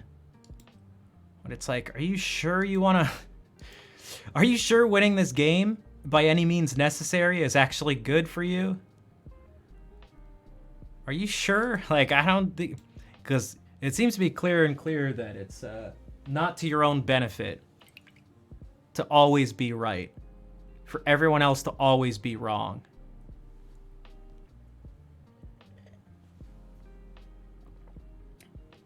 Yeah, intellectually honest, just saying what you really believe to be, true and what is accurate, making as few, logical fallacies as possible and stuff. Being truly interested in not winning or losing an argument, and not even arguing, but just actually trying to understand.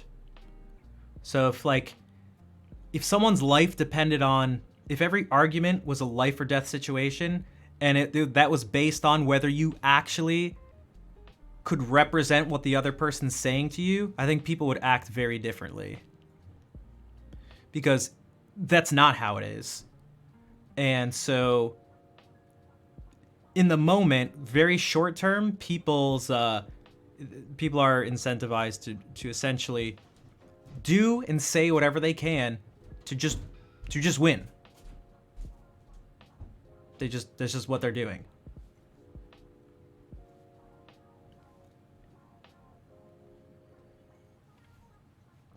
It's really not good. It's because you're not getting at the truth. And the truth is what's going to the truth as I see it are it's what represents reality best.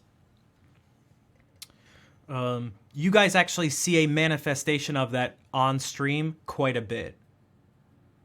I try to be honest with myself and with other people. And I try to do it with as little judgment as possible.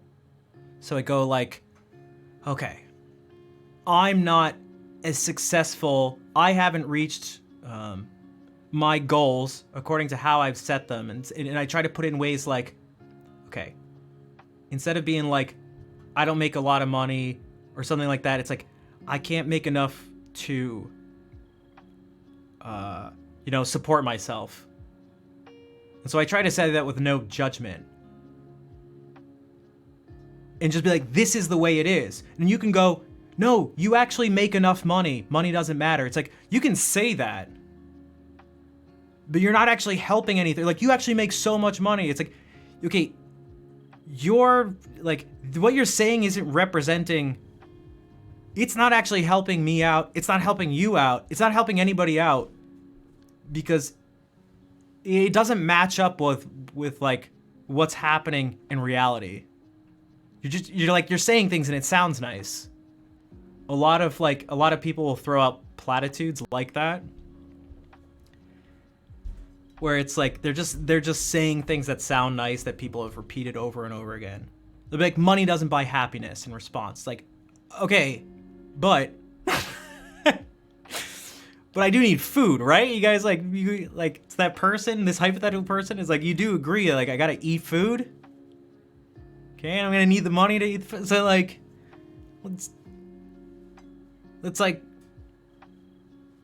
let's just try to talk about reality. Let's just try to talk about how things are.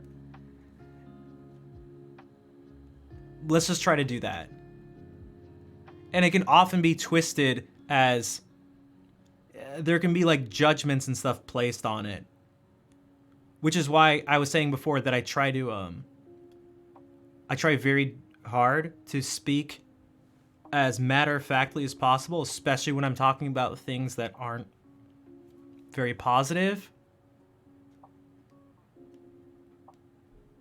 because I don't want people to get, I almost don't want to influence people in a bad direction. I don't want to influence them to where they start saying and thinking things that aren't true just to make me feel better. For one, it doesn't make me feel better. Because I know what's happening. You're not going to trick me and be I'm so upset about my financial situation. Then someone goes, well, money doesn't buy happiness. And I'm oh. Dope. All right. I wish I knew that before. Look, let's keep going then. Let's do this. It's not gonna. Now, to be fair, that's not how these things like should work anyway. It could be, yeah, it slowly changes your perspective on things, but you know what I mean. I'm just trying to make a point. So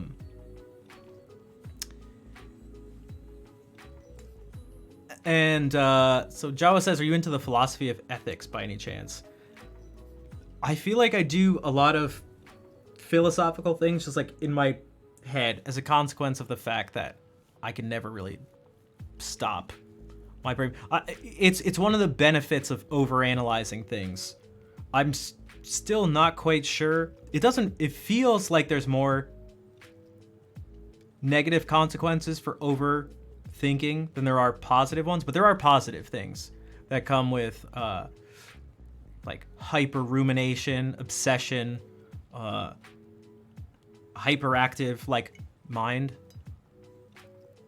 And that seems to be one of the positive ones that I tend to not stop following a line of thinking, and it always becomes super abstract. If you like follow anything far enough, you're bound to find yourself in some abstract place. Just keep asking the question why. Just keep asking any questions and you'll eventually land in the most abstract, ridiculous philosophical realms.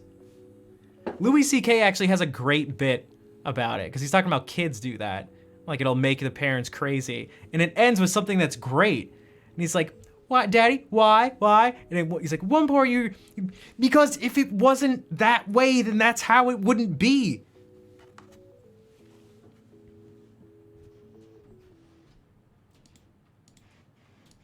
If something is, then it has to be. It's something like that. I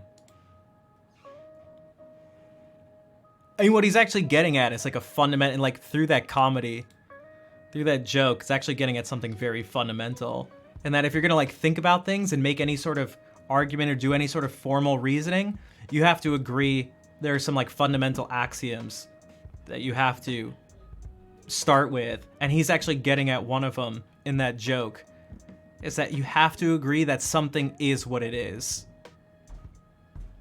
It seems obvious, but it's actually really important. You know, if you label something as A, you have to agree that A is A. Like you have to do that. And this is where like crazy thinking like will lead you to that sort of abstract type of thinking.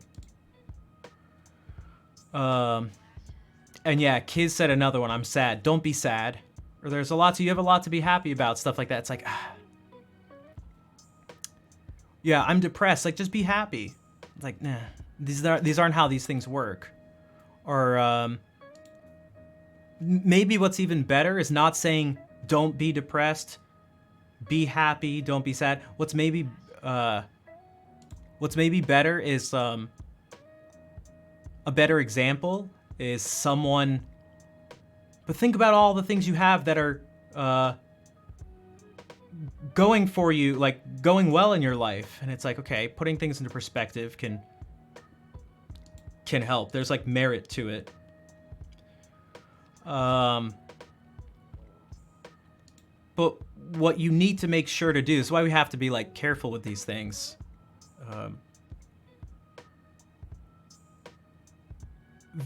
Life seems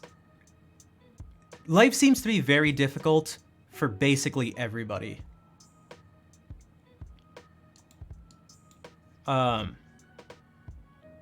Which is not to say that everyone's life is the same and it's all difficult in the same way to the same degree. But I think it's important to realize that very often people do have very real reasons to not be in a good place emotionally, mentally, physically. And that it's more helpful to acknowledge those things that are going wrong than it is to try to dismiss it.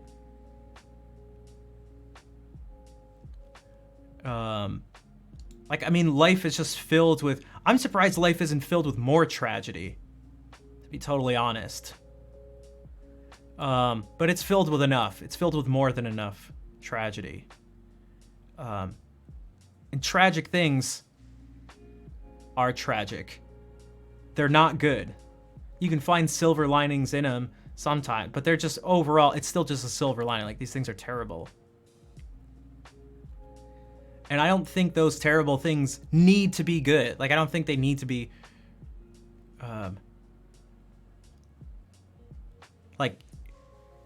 it doesn't seem to help to not look at it how it really is.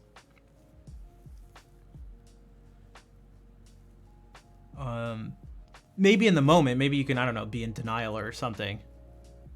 And it helps you get through like an immediate situation or something. But,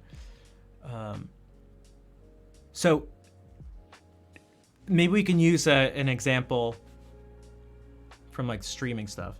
If I looked at the way things were,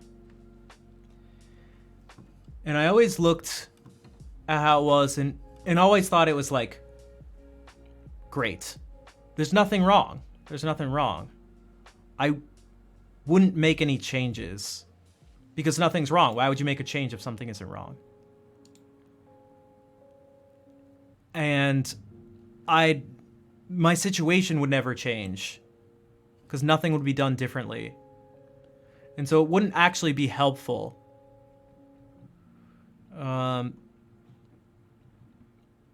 Now these things aren't black and white like this. You can sort of do both of these at the same time. You can be like, these things are wrong, they're not good, they should be changed, but also maybe you're not wrong or a bad person. Or maybe there's also good things, so make sure to try to, it can be helpful to focus on some good things. But what I'm sort of addressing more is what I see is very often the case that people tend to dismiss any sort of negative things. And that's just not helpful, to pretend that issues don't exist.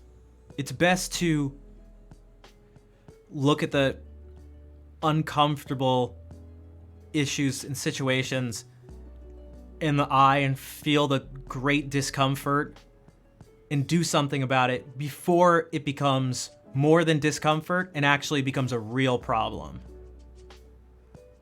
Because we all do that. Just shove them under the rug. Just put it under the bed until it becomes so big that you can't deny. You can no longer run away from it. Then you have a real problem on your hands.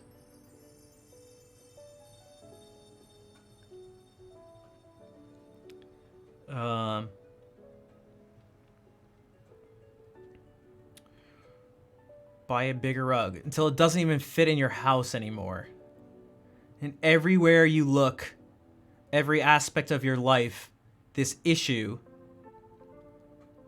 is all around you. Your problems are, you can't even hide from your problems anymore. They've followed you out from under the rug, out into your room, out of your room into the rest of your house, out of your house into the surrounding area. They followed you to work. Everywhere you go, your problems are everywhere. Because you just pretended they weren't problems. Because it was easier in the moment. You're able to suppress the bad feelings by pushing them away until you push away, but it's also here, and then also there, and it's just everywhere. And then you have a breakdown.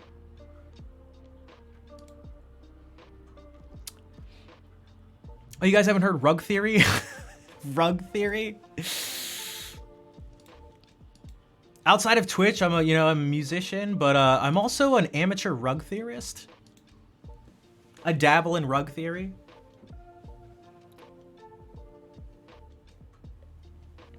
So, I can acknowledge that I tend to give more weight. Everyone gives more weight to negative things than positive things. Okay. I give even more weight than is normal to negative things. I'm very good at seeing negative things. I'm very good at having them affect me poorly. So I'm trying not to do that, but that's, easier said than done. But those negative things are still there, and they still need to be addressed. I can't just pretend they're not there. You like the positive freight? You like that? Dude, I'm so good. I'm so good at letting them affect me.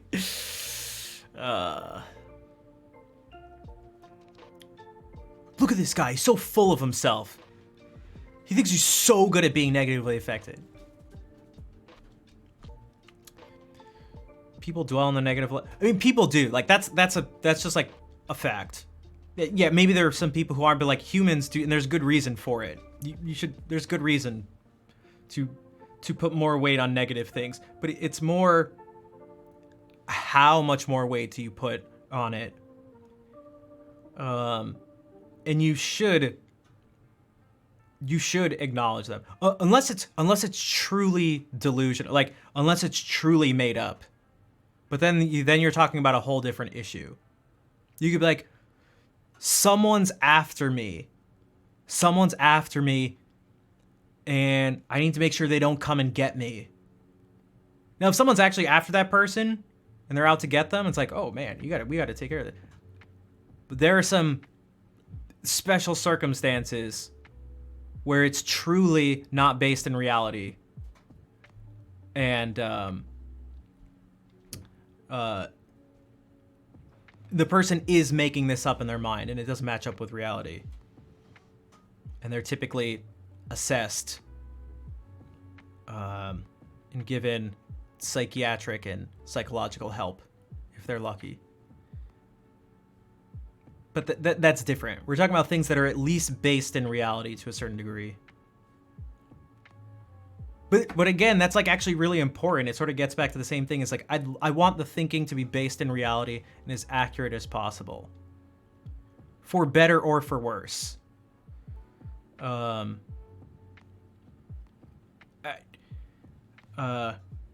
don't want things to be worse than they really are, but you don't want to think things are better than they really are. Oh no, it's fine. Dude, my friend almost lost his thumb for that reason. He got a splinter, it got infected. He's like, no, it's totally fine. And that, put it under the rug until the pain was so real that he just had to go to the hospital. And they said if he waited like any longer, they would have had to amputate it because it was totally nasty and infected. They had to just like open up his thumb and you could like see through it. He took pictures of it. It was disgusting. But it's a good example of just like denying what's really an issue. A splinter.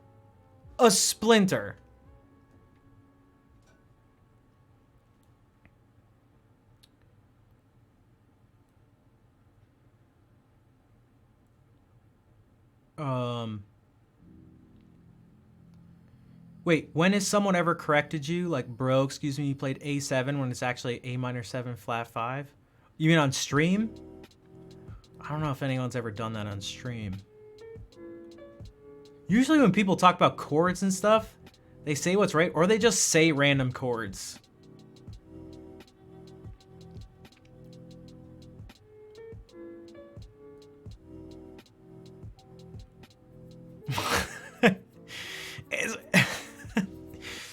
You know that whole universe thing starting? A lot of people aren't too happy with that. Yeah, they can piss off. Yeah, exactly. Because it's like, oh, is it from Hitchhiker's Guide to the Galaxy? Gotcha.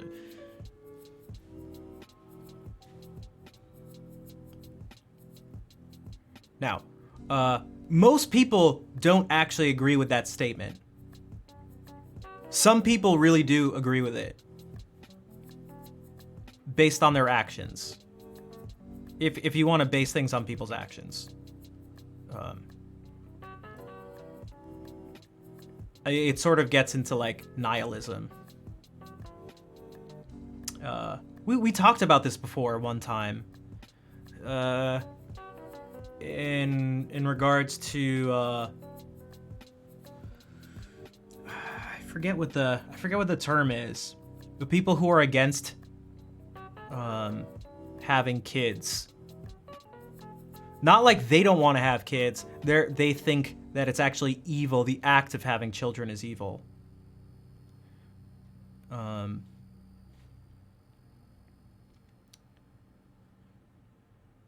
But I don't believe people when they say that. Unless they're like actually suicidal or homicidal. The reason I say that is because they'll and I've heard people even argue this point, but I've never heard it actually get anywhere that makes any sense. But I think this is an important thing to think about. There's a couple things. One, I'll believe those people like when they, man, how do I say this without someone totally taking it the wrong way? But it's actually super important.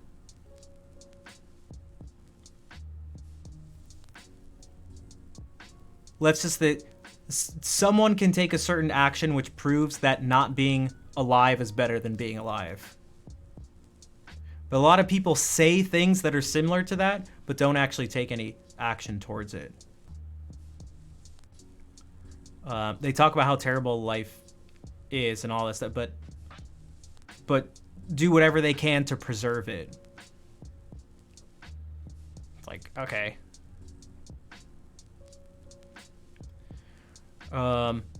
Also, you'd be the worst person who ever lived if you tried to act out those beliefs. If you really thought that life was bad and people shouldn't be living or something, and you had it your way and you got rid of all life, you'd be the worst person. So it's sort of a simple way of stating it, but there's like more you can get into. But yeah, I don't believe people when they say that.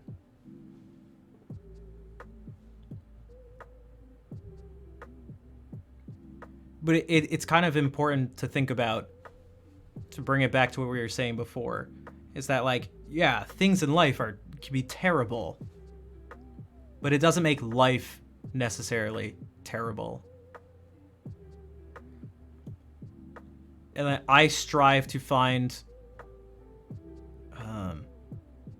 to not rid my life, instead of striving to like rid my life of pain and suffering, sadness, that I'd rather strive to find enough sort of happiness and motivation and direction and things like that to just counter the necessary terrible things that are basically bound to happen. So,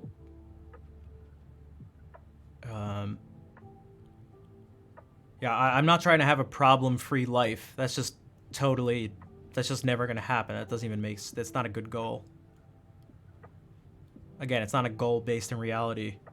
I'm not trying to find the easy way to do things. I don't want everything to be easy. I just want it to be like doable enough so I can actually do it, and not like the good can outweigh the bad.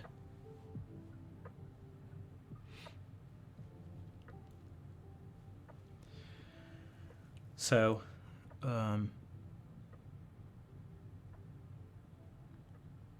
so where it's take some mushrooms, man, and vibe. I mean, like, you can.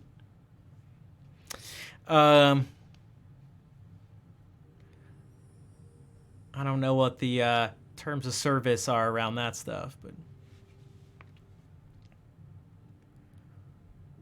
So, I talked for way longer than I was planning on, because I still need to eat food so that I can continue to live. Because as many negative things that I can experience in life, I still don't think it's a solution.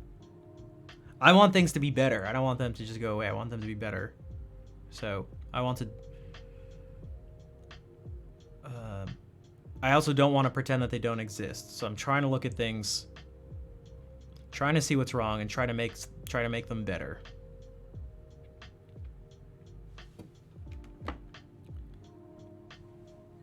But it's hard. It is very hard.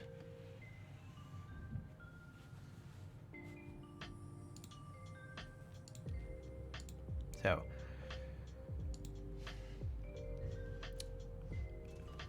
I was kind of just talking, reading things, and I saw you guys chatting. And hopefully, if nothing else, some of what was said resonated with some people. Who is creator of Cool Cats? What is it? Who?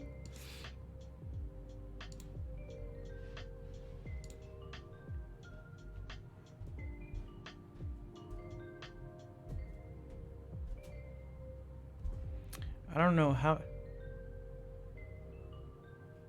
You find it interesting? That's good. I'll take that. I'll take that. The next Hello Kitty. Gotcha. Because I know, like, Cool Cat, the emote. But, I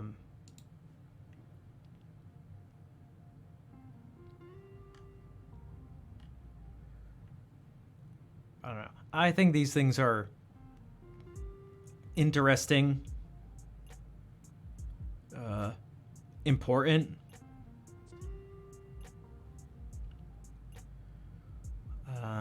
I try to, you know, we were talking about people who motivate and stuff like that. And there's different ways of saying it, different ways of motivating people. And some things resonate with some people and not with others. And it can be sort of personal. I know for me, the things that have always been most motivating, comforting, inspiring, all that stuff, is just the people who've just, as matter-of-factly, just, at least as I perceive it, just as matter-of-factly just sort of stated how things are. Then I hear the person say it, and it's like, oh, shit.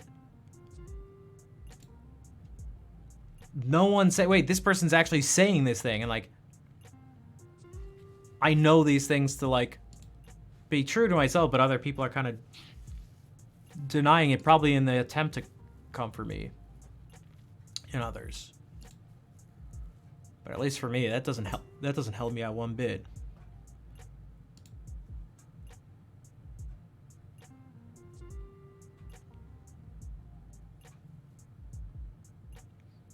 The thing that helps me out is people being honest, but also respectful at the same time.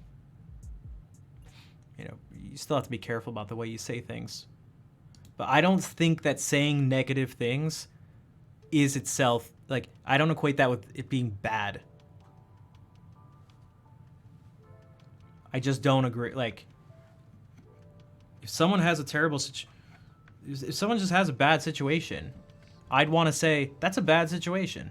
Like, I don't need to tell them that it's not a bad, like, I don't need to go, no, let's just rethink. It's like, no, that situation, like, sucks. Dang, I'm sorry to hear that. Like, man, I wonder if there's something, like if you want some help, you know, trying to figure it out or something or whatever, but, like, it's like, yeah, wow, that sounds terrible. Like, that sounds like a terrible situation. Jeez. Oh, shit.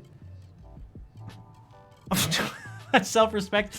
What I really need to do is get a really tiny microphone. Guys, I just need a tiny microphone and a clicker. I'll be changing lives. Oh my god. I clicked this stream accident. What do you mean accidentally? What do you mean? Also, welcome and thank you for. I'm glad you agree. Maybe. Here's.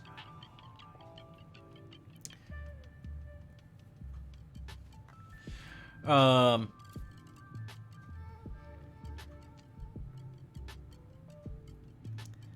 self-help. Yeah, I don't know what I've never been into, like, I've never really been into specifically self-help things that were like branded as self-help, where the person's thing is like they don't have any other specialty.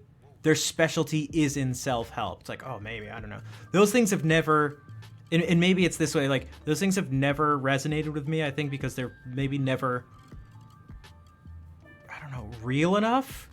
Maybe they're too positive sometimes, and too generic.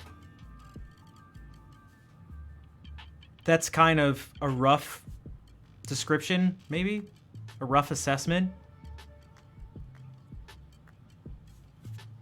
It seems to work for some people. And if it does, then it works. But For me, it's just never like it's just I just like don't buy it. I can't even if I wanted to. It's just like okay. Like if we did this, hold on a second.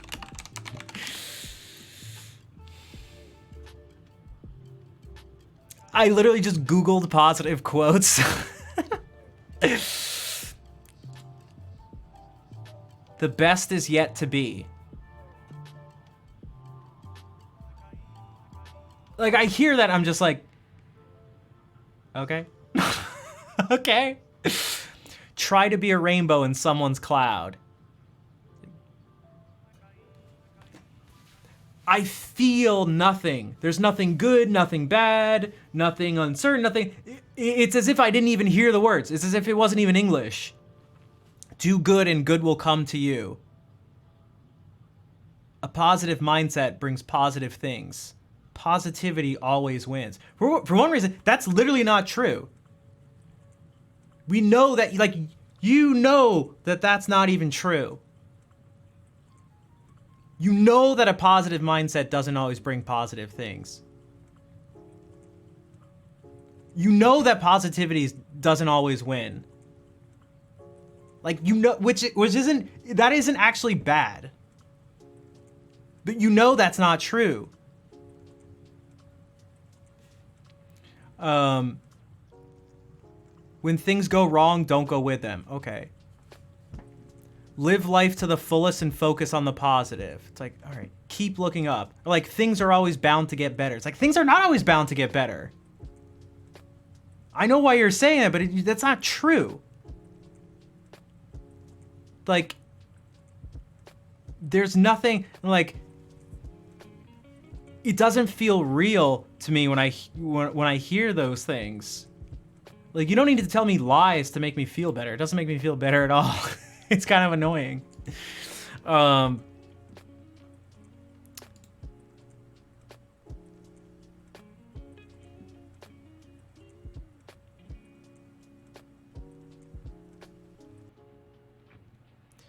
Even these things that I agree with, so I'm just clicking on more things. I'm just Googling stuff. I'm just Googling. I'm just on the internet. I'm just Googling stuff.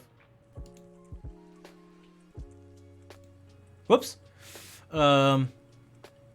This one, taking care of yourself makes you stronger for everyone in your life. I agree with that.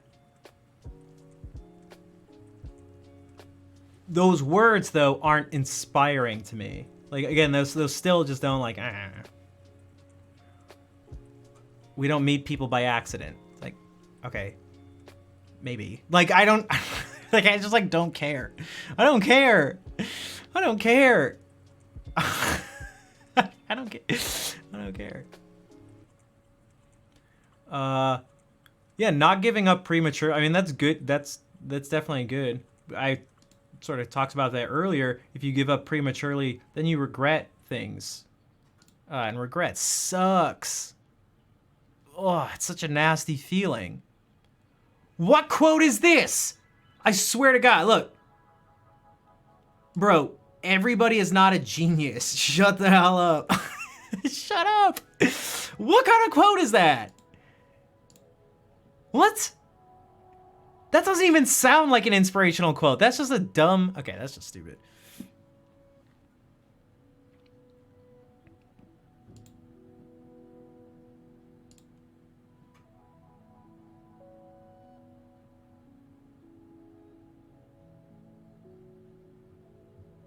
Yeah, these things are just empty. I'm just reading. Stupid is more accurate. Yeah. I mean, it does get into some schooling stuff. Like, we don't have to, like, specifically talk about, like, Montessori schools, but, like, I see no benefit from just being like, everyone's a genius. It's like, what? Why are you saying that? Like, why are you saying this? Maybe there's someone who goes like, I'm a genius. All right, I'm a genius. But it's like, is that even what you want to strive for? Are you sure you want to be a genius?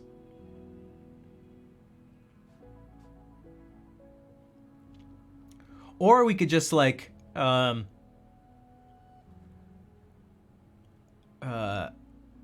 I tend to when it comes to using the word genius, I tend to use it in like two ways. I give it a lot of weight because I like doing that, because I like when words have meanings. Dude, everybody's bio that I read when it comes to like performing, like the classical world, everybody's a virtuoso. Everybody is virtuosic playing. It's like, is really everybody a virtuoso? All of them?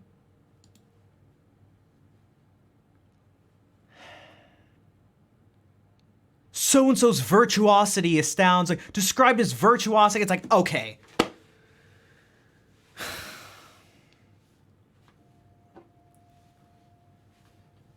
You're not all virtuosos, damn it. Like, you don't need to be virtuosos. Like, it's okay. Like, you don't need to be a genius. Like, I'm not a genius. A part of me obviously wishes I was. Maybe it's not obvious, but it's obvious to me. I wish I was. I'm not. If you have a certain threshold, a certain IQ, and that's like one use of the word, you go like, okay, that's what genius is. And then I also try to use it in super crazy, to me, it's like my definition is, yeah, from my understanding, it's a combination of an IQ that's at a certain level of above, plus it needs to be like, there almost needs to be potentially some psychological evaluations that go with it, and also it tends to be paired with extraordinary achievement in a particular field. Something more like that than just purely the IQ. But I do... one like this idea, if everybody's a genius, like my definition is almost the opposite, is that something fundamental within it is that it has to describe an outlier. Like, I'm not sure how many musicians I know of, and I don't even mean personally, I'd feel comfortable saying they're like, describe them as a genius. But I've used that word all the time, and I try to like overemphasize it. I believe, like, we talk about him all the time, like Jacob Collier. That dude is a musical genius. It says nothing about how good his music is or something. But his mind is freakish. It's such an outlier. And the fact that so much of it is, it's like almost purely it's like purely intuitive. It's quicker.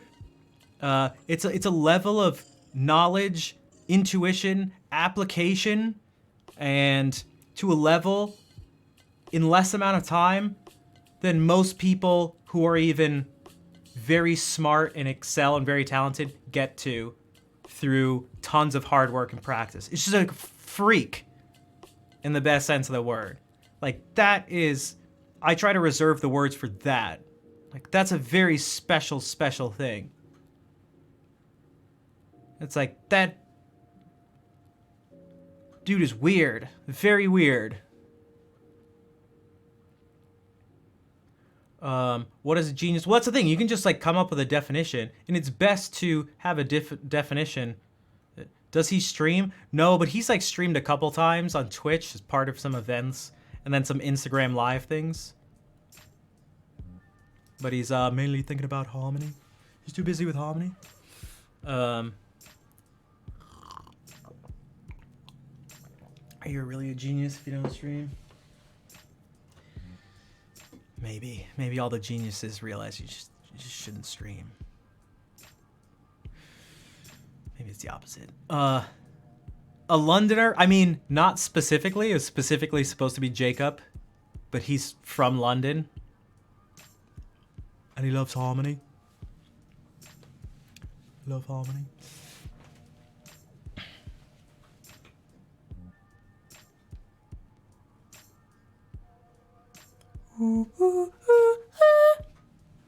That's also my Jacob impression.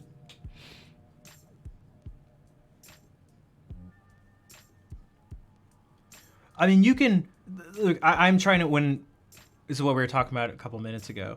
When it comes to IQ, like I'm not trying to make up the definition. I'm trying to see like what works, but then also what other people are saying. Like, and it's pretty like people who are close to at least close to experts in a particular field.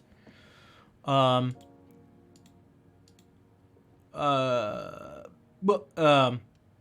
late. Good night. Fun talking. All right. Yeah. Thank you for joining in on the chat, Pete. Thank you for just being here in general. Good night. I will see you later.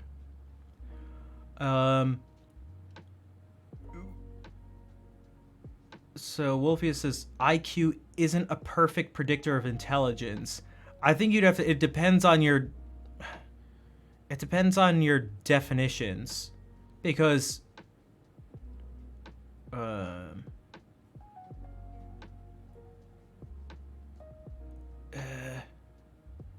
yeah. Whoa. When I say IQ, I am talking about an actual IQ test. So you take a legit IQ test, which IQ tests are a little bizarre, but there's clearly merit to them. They have predictive properties. They're not they seem to measure certain processing powers. Your IQ, yeah, I mean, if you know what's happening in the test, you can do better, but there's is it accurate? Look, there, what I get the sense of is that the sort of pushback against it that I'm hearing is, these seem to be attempts to destroy any sort of validity that the tests have, but that isn't, like, that's not really accurate. They do test something very real. Although IQ can fluctuate, although doing more tests can help you do better, to a certain degree, they do show something within a certain range. They're not totally random and like meaningless. It also isn't gonna predict like how like successful, well, there are some, it can predict some levels of success, and like you can find groups of people in particular fields and stuff having, you know, at least this certain level of an IQ based on a formal test. So like it does something, but I don't think it's it can't be the end all be all of things, because it only tests a certain number of things.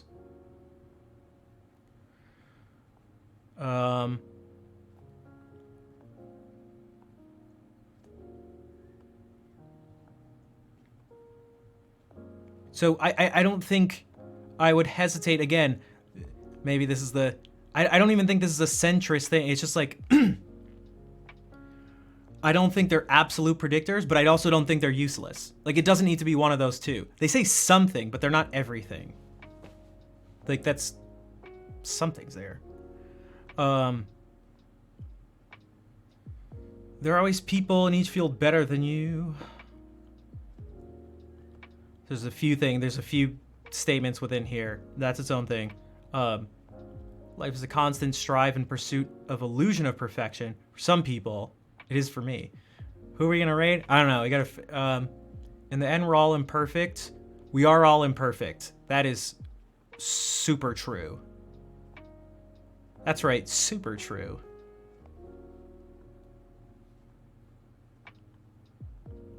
People who call masters are closer to it than we are. Yeah, the idea of using the term master or mastery is like, it's typically to get a certain point across. You could be like, hey, does the person have a master's degree? Has the person spent 10,000 hours? Is the person have a certain amount of following and respect? Is the person like, yeah, that the word master is even less well-defined word in my mind than the word genius. Have they created a masterwork? Actually, yeah. Have they? That's like, have they? In the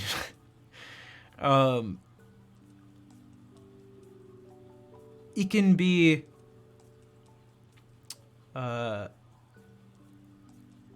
There's sort of two other things to separate out in that sentence, in that paragraph.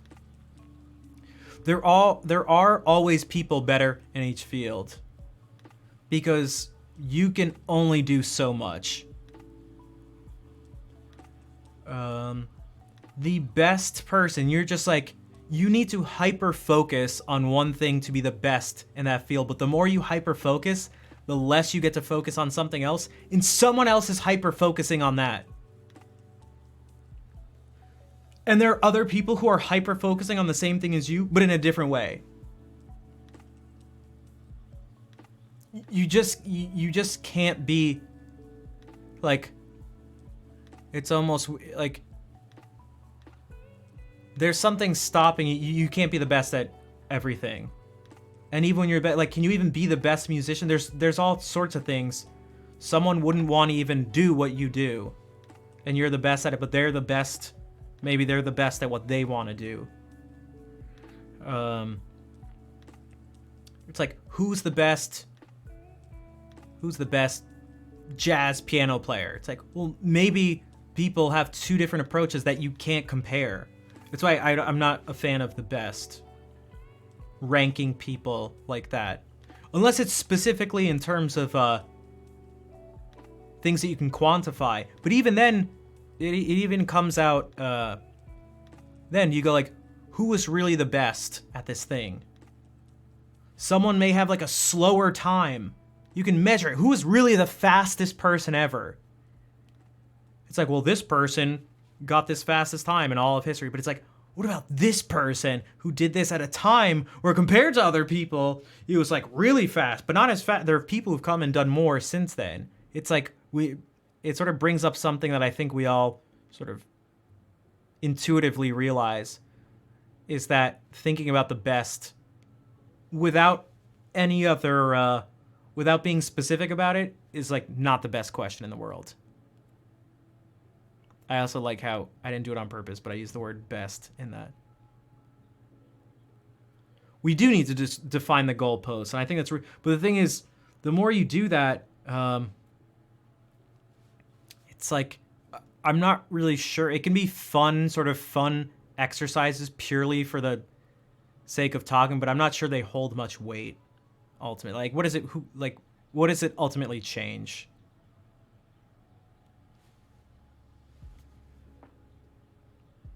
We finally settled on it. Jimi Hendrix is better than Andres Segovia. Finally, the world can rest. It's like, what? Nothing changed. Nothing changed. You've completed your dumb, stupid list.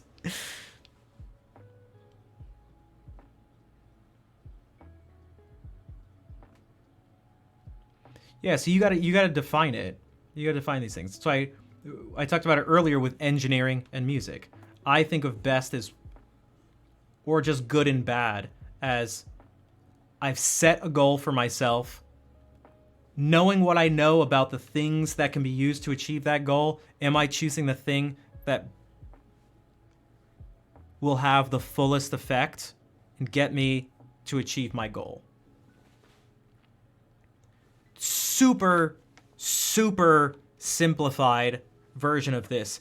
If I want to make someone feel calm in music, super simplified, super oversimplified, I could do this.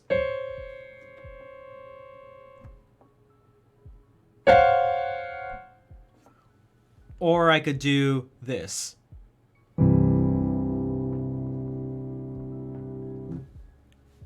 Super oversimplified, I know. But you know what I mean? Oh, so I want the person, I'm not gonna do this. That's the wrong choice. That's bad. This is good.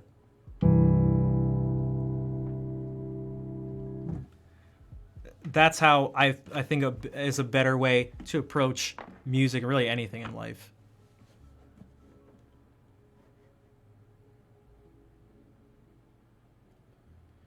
for a week, let alone 7 years. There's that too. I mean, I'm the same way, which is one of the things I actually like about streaming, is that I see potential for it to be an outlet for people who like multiple things, like more than one thing. Like, I don't want to just play classical guitar music.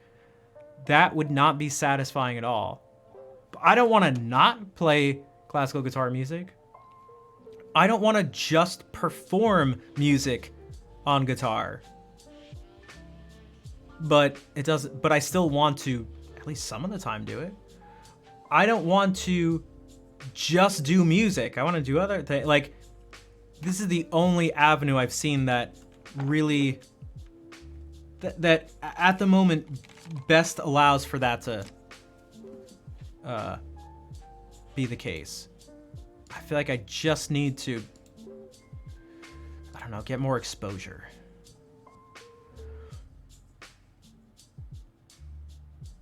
The thing that's difficult about that and that I struggle with, Vol, sometimes, is that when things are that sort of all over the place, how do you, it requires more words to be more accurate. And I'm not sure, I'm not sure what words to use. Hi, I'm... Testing? Okay, that was weird. Hi, I'm Schnapp. I'm a person. It's like, all right, great. Great. You weren't, I didn't pigeonhole myself, but I went to the other extreme and described nothing at all. So, like, that's that balance you have to find. You can never, if you don't describe something at all, well, your description becomes pretty useless. But the more you describe something, the more specific you try to get, the more you like tend to leave things out.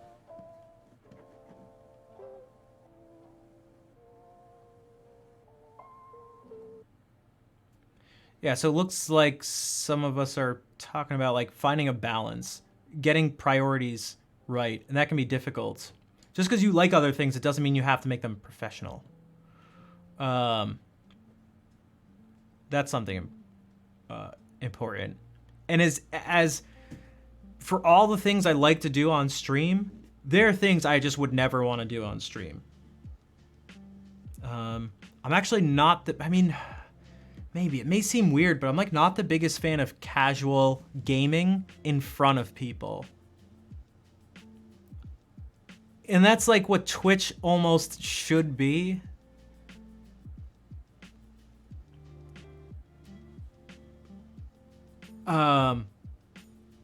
Well, there is that. I feel observed. There's like a lot of pressure or something, but it's just like, I want to have some things. I want to have some things as just purely, just pure like pleasure or something.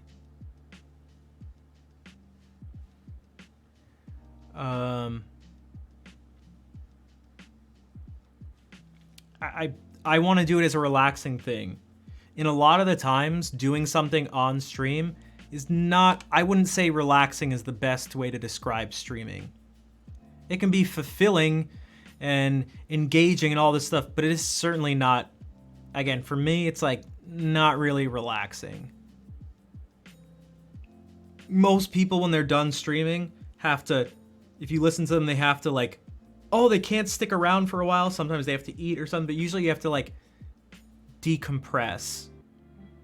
Cause like, I'm just sitting here, I'm not very active. I'm not even playing music, I'm just talking, but like, it's not very relaxing. That's probably not the best word to use. That I don't think that describes, at least for me. So sometimes I want to just play a mindless game and just like, I don't want any criticism. I don't want to be the best at the game. Like, I just want to play the stupid game and do what I want. And what I don't even know what I want to do with the game, but I don't care. I'm just like, I'm just gonna do something. Like I don't want to be, I don't want it to be content. 2 hours ago, I'm hungry and I know. But I've told you before that I get energy and motivation from interaction from people on stream. So I'm able to sort of push through, not on purpose. I'm not going like, oh, I just gotta keep going. But it's motivating. That's why I like when people talk. Sometimes people are like, oh, I don't want to disrupt the music. It's like, no. For one, you're not going to disrupt the music. We can't hear when you type in chat. I can't hear it. No one can hear it.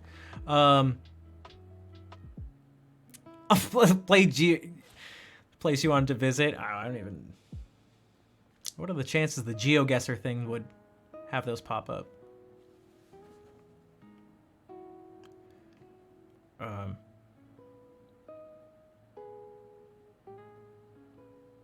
Let's see if I can tie everything up, because now it has been 6 hours. And I literally said at 4 hours, it was 3 hours and 48 minutes. I said, we're going to stop in 10 minutes because I got to eat food and I'm hungry.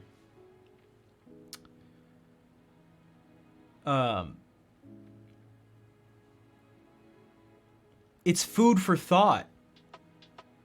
Yeah, but that doesn't work. Oh, so you're saying food doesn't satisfy hunger?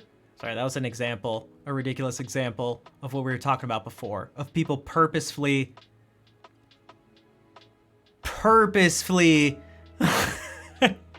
misinterpreting things. Oh, so because you have to say it like that too. Because no matter how someone actually says it, that's actually what their voice is. Anyone who ever talks like that, who says that type of thing, that is how their voice sounds. So food doesn't make you not hungry. Oh, so you can't eat food.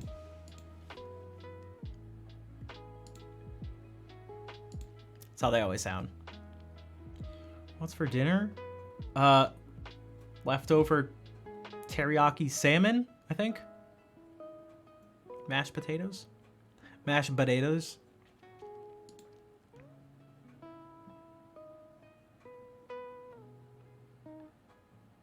Oh, really, Count? I'm glad. I mean, it was like, what are we? That guy was so stupid. That was such a weird thing. I can't believe that person had an account and just like acted like a pure troll. It was so bizarre. Oh, there's that too, Scotty. That's its own thing where we're not dealing with like false equivalencies anymore, but just, I mean, whataboutisms are, I guess, would just fall under non sequiturs. I get very upset and also somewhat confused, but not confused when I realize that someone's just trying to win an argument.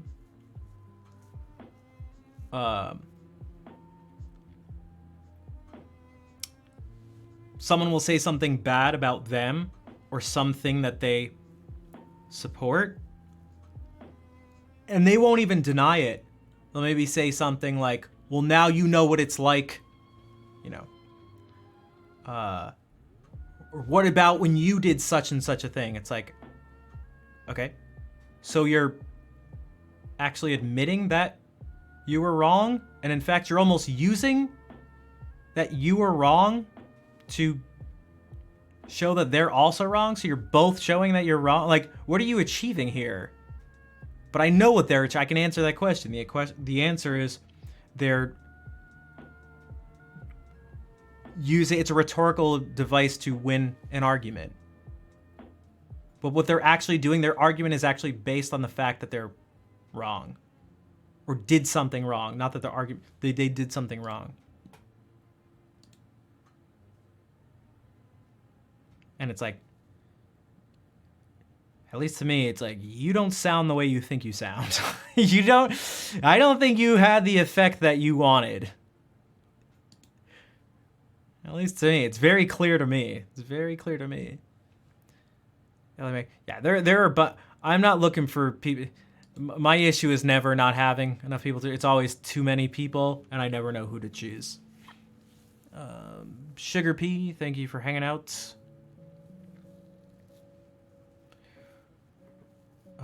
Jazzy, I'm glad you accidentally clicked on the stream. According to this random quote here, I googled positive quotes.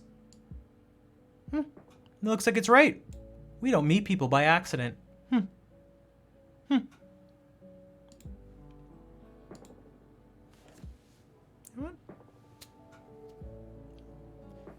while we're at it, live your life. It's your life. Live it well.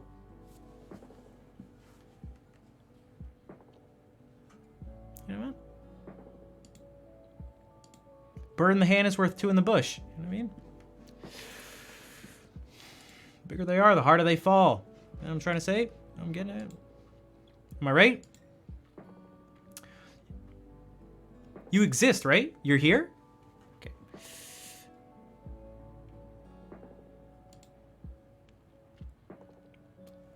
So, what I'm basically trying to say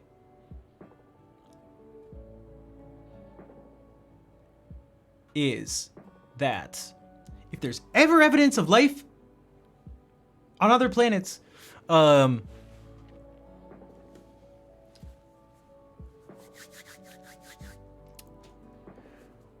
I'm trying to say is that I'm trying to assess things at the moment, trying to see what I think are good and reasonable goals, doing what I can to achieve them, and trying to do my best to not do the things I don't want to do in the process.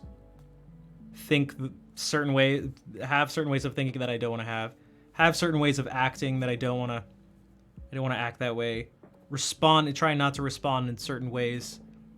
The rainbow, that's right, you got to be the rainbow in someone's cloud. Merci, Brox. Bonne nuit. So I'm trying to do that. So, all that being said, we are going to head out. Okay, it's been 6 hours. Something that'll help if you are new and haven't followed already, definitely follow.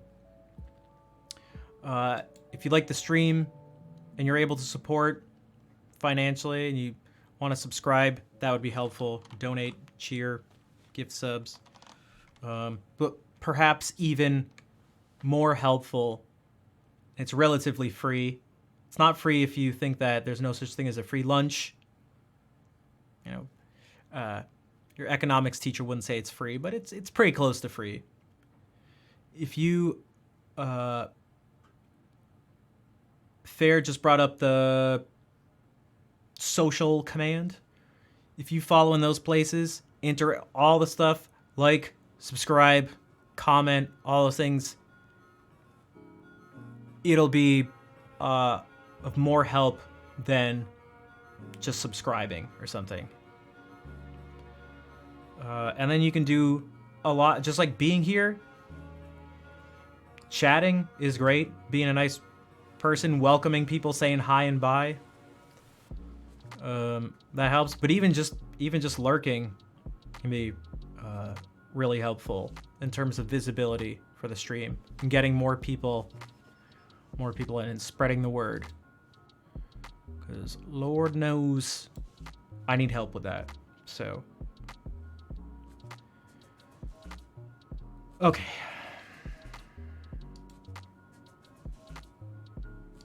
Gotta find someone to raid because CA and LA they're not on anymore. So copy these raid calls that pop up. Thank you, Fair. I appreciate the moderation help.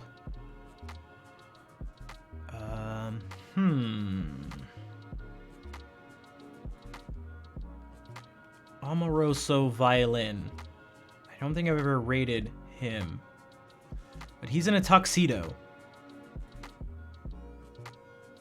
So that's pretty atypical on Twitch. Playing violin. So maybe we can go over there. Yeah, I think we're all underdressed. That's right. No one can see us.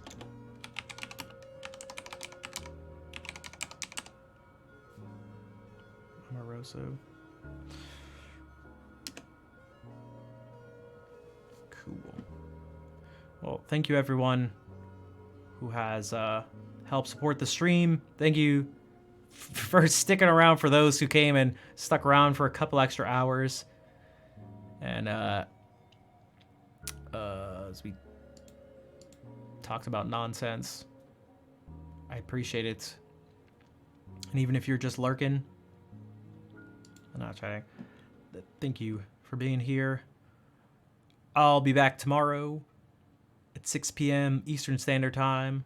I hope to see you then. In the meantime, let us say hello to Amoroso Violin.